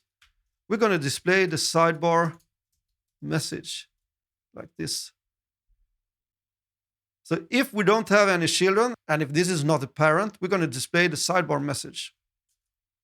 And here, after the last parenthesis, we have the colon. And if this one has children, we're going to do some stuff. But for now, I'm just going to display a div that says menu. And we need to export default page sidebar. All right. So for now, it's enough. We save this file. And then we go back to our WP page or page template in the pages folder. And up here, we're going to import our page sidebar from /components/page sidebar /page sidebar. And now we can use it down below in our JSX. And this one is going to be placed here where we have these p tags. We can remove those ones. And we have a style component that's called content wrapper that we created up here before. So that's the one that we're going to wrap everything in. So content wrapper, like this. Then we have our page sidebar. And if you remember, we have three props. We have the parent, children, equal. And here we're going to check if we have from the data.wppage.wp_parent. We check if that one is true, and we make a short circuit. And if we have a parent, we're going to grab from the data.wp_parent.node.wp_children.nodes. Be very careful here. It's very easy to make a mistake here with the spelling, to have a typo. And this is also what I talked about before. If you want to make this a little bit cleaner, we can create these variables and the structure out them more up here in the component, but then we can't make an implicit return. We have to make an explicit return and do it before we have the return statement. So that's the parent children. Then we have a prop that's called current page equal data.wppage. So we give it all the data for the page in a prop that's called current page. Then we have the parent. So I'm first going to check if I have the data.wppage.wp_parent. If this one is true, I have a short circuit. And we're going to send in the data.wppage.wp_parent.node.title. So this isn't going to be all the data for the parent because we only need the title. So we could also name it parent title if we want to do that. And inside the page sidebar, if you remember, I told you that we have this built-in prop in React that's called children. So we can wrap this one inside of here. So inside the page sidebar, you can see that I have the closing tag here. I have curly brackets, and I'm going to have the data.wppage.wp_children. This is going to go in the children prop in the page sidebar. And when we're here, we can also display the content. So down below the page sidebar, we have the page content. That's a style component that we created earlier also up here, where I only set the margin top to 20 pixels. So we have the page content. And I have an h1 tag. And I'm dangerously going to set the inner HTML yet again. Equal sign, double curly brackets, __ HTML, colon. And I grab the data.wppage.title for this one. And I self-close it. Then we have a div that's going to hold the content. So yet again, dangerously, well, it's hard to say, dangerously set inner HTML equal sign, double curly brackets, __ HTML, and I grab the data.wppage.content, and I self-close it, save the file, and go back to our page and see what we've got. And you can see here that we have our content at least, but we don't have our sidebar because we haven't created that one yet. Yeah, at least we're showing this generic message here. So that one is working, but here we need to display the menu also. So that's what we're going to do now. So go back to the code, inside the page sidebar, and we could create it down here in the JSX, but I made an explicit return here instead because I want to create two functions for this to make it a little bit cleaner. And the first one is going to be a const get parent content equal an arrow function. You can have regular functions if you want to have that instead, but I have an arrow function. And for this one, I make an implicit return, and I'm going to mark it with page with children show menu. I have a React fragment that I wrap everything in because we have multiple items that we need to return. And as I told you before, we're going to have the menu down here. And this one is going to be a UL element. If we check the styles here, this style component is a UL element. So if I go back here, I'm going to return an LI element with a class name of sidebar dash menu dash header. And this class is also created in the style component. So I'm using that one here. All right. Then we're going to have the image. It's going to be the src of that little page icon that we imported up at the top here. I set an alt to, yeah, maybe cake it page, maybe. Something like that. And then I have a span where I'm dangerously going to set my inner HTML, again, equal sign, double curly brackets, underscore, underscore, HTML, colon. From the current page, I'm going to grab the title. And we self-close it like this. So this is the header with the icon. We can check the finished site. It's this one here. Back to the code. I'm going to map through some stuff here and create the items for the menu. So I use curly brackets, and from the children dot nodes with an S dot map, I have a child, an inline arrow function. I make an implicit return with parentheses, and I create an LI element. It needs to have a key as we're mapping through stuff in React, and the key is going to be the child.id. Inside this LI element, I'm going to have a link component. It's going to link to equal sign, curly brackets, the child.uri. And inside the link component, we're going to have a span where we dangerously set the inner HTML equal sign, double curly brackets, underscore, underscore, HTML, colon. And we have the child.title for this one. We self-close it. So this is everything we need for the parent content. And actually we can try it out down below here. So here, instead of this div, we're going to have the menu component. And we're going to check if it's a parent. So parent, we have a Turner operator. If it's a parent, we're going to call a function that we haven't created yet that I call getChildContent, because if we're on a parent, we're going to get the child content. So for now, we have a div. We can say child content. Then we have a colon. And if we're on a child, we're going to call that function that we created now, getParentContent. And make sure to call it also with the parentheses, like this. Save the file. We go back to our site to see if it works. So you can see here, if we're on a parent, we have the menu here, and it links beautifully to the page. And you can see here, we're just displaying child content now. So this is where our other menu is going to go. So go back to the code, and we create a new function below this one here. And that's a const get child content equal. We have an arrow function, make an implicit return. We have a React fragment, just as before. And we could copy this one here, but I like to repeat stuff when you learn stuff. So that's why I type it out again. We have an LI element with a class name of sidebar dash menu dash header. And inside we have the image with an src that equal our page icon.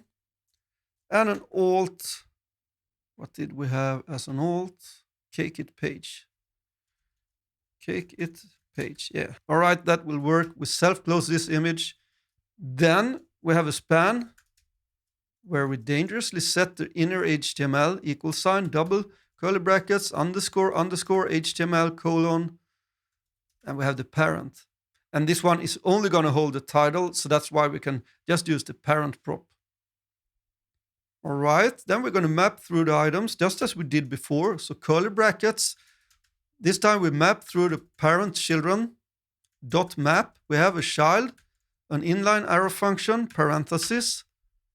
We make an implicit return. We have an LI element with a key. As we map through stuff in React, we need to have a key. We have the child.id inside of curly brackets. And inside the li element, we're going to have the link to =, curly brackets, the child.uri. We have an active class name on this one. And that class name is going to be activated when we're on that page. So that means that we can highlight the menu item that we're currently on. And I created a class for this one in the style component. So =, it's going to be called sidebar-highlighted. Like this. And then we have a span where I dangerously set the inner HTML =, curly brackets, underscore HTML, child.title. And we self-close it. So this is the get child content function, and we can change down below here and use that one instead. Get child content, and make sure to call it. Save the file, go back. Our cakes, this one is working. And you can see that we have these ones here now, and it also highlights the menu item just as it should. So we have a working page sidebar with a menu. And it looks pretty good actually, I think. And this concludes the actual pages on our site. In the next video, we're going to start creating our archive pages. That's for the blog up here. It's time to create the archive pages for our site. And this one you can see here, if we look at the finished site, we have this archive here with these different blog posts, and we also have these categories. These categories are from the WordPress CMS. You can see here on posts, categories, happenings, recipes, uncategorized, upcoming events. And in my case, the client wanted a category that's called all posts because they wanted to be able to control which posts that are going to be shown with all posts. So that's why we have 4 of these categories. We're not going to use the uncategorized, so we're going to filter that one out later.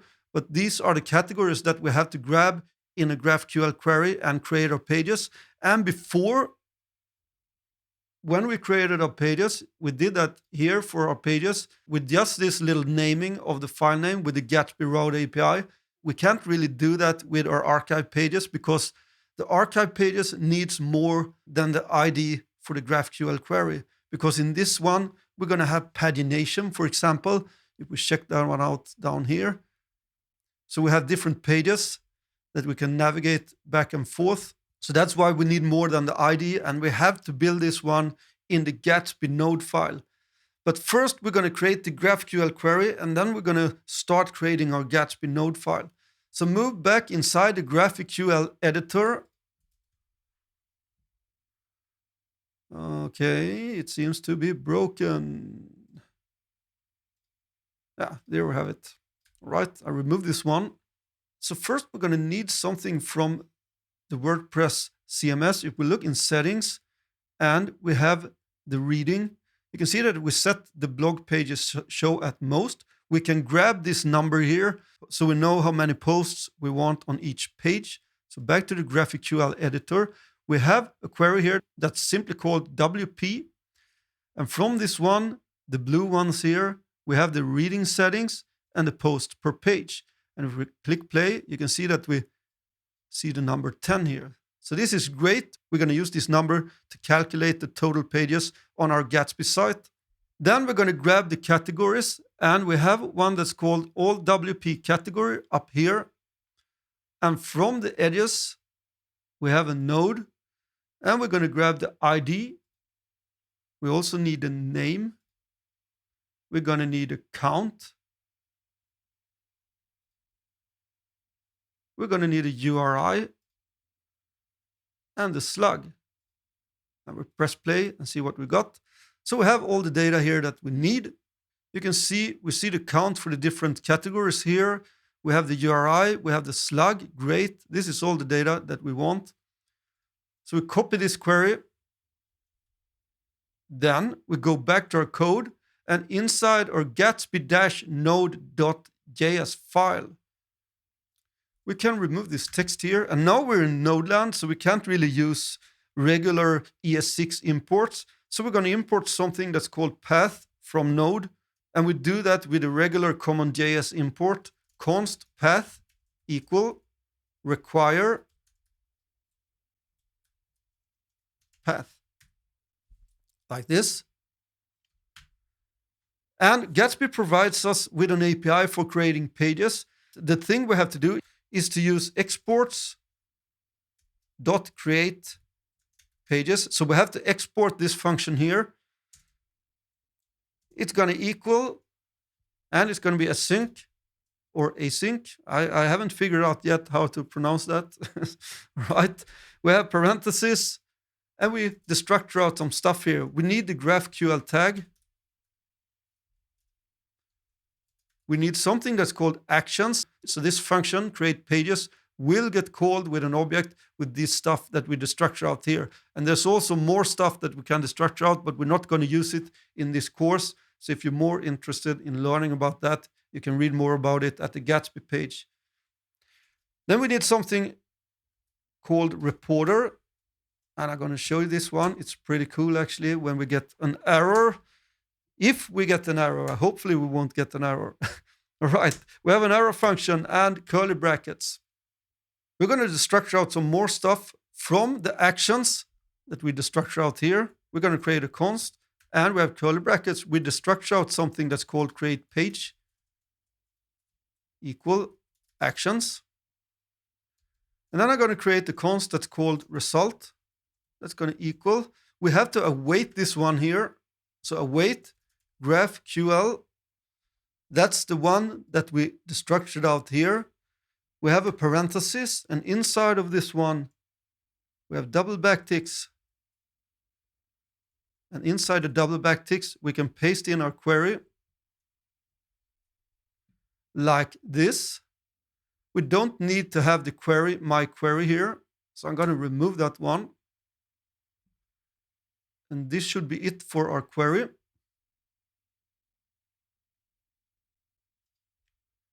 And for now, we're going to console log the result like this. But also we want to check for errors. So I mark it with check for errors like this.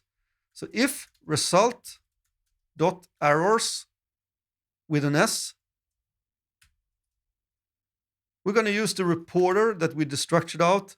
And this is pretty funny, actually. We have a property that's called panic on build. So reporter.panic on build. I love this, actually. That's a great naming. Then we're going to have a string. Something went horrible wrong. Or you can, say whatever you want. We have a comma.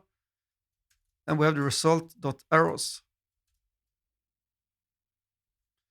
And then we can also return. So this will throw an error for us if we get an error. All right. And we console log out the result. We can actually also destructure out the result. Const WP and all WP category. Like this. Equal results data. Something like this, I think, should do it. Save the file. And we have to be in the console now. Just going to find the correct one. I'm going to break the server. And I'm going to run npm start again. Because now when we console log this out, we won't see it in the browser because we're in node land. So we will see it in our console, hopefully. And we hopefully don't have an error. Yeah, we had some error, actually. Yeah, that's because I have an S on results. So I'm going to change that one. Result. Singular result.data. Save it, go back. And I'm going to break it again and run npm start. And there you have it. It doesn't give us that much data here, but we can see that we have the WP. It's an object with a prototype and stuff like that. Reading settings, object. We have the all WP category. So we're grabbing the data here, but we can't really see it in the console. I don't know exactly why it didn't console log it out. What happens if I try this? Console log WP, for example, save. I go back. I'm going to break it, run it again. Reading settings, yeah, there you have it there. You can see reading settings, post per page 10. So we get our data and hopefully it will work. And this is, as I said, in node land. So that is why it is shown here in the console when you console log it. So this is all happening when the site builds. And that's why we're in this node file. We do this stuff when we build the site. In the next video, we will scaffold out our archive template. We have created a GraphQL query for the categories. And now we're going to move over to the archive template. And then we're going to come back to this file and actually create the pages. So inside the SRC folder, you can see that we have another folder that's called templates. Right now, there's only a style file for this one. And I separated out the styles for this one also because, yeah, you can see it's quite a lot of styling here. So I don't want it to pollute my archive template. Inside of this templates folder, we create a new file, archive.js, all lowercase letters, and we're going to start scaffolding out this component. So import React from React. And then we're going to need a link, import link, and also the GraphQL tag function from Gatsby. And then we're going to need something that's called a static image from Gatsby-plugin-image. And this one is actually another version of an image that we can create with this plugin. In our case, we're going to have an already defined image for the archive, and it's inside the images and archive header image. So we're not grabbing this one from the API. So that's why we're going to use something that's called a static image. And I'm going to show you how this works later. We're going to import some components. We import layout from ../components/layout/layout. We're also going to need the same breadcrumb as we used before. And here you can see the beauty with React because we can reuse the components. So import breadcrumb from ../components breadcrumb/breadcrumb. And then we're going to create two new components for this one, and that's going to be the archive sidebar and the pagination. But we haven't created those yet, so we're going to create them later. Then we have our styles, import. There's a lot of them. We have the wrapper. We have the content wrapper, capital C, capital W. We have the page content, capital P, capital C. We have the styled H2, capital S, capital H. Then we have the styled date, capital S, capital D. And the last one is the styled read more, capital S, capital R, capital M. And we import them from /archive styles, do some auto formatting, and it puts them on their own rows. And I may have choose another name for them, probably, if I gone through the styles one more time. So yeah, you can rename them if you want. I'm not going to change that now as I'm this far into the course. All right. Then we create our template, const archive template. And these ones are not regular React components. So that's why I have a lowercase a here. React components should always have a capital letter. This is a page template, so that's why I have a lowercase a. And for now, we're only going to have parentheses, but this archive template is going to receive some data in a data prop, just as we did with the page. We receive the data here from the page query down here. So we're going to do exactly the same on the archive template later. And we're also going to have a context for this one. The pages also have a context where we can send in our own data, our own variables. And that's what we're going to do from the Gatsby-node file. When we create the archive pages, we're also going to pass along some data to our context that we can receive in this template. But we're going to do that later. So for now, we leave it empty. And we have an arrow function, and we can make an implicit return. We're going to have our layout first. And I think that's actually enough for now. We can type in archive like this. And then don't forget to export it. Export default archive template. Do some auto formatting. All right, it put it on this row. That's fine. Save the file. And this is it for this video. In the next video, we're going to create the archive pages from the Gatsby node, and we're going to use this template. And then we're going to finish this archive template when we have created the pages and we have the data for the archive template. We have scaffolded out our archive template, and now we can use this one and create our actual archive pages. So go back to the Gatsby-node file, and up here, the first thing we're going to do is import that template. And we do that maybe below here. Const archive template equal path.resolve. This is the one that we imported up here from Node. It's built in Node, so we can import it. And we have a string .src/templates/archive.js.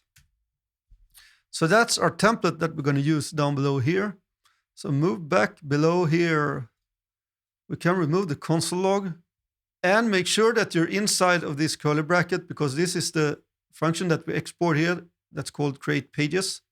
So we need to be inside of that one. So I'm going to mark this one with create pages for each category. Right? So we have all the WordPress category that we grab here with the GraphQL query. So we're going to loop through these pages. So all WP category dot edges. And we're going to run a for each loop on this one. So we have a category. We have an inline arrow function. I make an explicit return for this one. So I have curly brackets. And I'm going to create some stuff here. We have a const that's called posts per page. This one we're grabbing from WP reading settings dot posts per page. Then we have a const that we call number of posts. And this one we get from the category dot node dot count.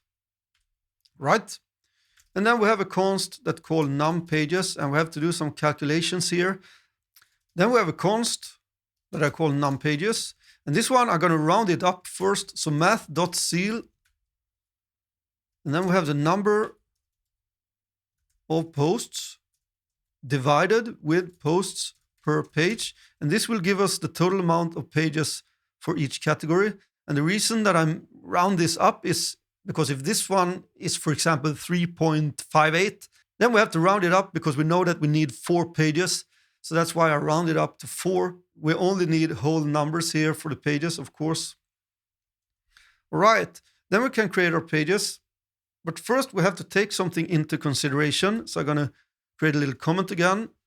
Some categories may be empty, and we don't want to create pages for them. Also, don't want to create pages for uncategorized. We don't want to have any pages with uncategorized category. And if the category is empty, it's pointless to create some pages for it. So we're going to have a little if statement here. If number of posts is greater than 0, or category dot node dot name not equal uncategorized. This one has to be spelled exactly like this because it's named like this from WordPress. So if the number of posts is greater than 0, and if the name isn't uncategorized, we can create our pages. And now I'm going to show you another little trick on how you can create an array and loop through it. Because if you remember, I showed you a little trick doing that in the CtaArea here. I create a new array of 3 and I fill it with an empty string. And this is one way of doing it. And I'm going to show you another way now that I actually think is neater, but I want to show you different ways of doing things. So that's why I do it differently now. So in this file here, we have array with capital A from parentheses. And now we have an object. We set the length to the num pages, and this will create an array for us that we can loop through. It will take this property of length and create an array from that, and it will fill it with undefined, if I remember correctly. So we can loop through this. So we create an array from the length of the number of pages. So we're going to do a loop dot for each. We're not going to use the actual element. We only want the iteration number. So I mark it with an underscore and I have the I. I have an arrow function like this. And I also, of course, have to have parentheses here like that. All right, so we have a loop where we can create a page for the exact amount of number of pages. Great, that's exactly what we need. And if you remember up here, we destructure out something that's called create page from the actions that we destructure out here. So we move down here again. So we use that function, create page, singular, create page, parentheses, and we have an object. So this one takes in an object. It wants the path. And for this one, I'm going to create a turner operator, because if we're on page 1, I'm going to actually show you this one on the finished site. We have the blog archive, and this is page 1. So we don't have a number here. You can see in the URL, it just says all posts. But if I go to the next page, we have 2. And if we go to the third, we have 3.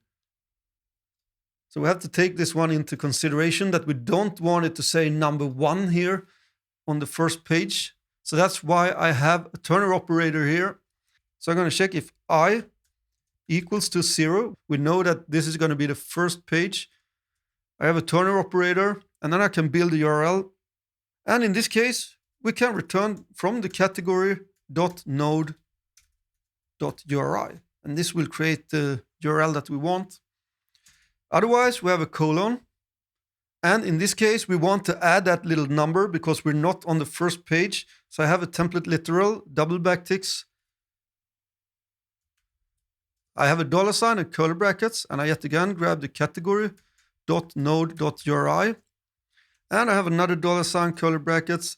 And I want to add the number. So I have I plus 1, because this one starts at 0. So that's why I add 1 to it. And very important, have a comma, because this is an object.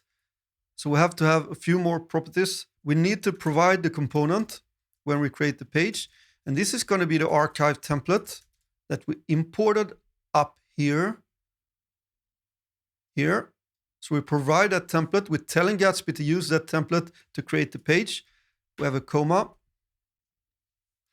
And then we have something that's called a context. And on the context, we can send in whatever we want. So context is going to be another object like this. And now we can decide which parameters we want to send into our page template. So first I want to send in the limit. This one is going to be the posts per page, comma, skip is going to be I times posts per page. And these ones are going to be used in our GraphQL page query for fetching the different pages. So we know the limit, and we also know how many we should skip for each page, right? Then we have the num pages. I want to send that one in, and we don't have to specify it like this when the name is the same. So we can just type out num pages. And we have the current page, colon. It's going to be I plus 1, comma, because yet again, we're starting from 0, so we have to add 1. Then we have the cat ID, colon, and we grab that from category.node.id, comma. We have the cat name, colon, category.node.name, comma. We have the cat URI, colon, category.node.uri. And we have the categories themselves, colon, and we give it the all WP category. Yeah, I can see now that this parenthesis should be probably here.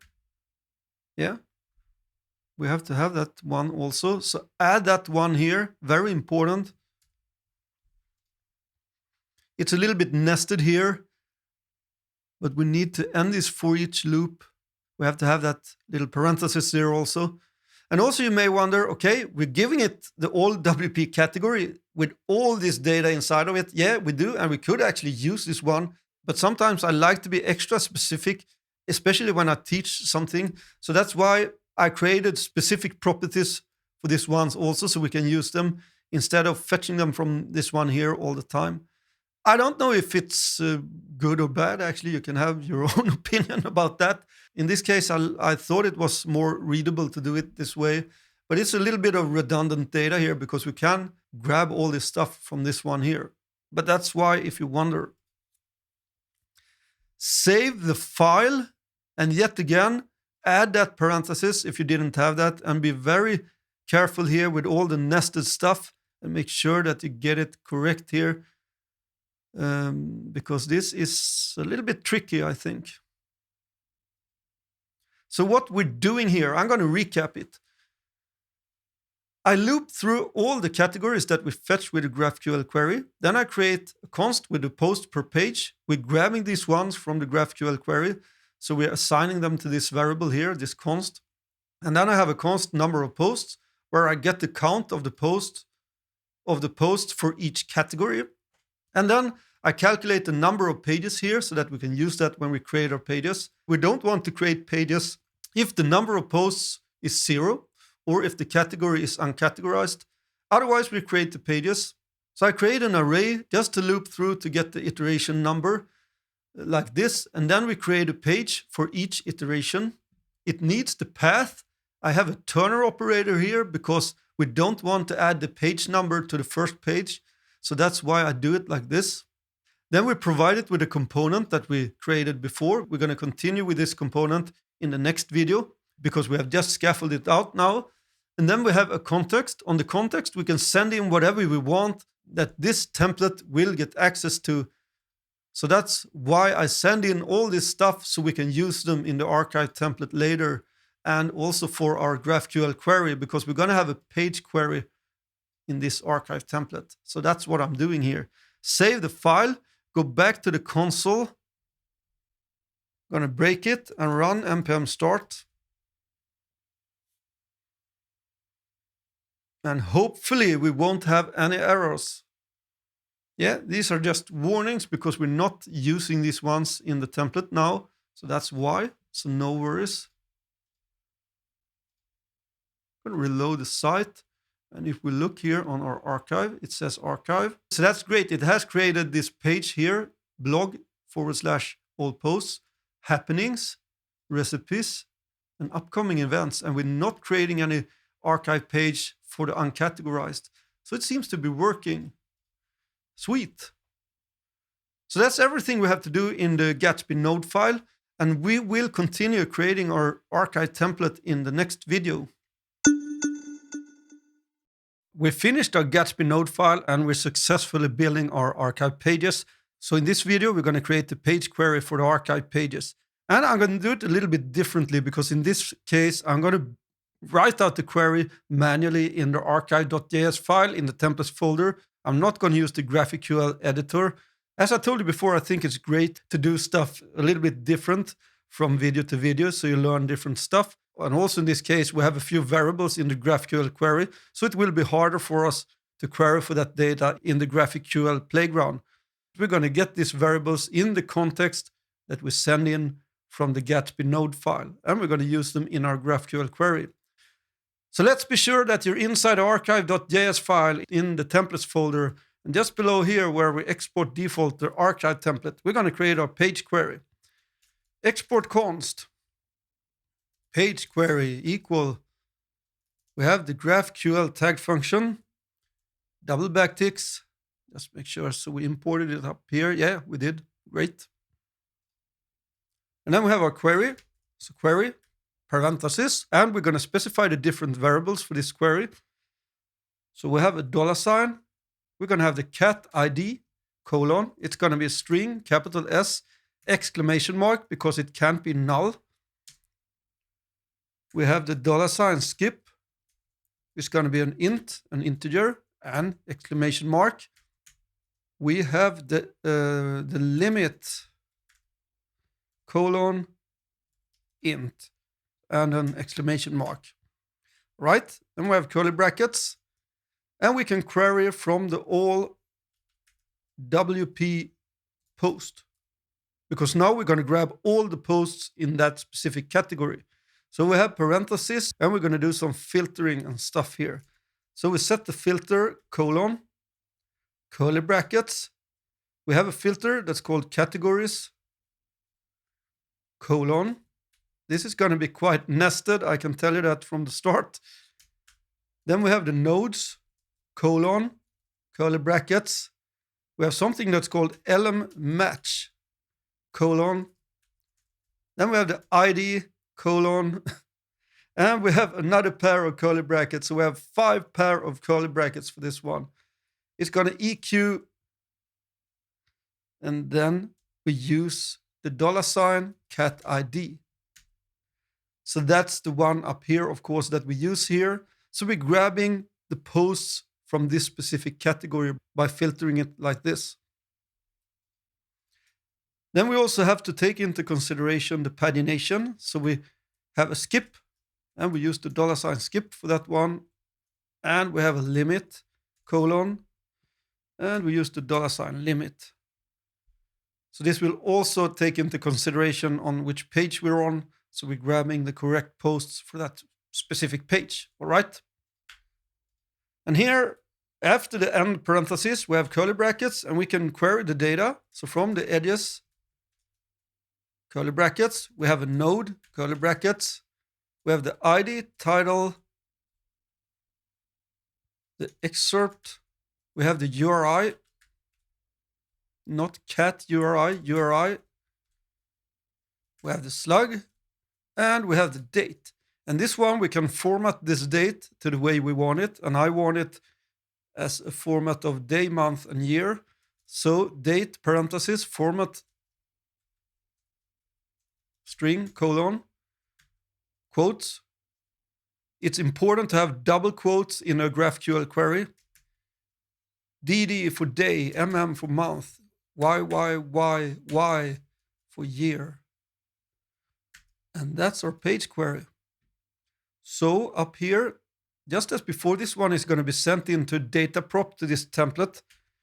So we destructure out the data, and from the data, we can destructure it out one more level actually. So colon, and we're going to grab the all WP post like this. And then for now, I'm going to create parentheses. We have the layout. I'm going to console log out the all WP post. And it's inside curly brackets because I'm console logged out inside of the JSX. Save the file. I don't know if we have to restart. No, we actually didn't have to restart it. So here you can see the edges. We have, in this case, there's 10 posts. And that's correct because this is page 1. So we have 10 posts for each page. So hopefully this will work. And we have the data here. So that's great. In the next video, we're going to continue on with our archive template. And we're going to create the hero image and the breadcrumb. We're going to create the hero image for the archive and also the breadcrumb here. This one is a static image that won't change depending on something from the WordPress CMS. So we're going to grab it from the image folder, and we have a little tool to do that in Gatsby with the new Gatsby image plugin. So move back to the code, and inside our templates, inside our archive.js file, you can see up here that we're already importing static image from Gatsby plugin image. So we're going to use that one here. We can remove this console log. And we can also remove the archive. So we're going to use the static image component. We're going to set this src. This one is a relative path. So we have ../images/archive_header_image.png. So this is how we use this one. We don't need to create a GraphQL query when we have a static image. So that's super sweet. And we can also set some stuff on this static image, just as we can in a GraphQL query. We have a prop that's called placeholder. It equals a string traced underscore SVG. We have the layout. It's going to be fluid. I'm going to set a max width on this one. It's going to equal 1920 pixels. So 1920. I set a max height. I want it to be 300 pixels. So 300. And we have an alt that says archive hero. And then we close the component.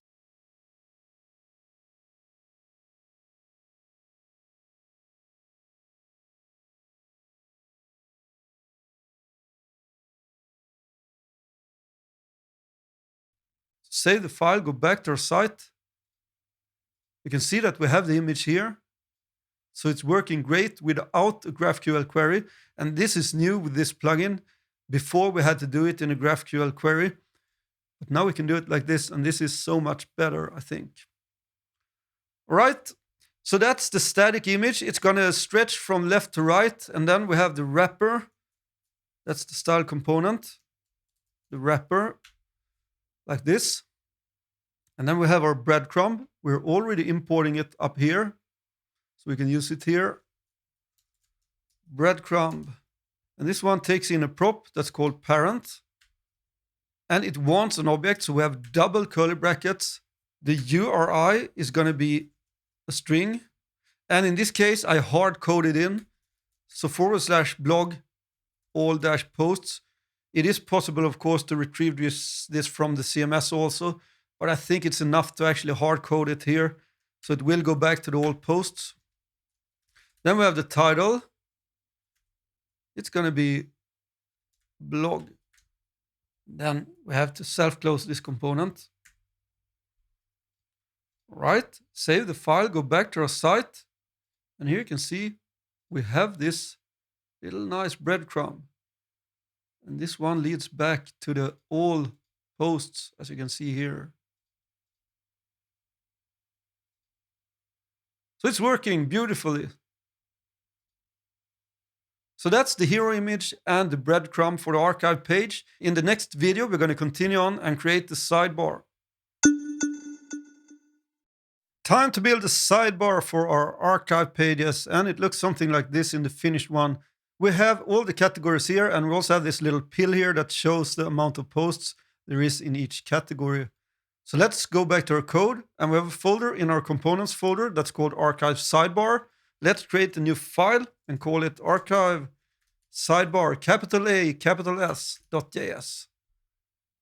And we're going to import React from React. We're going to need a link, import link from Gatsby. We're going to need an icon for this one also. So import page icon from /images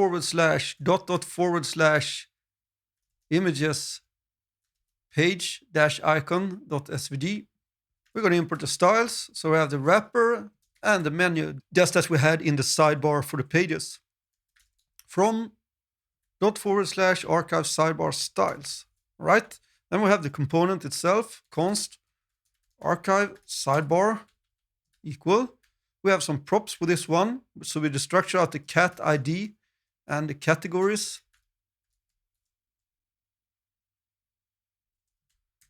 And it's going to be an arrow function. We make an explicit return. And we're going to return. We have the wrapper. And then we're going to have the menu. And for now, we can say sidebar. And we're going to export default archive sidebar, something like this. So now we're going to import this one in our archive template, and then we're going to come back to this component. So move inside the archive.js file, and up here below the breadcrumb, we're going to import archive sidebar from /components/archive sidebar/archive sidebar. All right.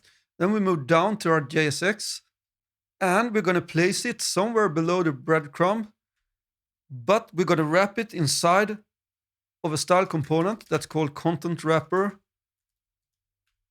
And that one we have inside of here. Somewhere. Content wrapper, there it is. Right? So that's the one that we use here. Then we have our archive sidebar, and we're going to give it the props. Cat ID equal. It's going to equal the cat ID. And we have the categories. And it's going to be the categories dot edges. And we self-close it. So save the file, and we can go back to our site to see that it works. Failed to compile. Okay, what's wrong? Cat ID is not defined. Okay, yeah, I know what's wrong. It's in the archive because here I have used these values here and I haven't destructured them out. We only destructure out the data, and also we need to destructure out the data that we get to the context. So I'm actually going to put these ones on their own rows. So we have the data, and then we have the page context. That's the data that we sent in from the Gatsby node here on the context. It's going to be in a prop that's called page context. So we can destructure out that data also. We have the cat ID. We have the cat name. We have the cat URI. We have the categories. We have the num pages, and we have the current page. Something like this, I think, will work. Hopefully. And of course, we have to have a comma there also, because this is an object that we destructure out from. So very careful, have that comma there, save it, go back to the site, try to reload it, and it seems to be working. Yeah, and we have the sidebar here. So that's great. And then we can continue on, go back to the code, and inside the archive sidebar, we have to do some stuff here now to actually show the sidebar. And the first thing I want to do is to sort all the categories, because I want the old posts to be displayed on top of the menu. So that's why I'm going to use the built-in sort function in JavaScript. So const sorted categories equal. I'm going to spread the categories out into a new array because sorting does it in place and we don't want to mutate anything. So I create a new array with the categories. Dot sort. And we're going to have the X and Y.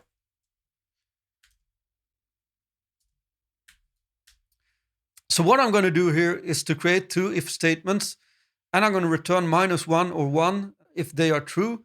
Otherwise, I'm going to return 0. So I'm going to show you here now if x.node.slug. I'm going to check for the slug. If it is all dash posts, I'm going to return -1. And if y.node.slug equals to all dash posts, I'm going to return 1. Otherwise, I return 0. And this will make sure that all posts always get on top of this array, so it's the first element. So you can read more about the sort function in a JavaScript documentation if you want to know more about it. But this will make sure that the all posts will get placed first in the array, and that means that it will always be on top. All right, we have the wrapper, and then we have the menu here. The menu is a UL element, so we can create an li element with a class name that equals sidebar dash menu dash header, like this. And inside we're going to have an IMD src. It's going to be that icon, page icon. We have an alt of, yeah, maybe kit archive header, yeah, something like this. And then we have a span that says posts, right? I'll save it, see what we've got so far. So we have this one here, great, it works. Then we can loop through all our categories. So we have curly brackets and we have our sorted categories. Dot map, we have a category or a cat, maybe, yeah. If cat.node.count not equals 0. Then we're going to do something. We don't want to show the categories that don't have any posts in it.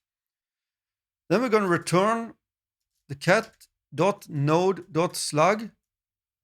We do another check here. If it's not uncategorized, we don't want to show the uncategorized categories either. Question mark. This is a Turner operator. I have parentheses. And we can actually return null here, so we won't forget that one. At the end of the parenthesis, I have a colon and null.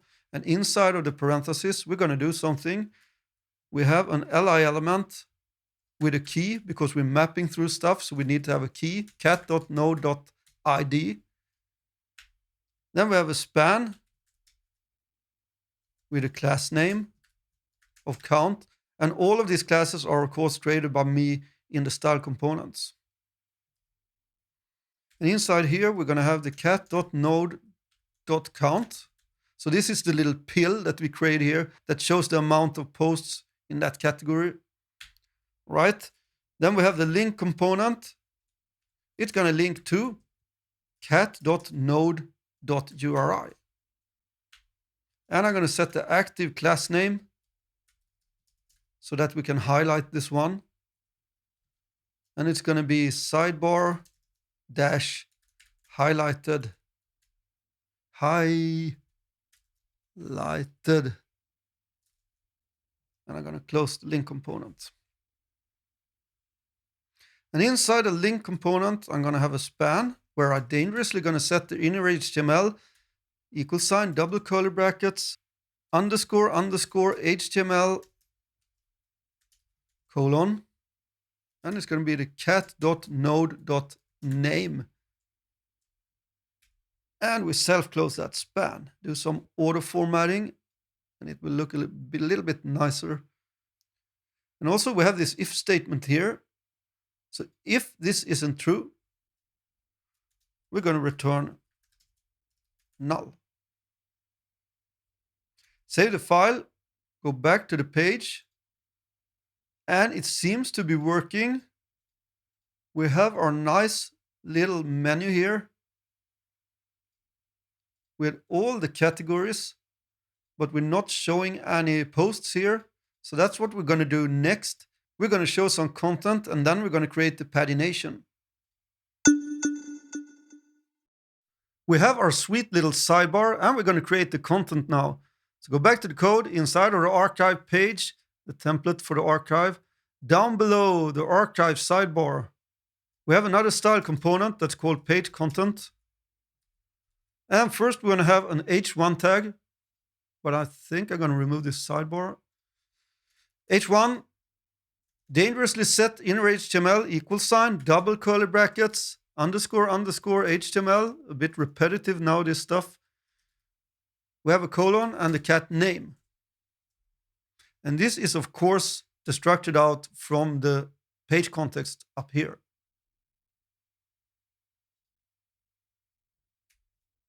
So that's the header. Then we're going to loop through all of the posts, all WP posts, .edges, .map. We have a post, and we have an inline arrow function, make an implicit return, and we can do some stuff inside of this loop. This one is going to be an article. So we have a key, post.node.id. We have a class name, and it's going to be entry-content. Then we have the header for the article itself, and that one is going to be wrapped inside of a link. The link is going to go to, and as this is to the posts, I'm going to add this /blog as I talked about before. So I have double backticks, /blog, and then I'm going to grab with $ curly brackets the post.node.uri. Right inside of the link, I'm going to have my styled h2. And for this one, I'm dangerously going to set the inner HTML again, =, double curly brackets, underscore underscore HTML colon post.node.title.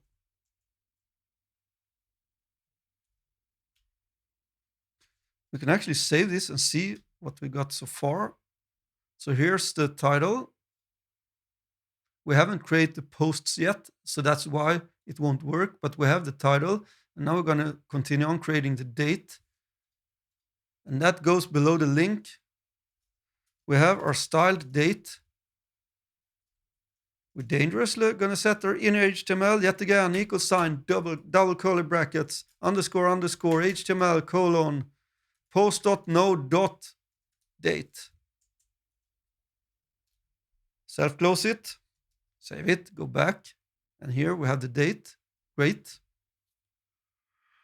And below the date, we're going to have the excerpt, and that one goes in a p tag, where we dangerously set the inner HTML, getting boring saying this all the time. Double underscore HTML colon from the post.node.excerpt. We self-close it. Then we can have the styled read more. It's going to go 2. Because if we look in the styles, style read more, this is a styled link that I do here in the style component. I import the link here and then I give it some extra styling. So that's why I can use the prop 2 here on that one. And I'm going to have the same link as up here. So double backticks /blog. And then I grab with dollar sign and curly brackets the post.node.uri. And it's going to say read more. And the last thing we're going to have here is that little divider. So it's a div with a class name equal to .-divider. And that one is a class that goes inside of here, the page content. I have the .divider, so that's the class that I'm using there. All right, save the file, go back to the site and see what it looks like. So we have the little excerpt for the posts here, and we have linked the header.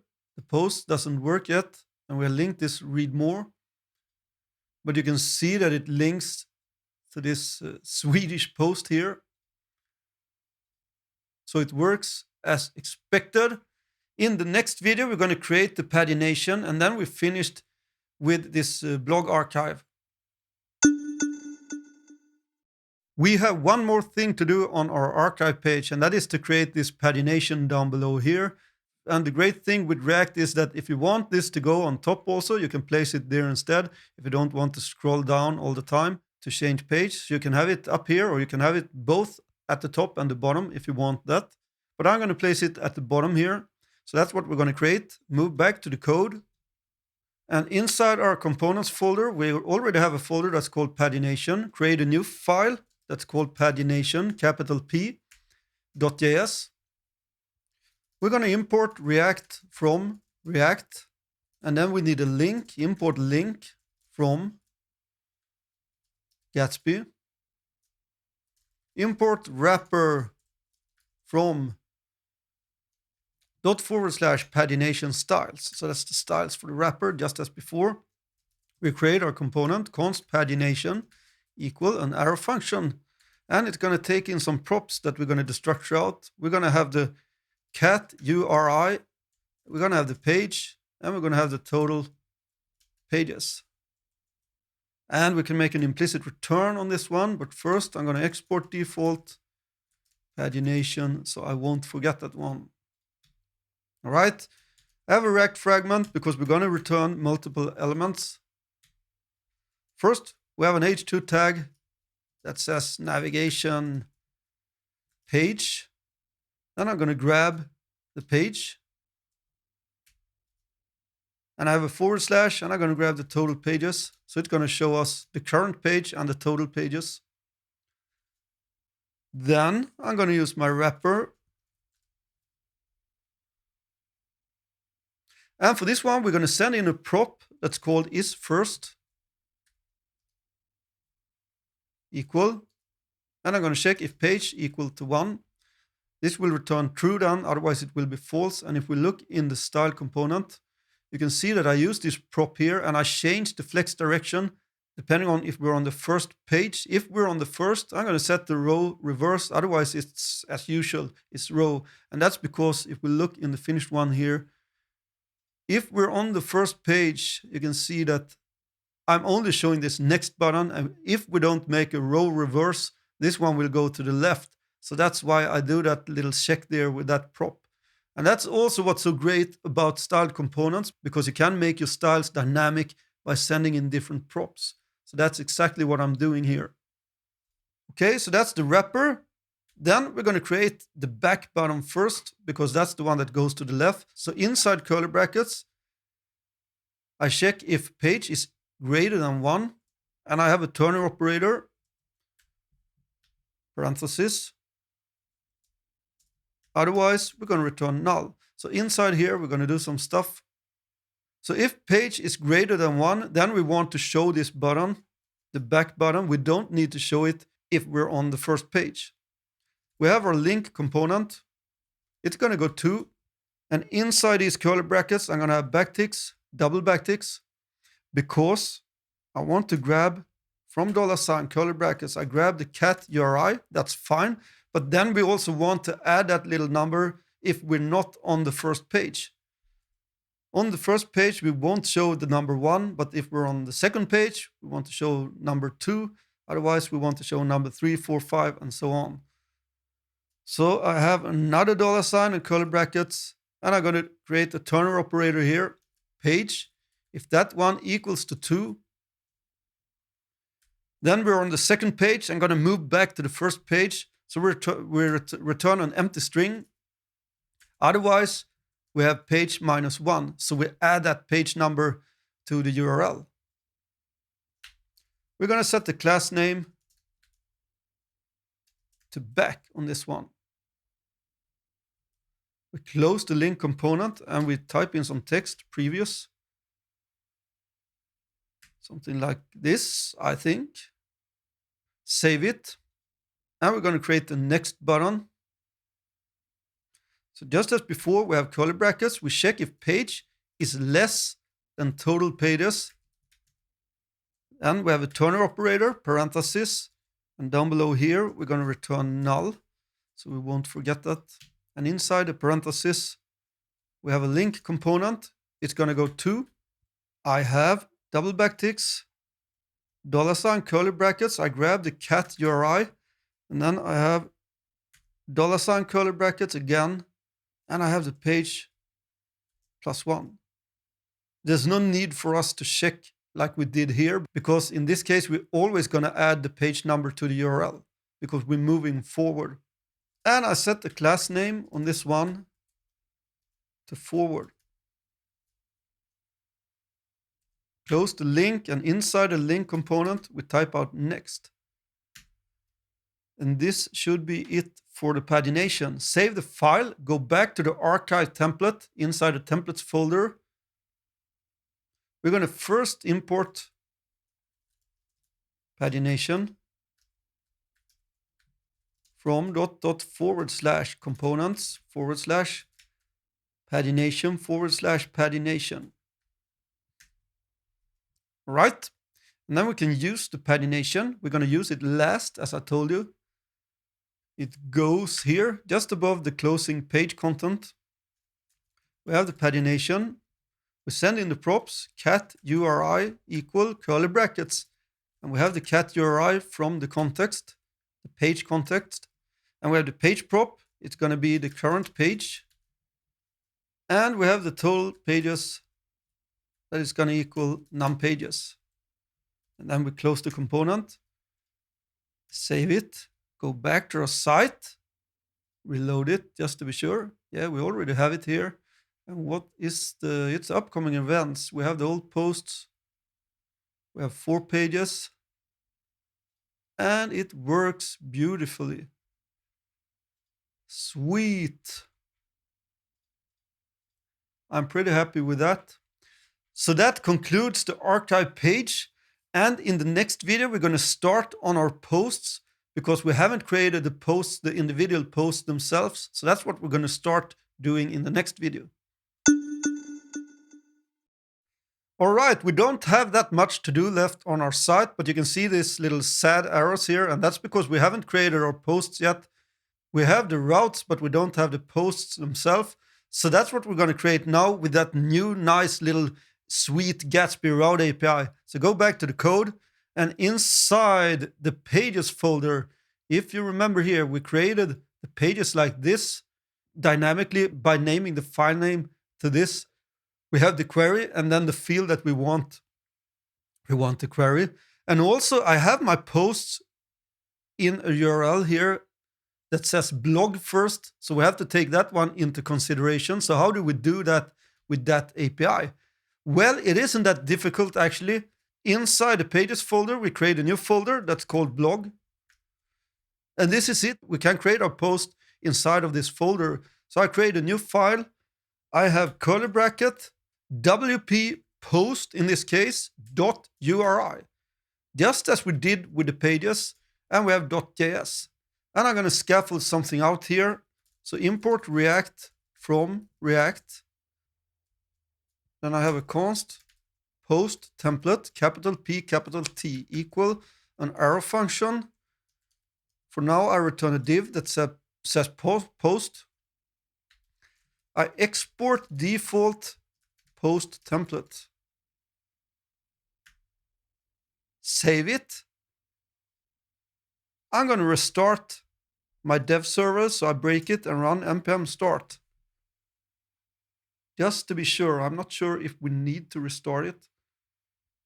Go back to the site, reload it. You can see that it says post here now instead. I'm going to go to this one here and the blog. And we have all the categories, and if we click on a post, it says post. So we are successfully creating our post pages. And it's in this URL here, that's /blog that I wanted for these ones. And that's also why I wanted to name them like this, because I wanted to show you how to create a nested route like this with a nice little folder and naming the file like this. That's how you created a nested route. In the next video, we're going to scaffold out the post template, and then we're going to create the page query for the posts. We're going to scaffold out our post template a little bit before we move on and create the page query for that one. We're already importing React. We're going to import the GraphQL tag function from Gatsby. Then we're going to import style, because I am going to create a few styles for this one inside of this file, just as we did for the pages, from style components. Then we're going to need a layout, import layout from //components /layout/layout. And then we need a breadcrumb, import breadcrumb from //components /breadcrumb/breadcrumb, not styles, just breadcrumb.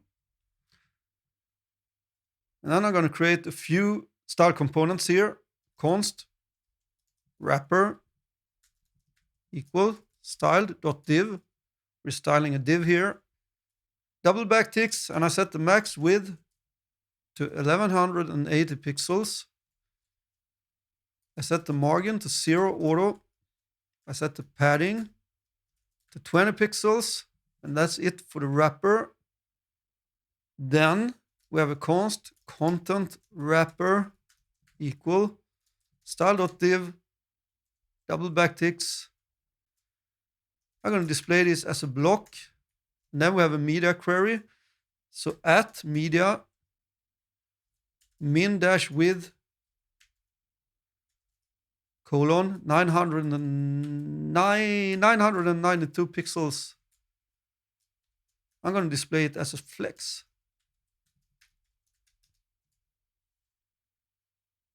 And that's it for that style component. And the last one is going to be a const post content equal styled.article, double backticks, and I set the margin dash top to 20 pixels. All right, so that's our 3 style components. Then we have the post template, and we can scaffold this one out now. I'm going to make an implicit return. We're going to have our layout. Then we're going to have our wrapper. Wrapper. Then our breadcrumb. We give it a parent prop, and that's an object. So equal sign double curly brackets. We set the URI. I'm going to hard code this one also. /blog/all-posts. Comma.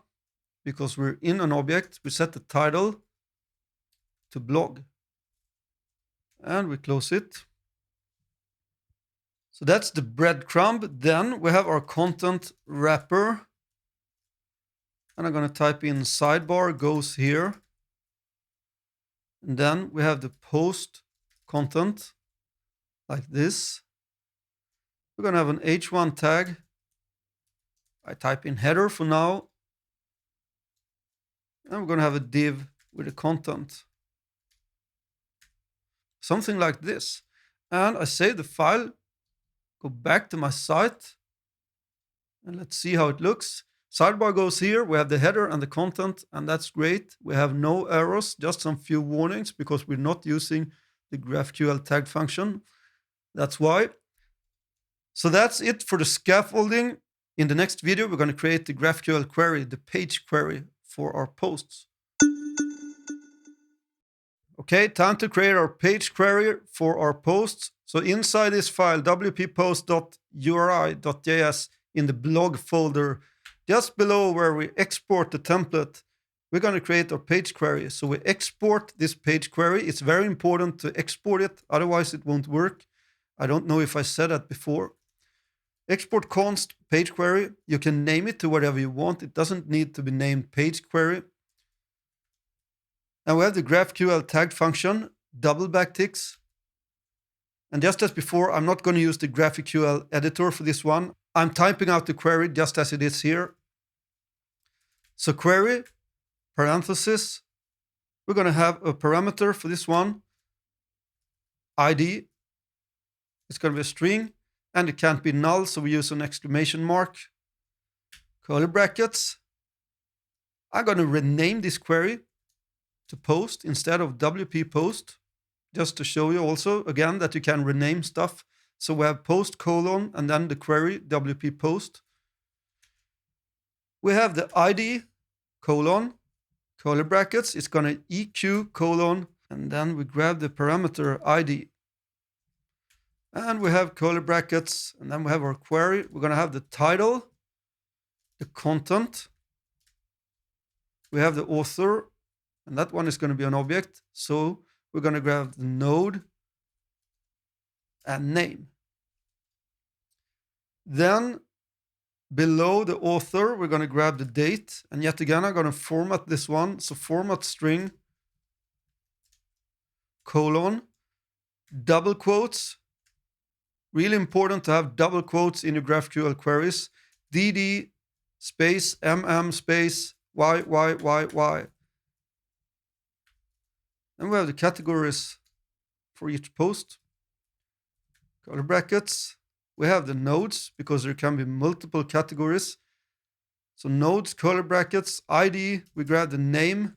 We grab the URI. Not cat URI. Oh, it autofills it. And we grab the slug. So that's the page query. And up here, if you remember, the data gets sent in with a prop that's called data. So we just structure out it here. And then I'm also going to console log out the data, console log data, and save the file. I don't think we have to restart the dev server. So I'm going to reload it. Yes, we have the data here, as you can see. Everything about the post here. It belongs to two categories. I can see here. And the name of the author is Gatsby. So yeah, it seems to be working. We have the content, the date, and the title. Great. So that's the page query. In the next video, we're actually going to finish the site. We're going to build the sidebar and the content for the post. And then after that, we're going to learn how to build this site to make a production build and how to deploy it. All right, we're almost finished with the site. We only have to create this sidebar and the content for the posts themselves. And yeah, it's actually quite sad that we're finished with this one, or maybe I shouldn't say sad, because it's great that we've finished the site and we're near the end of the course and you probably learned a lot, but it's been so much fun teaching this stuff. So it's always a little bit sad at the end of the courses that I create. But there's nothing to do about it. Everything will end sometime. So let's move back to the code. And inside our components folder, we have a folder that's called post sidebar. We create a new file inside of that one, post sidebar, capital P, capital S, and .js. We're going to import React from React. We're going to need a link, so we import curly brackets link from Gatsby. Then we import wrapper and the menu from /post sidebar.styles. So that's the styles, and it's just as before. This is a UL element. So I'm going to create some li element inside of this one later. So we have the const post sidebar equal. We're going to structure out some props. We're going to have the date, the author, and the categories. Each post can belong to more than one category. We have an arrow function, and we make an implicit return. First, I'm going to export default post sidebar like this. And then up here, we're first going to have our wrapper. Then we have our menu. Like this. Then I have an li element with a class name of sidebar-section. And this one is going to have a span that's going to display the date like this. And we can actually copy this one and paste it in 2 more times. These are very similar. We can change this date to author. And we change the last one. It should actually not be in curly brackets because this is hard coded in. It says categories and it's the header for all the categories in this menu. So then we're going to map through all of the categories like this. .map, we have a cat, the category. We have an inline arrow function, and I'm going to make an implicit return on this one. And first we're going to check the cat.slug. It shouldn't equal all dash posts. We don't want to show the all posts here. So I have a turner operator with a question mark, parenthesis, and at the end of this parenthesis, the green one, I'm going to return null. And inside the green parenthesis, I'm going to have an li element with a key of cat.id. And then I have a link to, it's going to link to cat.uri. And inside I have a span where I dangerously set my inner HTML =, double curly brackets, double underscore HTML : the cat.name.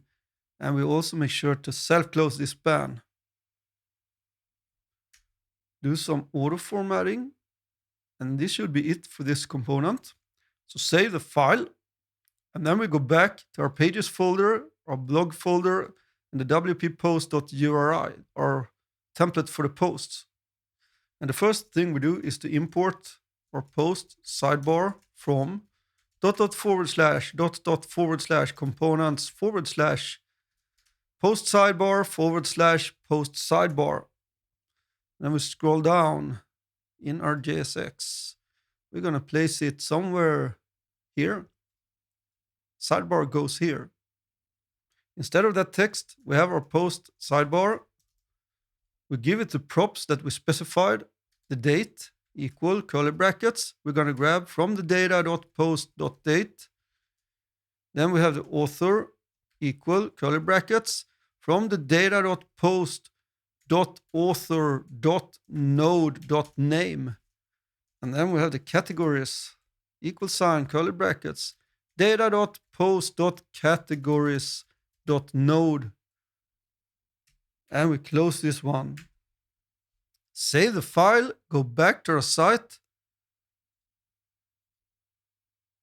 We have some little error here.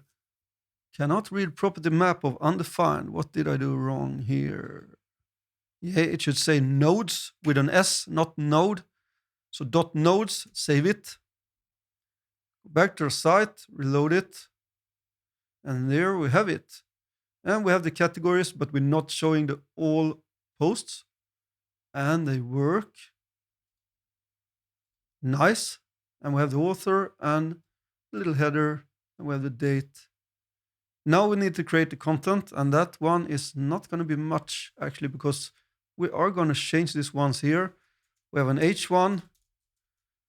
We change it to dangerously set inner HTML, double curly brackets, double underscore HTML, colon, data.post.title.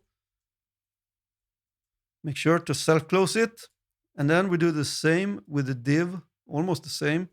We have the div, dangerously set inner HTML, equal sign, double curly brackets, double underscore HTML, colon, and we grab the data.post.content.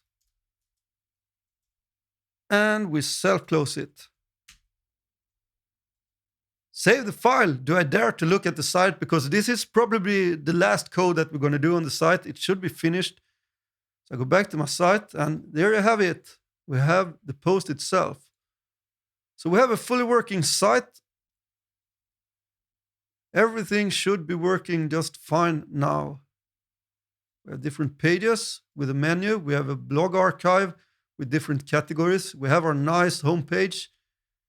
And everything is looking sweet. We have a couple of console logs, so you can remove those ones also if you want to do that. We don't need those when we deploy the site. So that's it. That's the site. But we're going to continue on and also learn how to create a production build and how to deploy the site. So that's what we're going to do next. We have a finished site, and congrats to you for completing the site in the course. We have a few more things to learn before this course is over though. So in this video, there's one little thing that I want to show you that's quite essential when you have finished your site, and that is how to create a production build. So if we take a look in our package.json file, you can see that we have different scripts here, and we've been using start, npm start. When we type that in, it will actually run the command that's called npm run develop, and that in turn will run Gatsby develop. And we also use the clean command to clean the cache and stuff like that. And then you have a test command. We're not creating any tests for this one. And serve if we want to run the server. And then format, and that's for prettier. And then we have a command that's called Gatsby build. If we run this command, we will build a site and we will get the folder with the built site. And we can put it anywhere on a CDN, for example in Netlify or Gatsby Cloud. Gatsby Cloud, I'm going to show you that in the next video, because we're going to use continuous deployment and we're going to build and update our site automatically.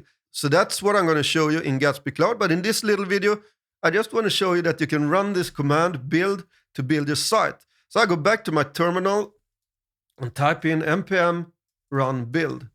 And this will start building our site. And this is essentially the same as when we start up our environment, because it builds the site all the time. So we have to wait for it. But now you can see it's optimizing the JavaScript and the CSS bundles. So that's the big difference here. And here we have it, our built site. So in our folder, we have this public folder here. And this means that this is the built site here. So we can just grab this public folder and publish it wherever we want. And that's fine if you're not going to change anything that often in your site. But you have to do that manually every time you change something. So in the next video, I'm going to show you how to automate this process. And we're going to use Gatsby Cloud to publish and deploy our site. And we're also going to use something that's called webhooks. Okay, we learned how to create a production build that we can publish on the internet, but you have to build that one manually and publish it manually every time you change something, and that's not optimal. So in this video, we're going to learn how to deploy our site to Gatsby Cloud and also hook it up with webhooks to our WordPress CMS so that when the user changes something in the WordPress CMS, it will notify Gatsby Cloud with a webhook and it will start rebuilding our site. So the first thing you'll have to do is to create an account at Gatsby Cloud. It's free and you can see the pricing here. We're going to use the free one and you have some other plans here if you need some more stuff. For example, incremental builds is pretty cool and it will speed up the build process a lot. But we're going to use the free one. So create an account at Gatsby Cloud and log into your dashboard. You can see that I already have a site here and that's for my other course, the Beginner Gatsby course. Then I have published my site to GitHub, and this is the source code. It's not the built one that we created in the last video. So make sure that you push your project, not the built one, because Gatsby Cloud will build the site automatically. So that's what I've done here. I created a repository that's called Kkit at GitHub, and that's the one that we're gonna use. And also very, very important, your WordPress site, you have to publish it to a live site somewhere where we can access it on the internet. And in this case, I published it on my webenfalk.com in a subdomain that's called kkit.webenfalk.com. So you probably have a favorite place where you publish your WordPress sites. So make sure to grab the site from local by FlyWheel, for example, as we've been using in this course. So if we look here, we have the site here and you can right click on it and you can show reveal in Finder. I'm on a Mac now. And we have Kkit. And then you can see inside of app, we have the site, we have the SQL. It's the local, that's the database for the site. And then you have the public folder with all the files for the WordPress site itself. So these are the ones you're going to use when you publish your site to your server. Really, really important. You can't use the version that we use in local by FlyWheel because you can only access this locally on your machine when you use it like this. Publish your site somewhere on the internet. And here I actually created a front end for this one in WordPress, but you don't have to have any front end at all. It could just say something that this is a CMS or it could be blank. It doesn't matter. You're not going to use this anywhere because we built the front end in Gatsby. So it doesn't matter, but in this case, I have a front end because I built the site there first in WordPress, and then I used it in this course. So very important, publish it somewhere where you can access it from the internet and where the Gatsby site can source the data. So I've changed the link. If I show you here in the code, I changed the link here in the Gatsby-config file. I changed it to the live one instead here. Really important, before you push it to your repository, change this URL to the live one, where it always can access the WordPress site because every time it's building, it needs to have access to the WordPress site. Important, important, important. All right, but let's move inside of the Gatsby Cloud. We're going to create a new site. So I'm going to click Add a Site, and I'm going to import from a Git repository. Currently, they support GitHub and GitLab. I guess they support more of them if you're not on the free plan. I don't know really. But we're going to choose GitHub. And here you can see that I have my Kkit repository. And this is also pretty important because if I go back to GitHub here, and then I'm going to go inside my settings, and I have something that's called applications. And then you can see you have the applications here. You have to configure this one to be able to access this site. You can see that I added the site here. You can also give it access to all the repositories if you want to do that. But I specifically said that I only wanted to have access to my Kkit repository and my Beginner Gatsby. So really important, otherwise it won't show up here. So now I'm going to choose the Kkit. And I don't really have to change any, maybe I can change the name to Kkit. And then I'm going to click Next. So now it creates my site. And now it also tells you here that if you want to have some optional integrations, and they actually have someone for WordPress, but this is more like instructions here on how to set it up. So that's what I'm going to show you soon. So we don't have to read this now. It's going to tell you how to hook it up with WordPress. If you want, you can copy this one here. It's a webhook that we're going to use in WordPress to hook it up so that it will trigger automatic builds when something changes from the WordPress CMS. So copy this one here. This is the webhook that we're going to use. Skip this step. And here you can set up some environment variables. In our case, we don't have that, so we don't need to do that. So I'm going to click Create Side. And then I'm going to trigger a build. That's the first build that we're going to do. So I'm going to wait for it now until it has built our site for the first time. And there it starts to build. And there it's built in 1 minute and 29 seconds. And here is the URL for the site. It looks pretty ugly now, but of course you can hook this up to a real domain if you're going to use this site somewhere. But we can click this now, and here is a site, and you can see that it works, and it's super sweet. I love it. So that's how you use Gatsby Cloud, but we want to integrate this with our CMS, also our WordPress CMS, and I have that one here. I'm going to move it somewhere here so I can find it. And as I told you about in the beginning of this course, we have 3 plugins that we use for this site. We have the WP Gatsby and the WP GraphQL. These are ones that are going to tell you about if you read more about the Gatsby source plugin. That's the experimental one that we're using. So they're going to give you links to the repositories for you to download these plugins. And I also use the one that's for advanced custom fields. Otherwise, I won't get fields to query my advanced custom fields in my GraphQL API. So that's what I'm using here. And as we've installed these ones, we have some settings for them. So here on settings, we have a setting that's called Gatsby.js. So I'm going to click this one. And here you can see that we can paste in our builds webhook. And we can also paste in a webhook and some stuff here if we want a preview. Because in our case, we actually have a front end, so we can instantly see and preview stuff that we change on the site.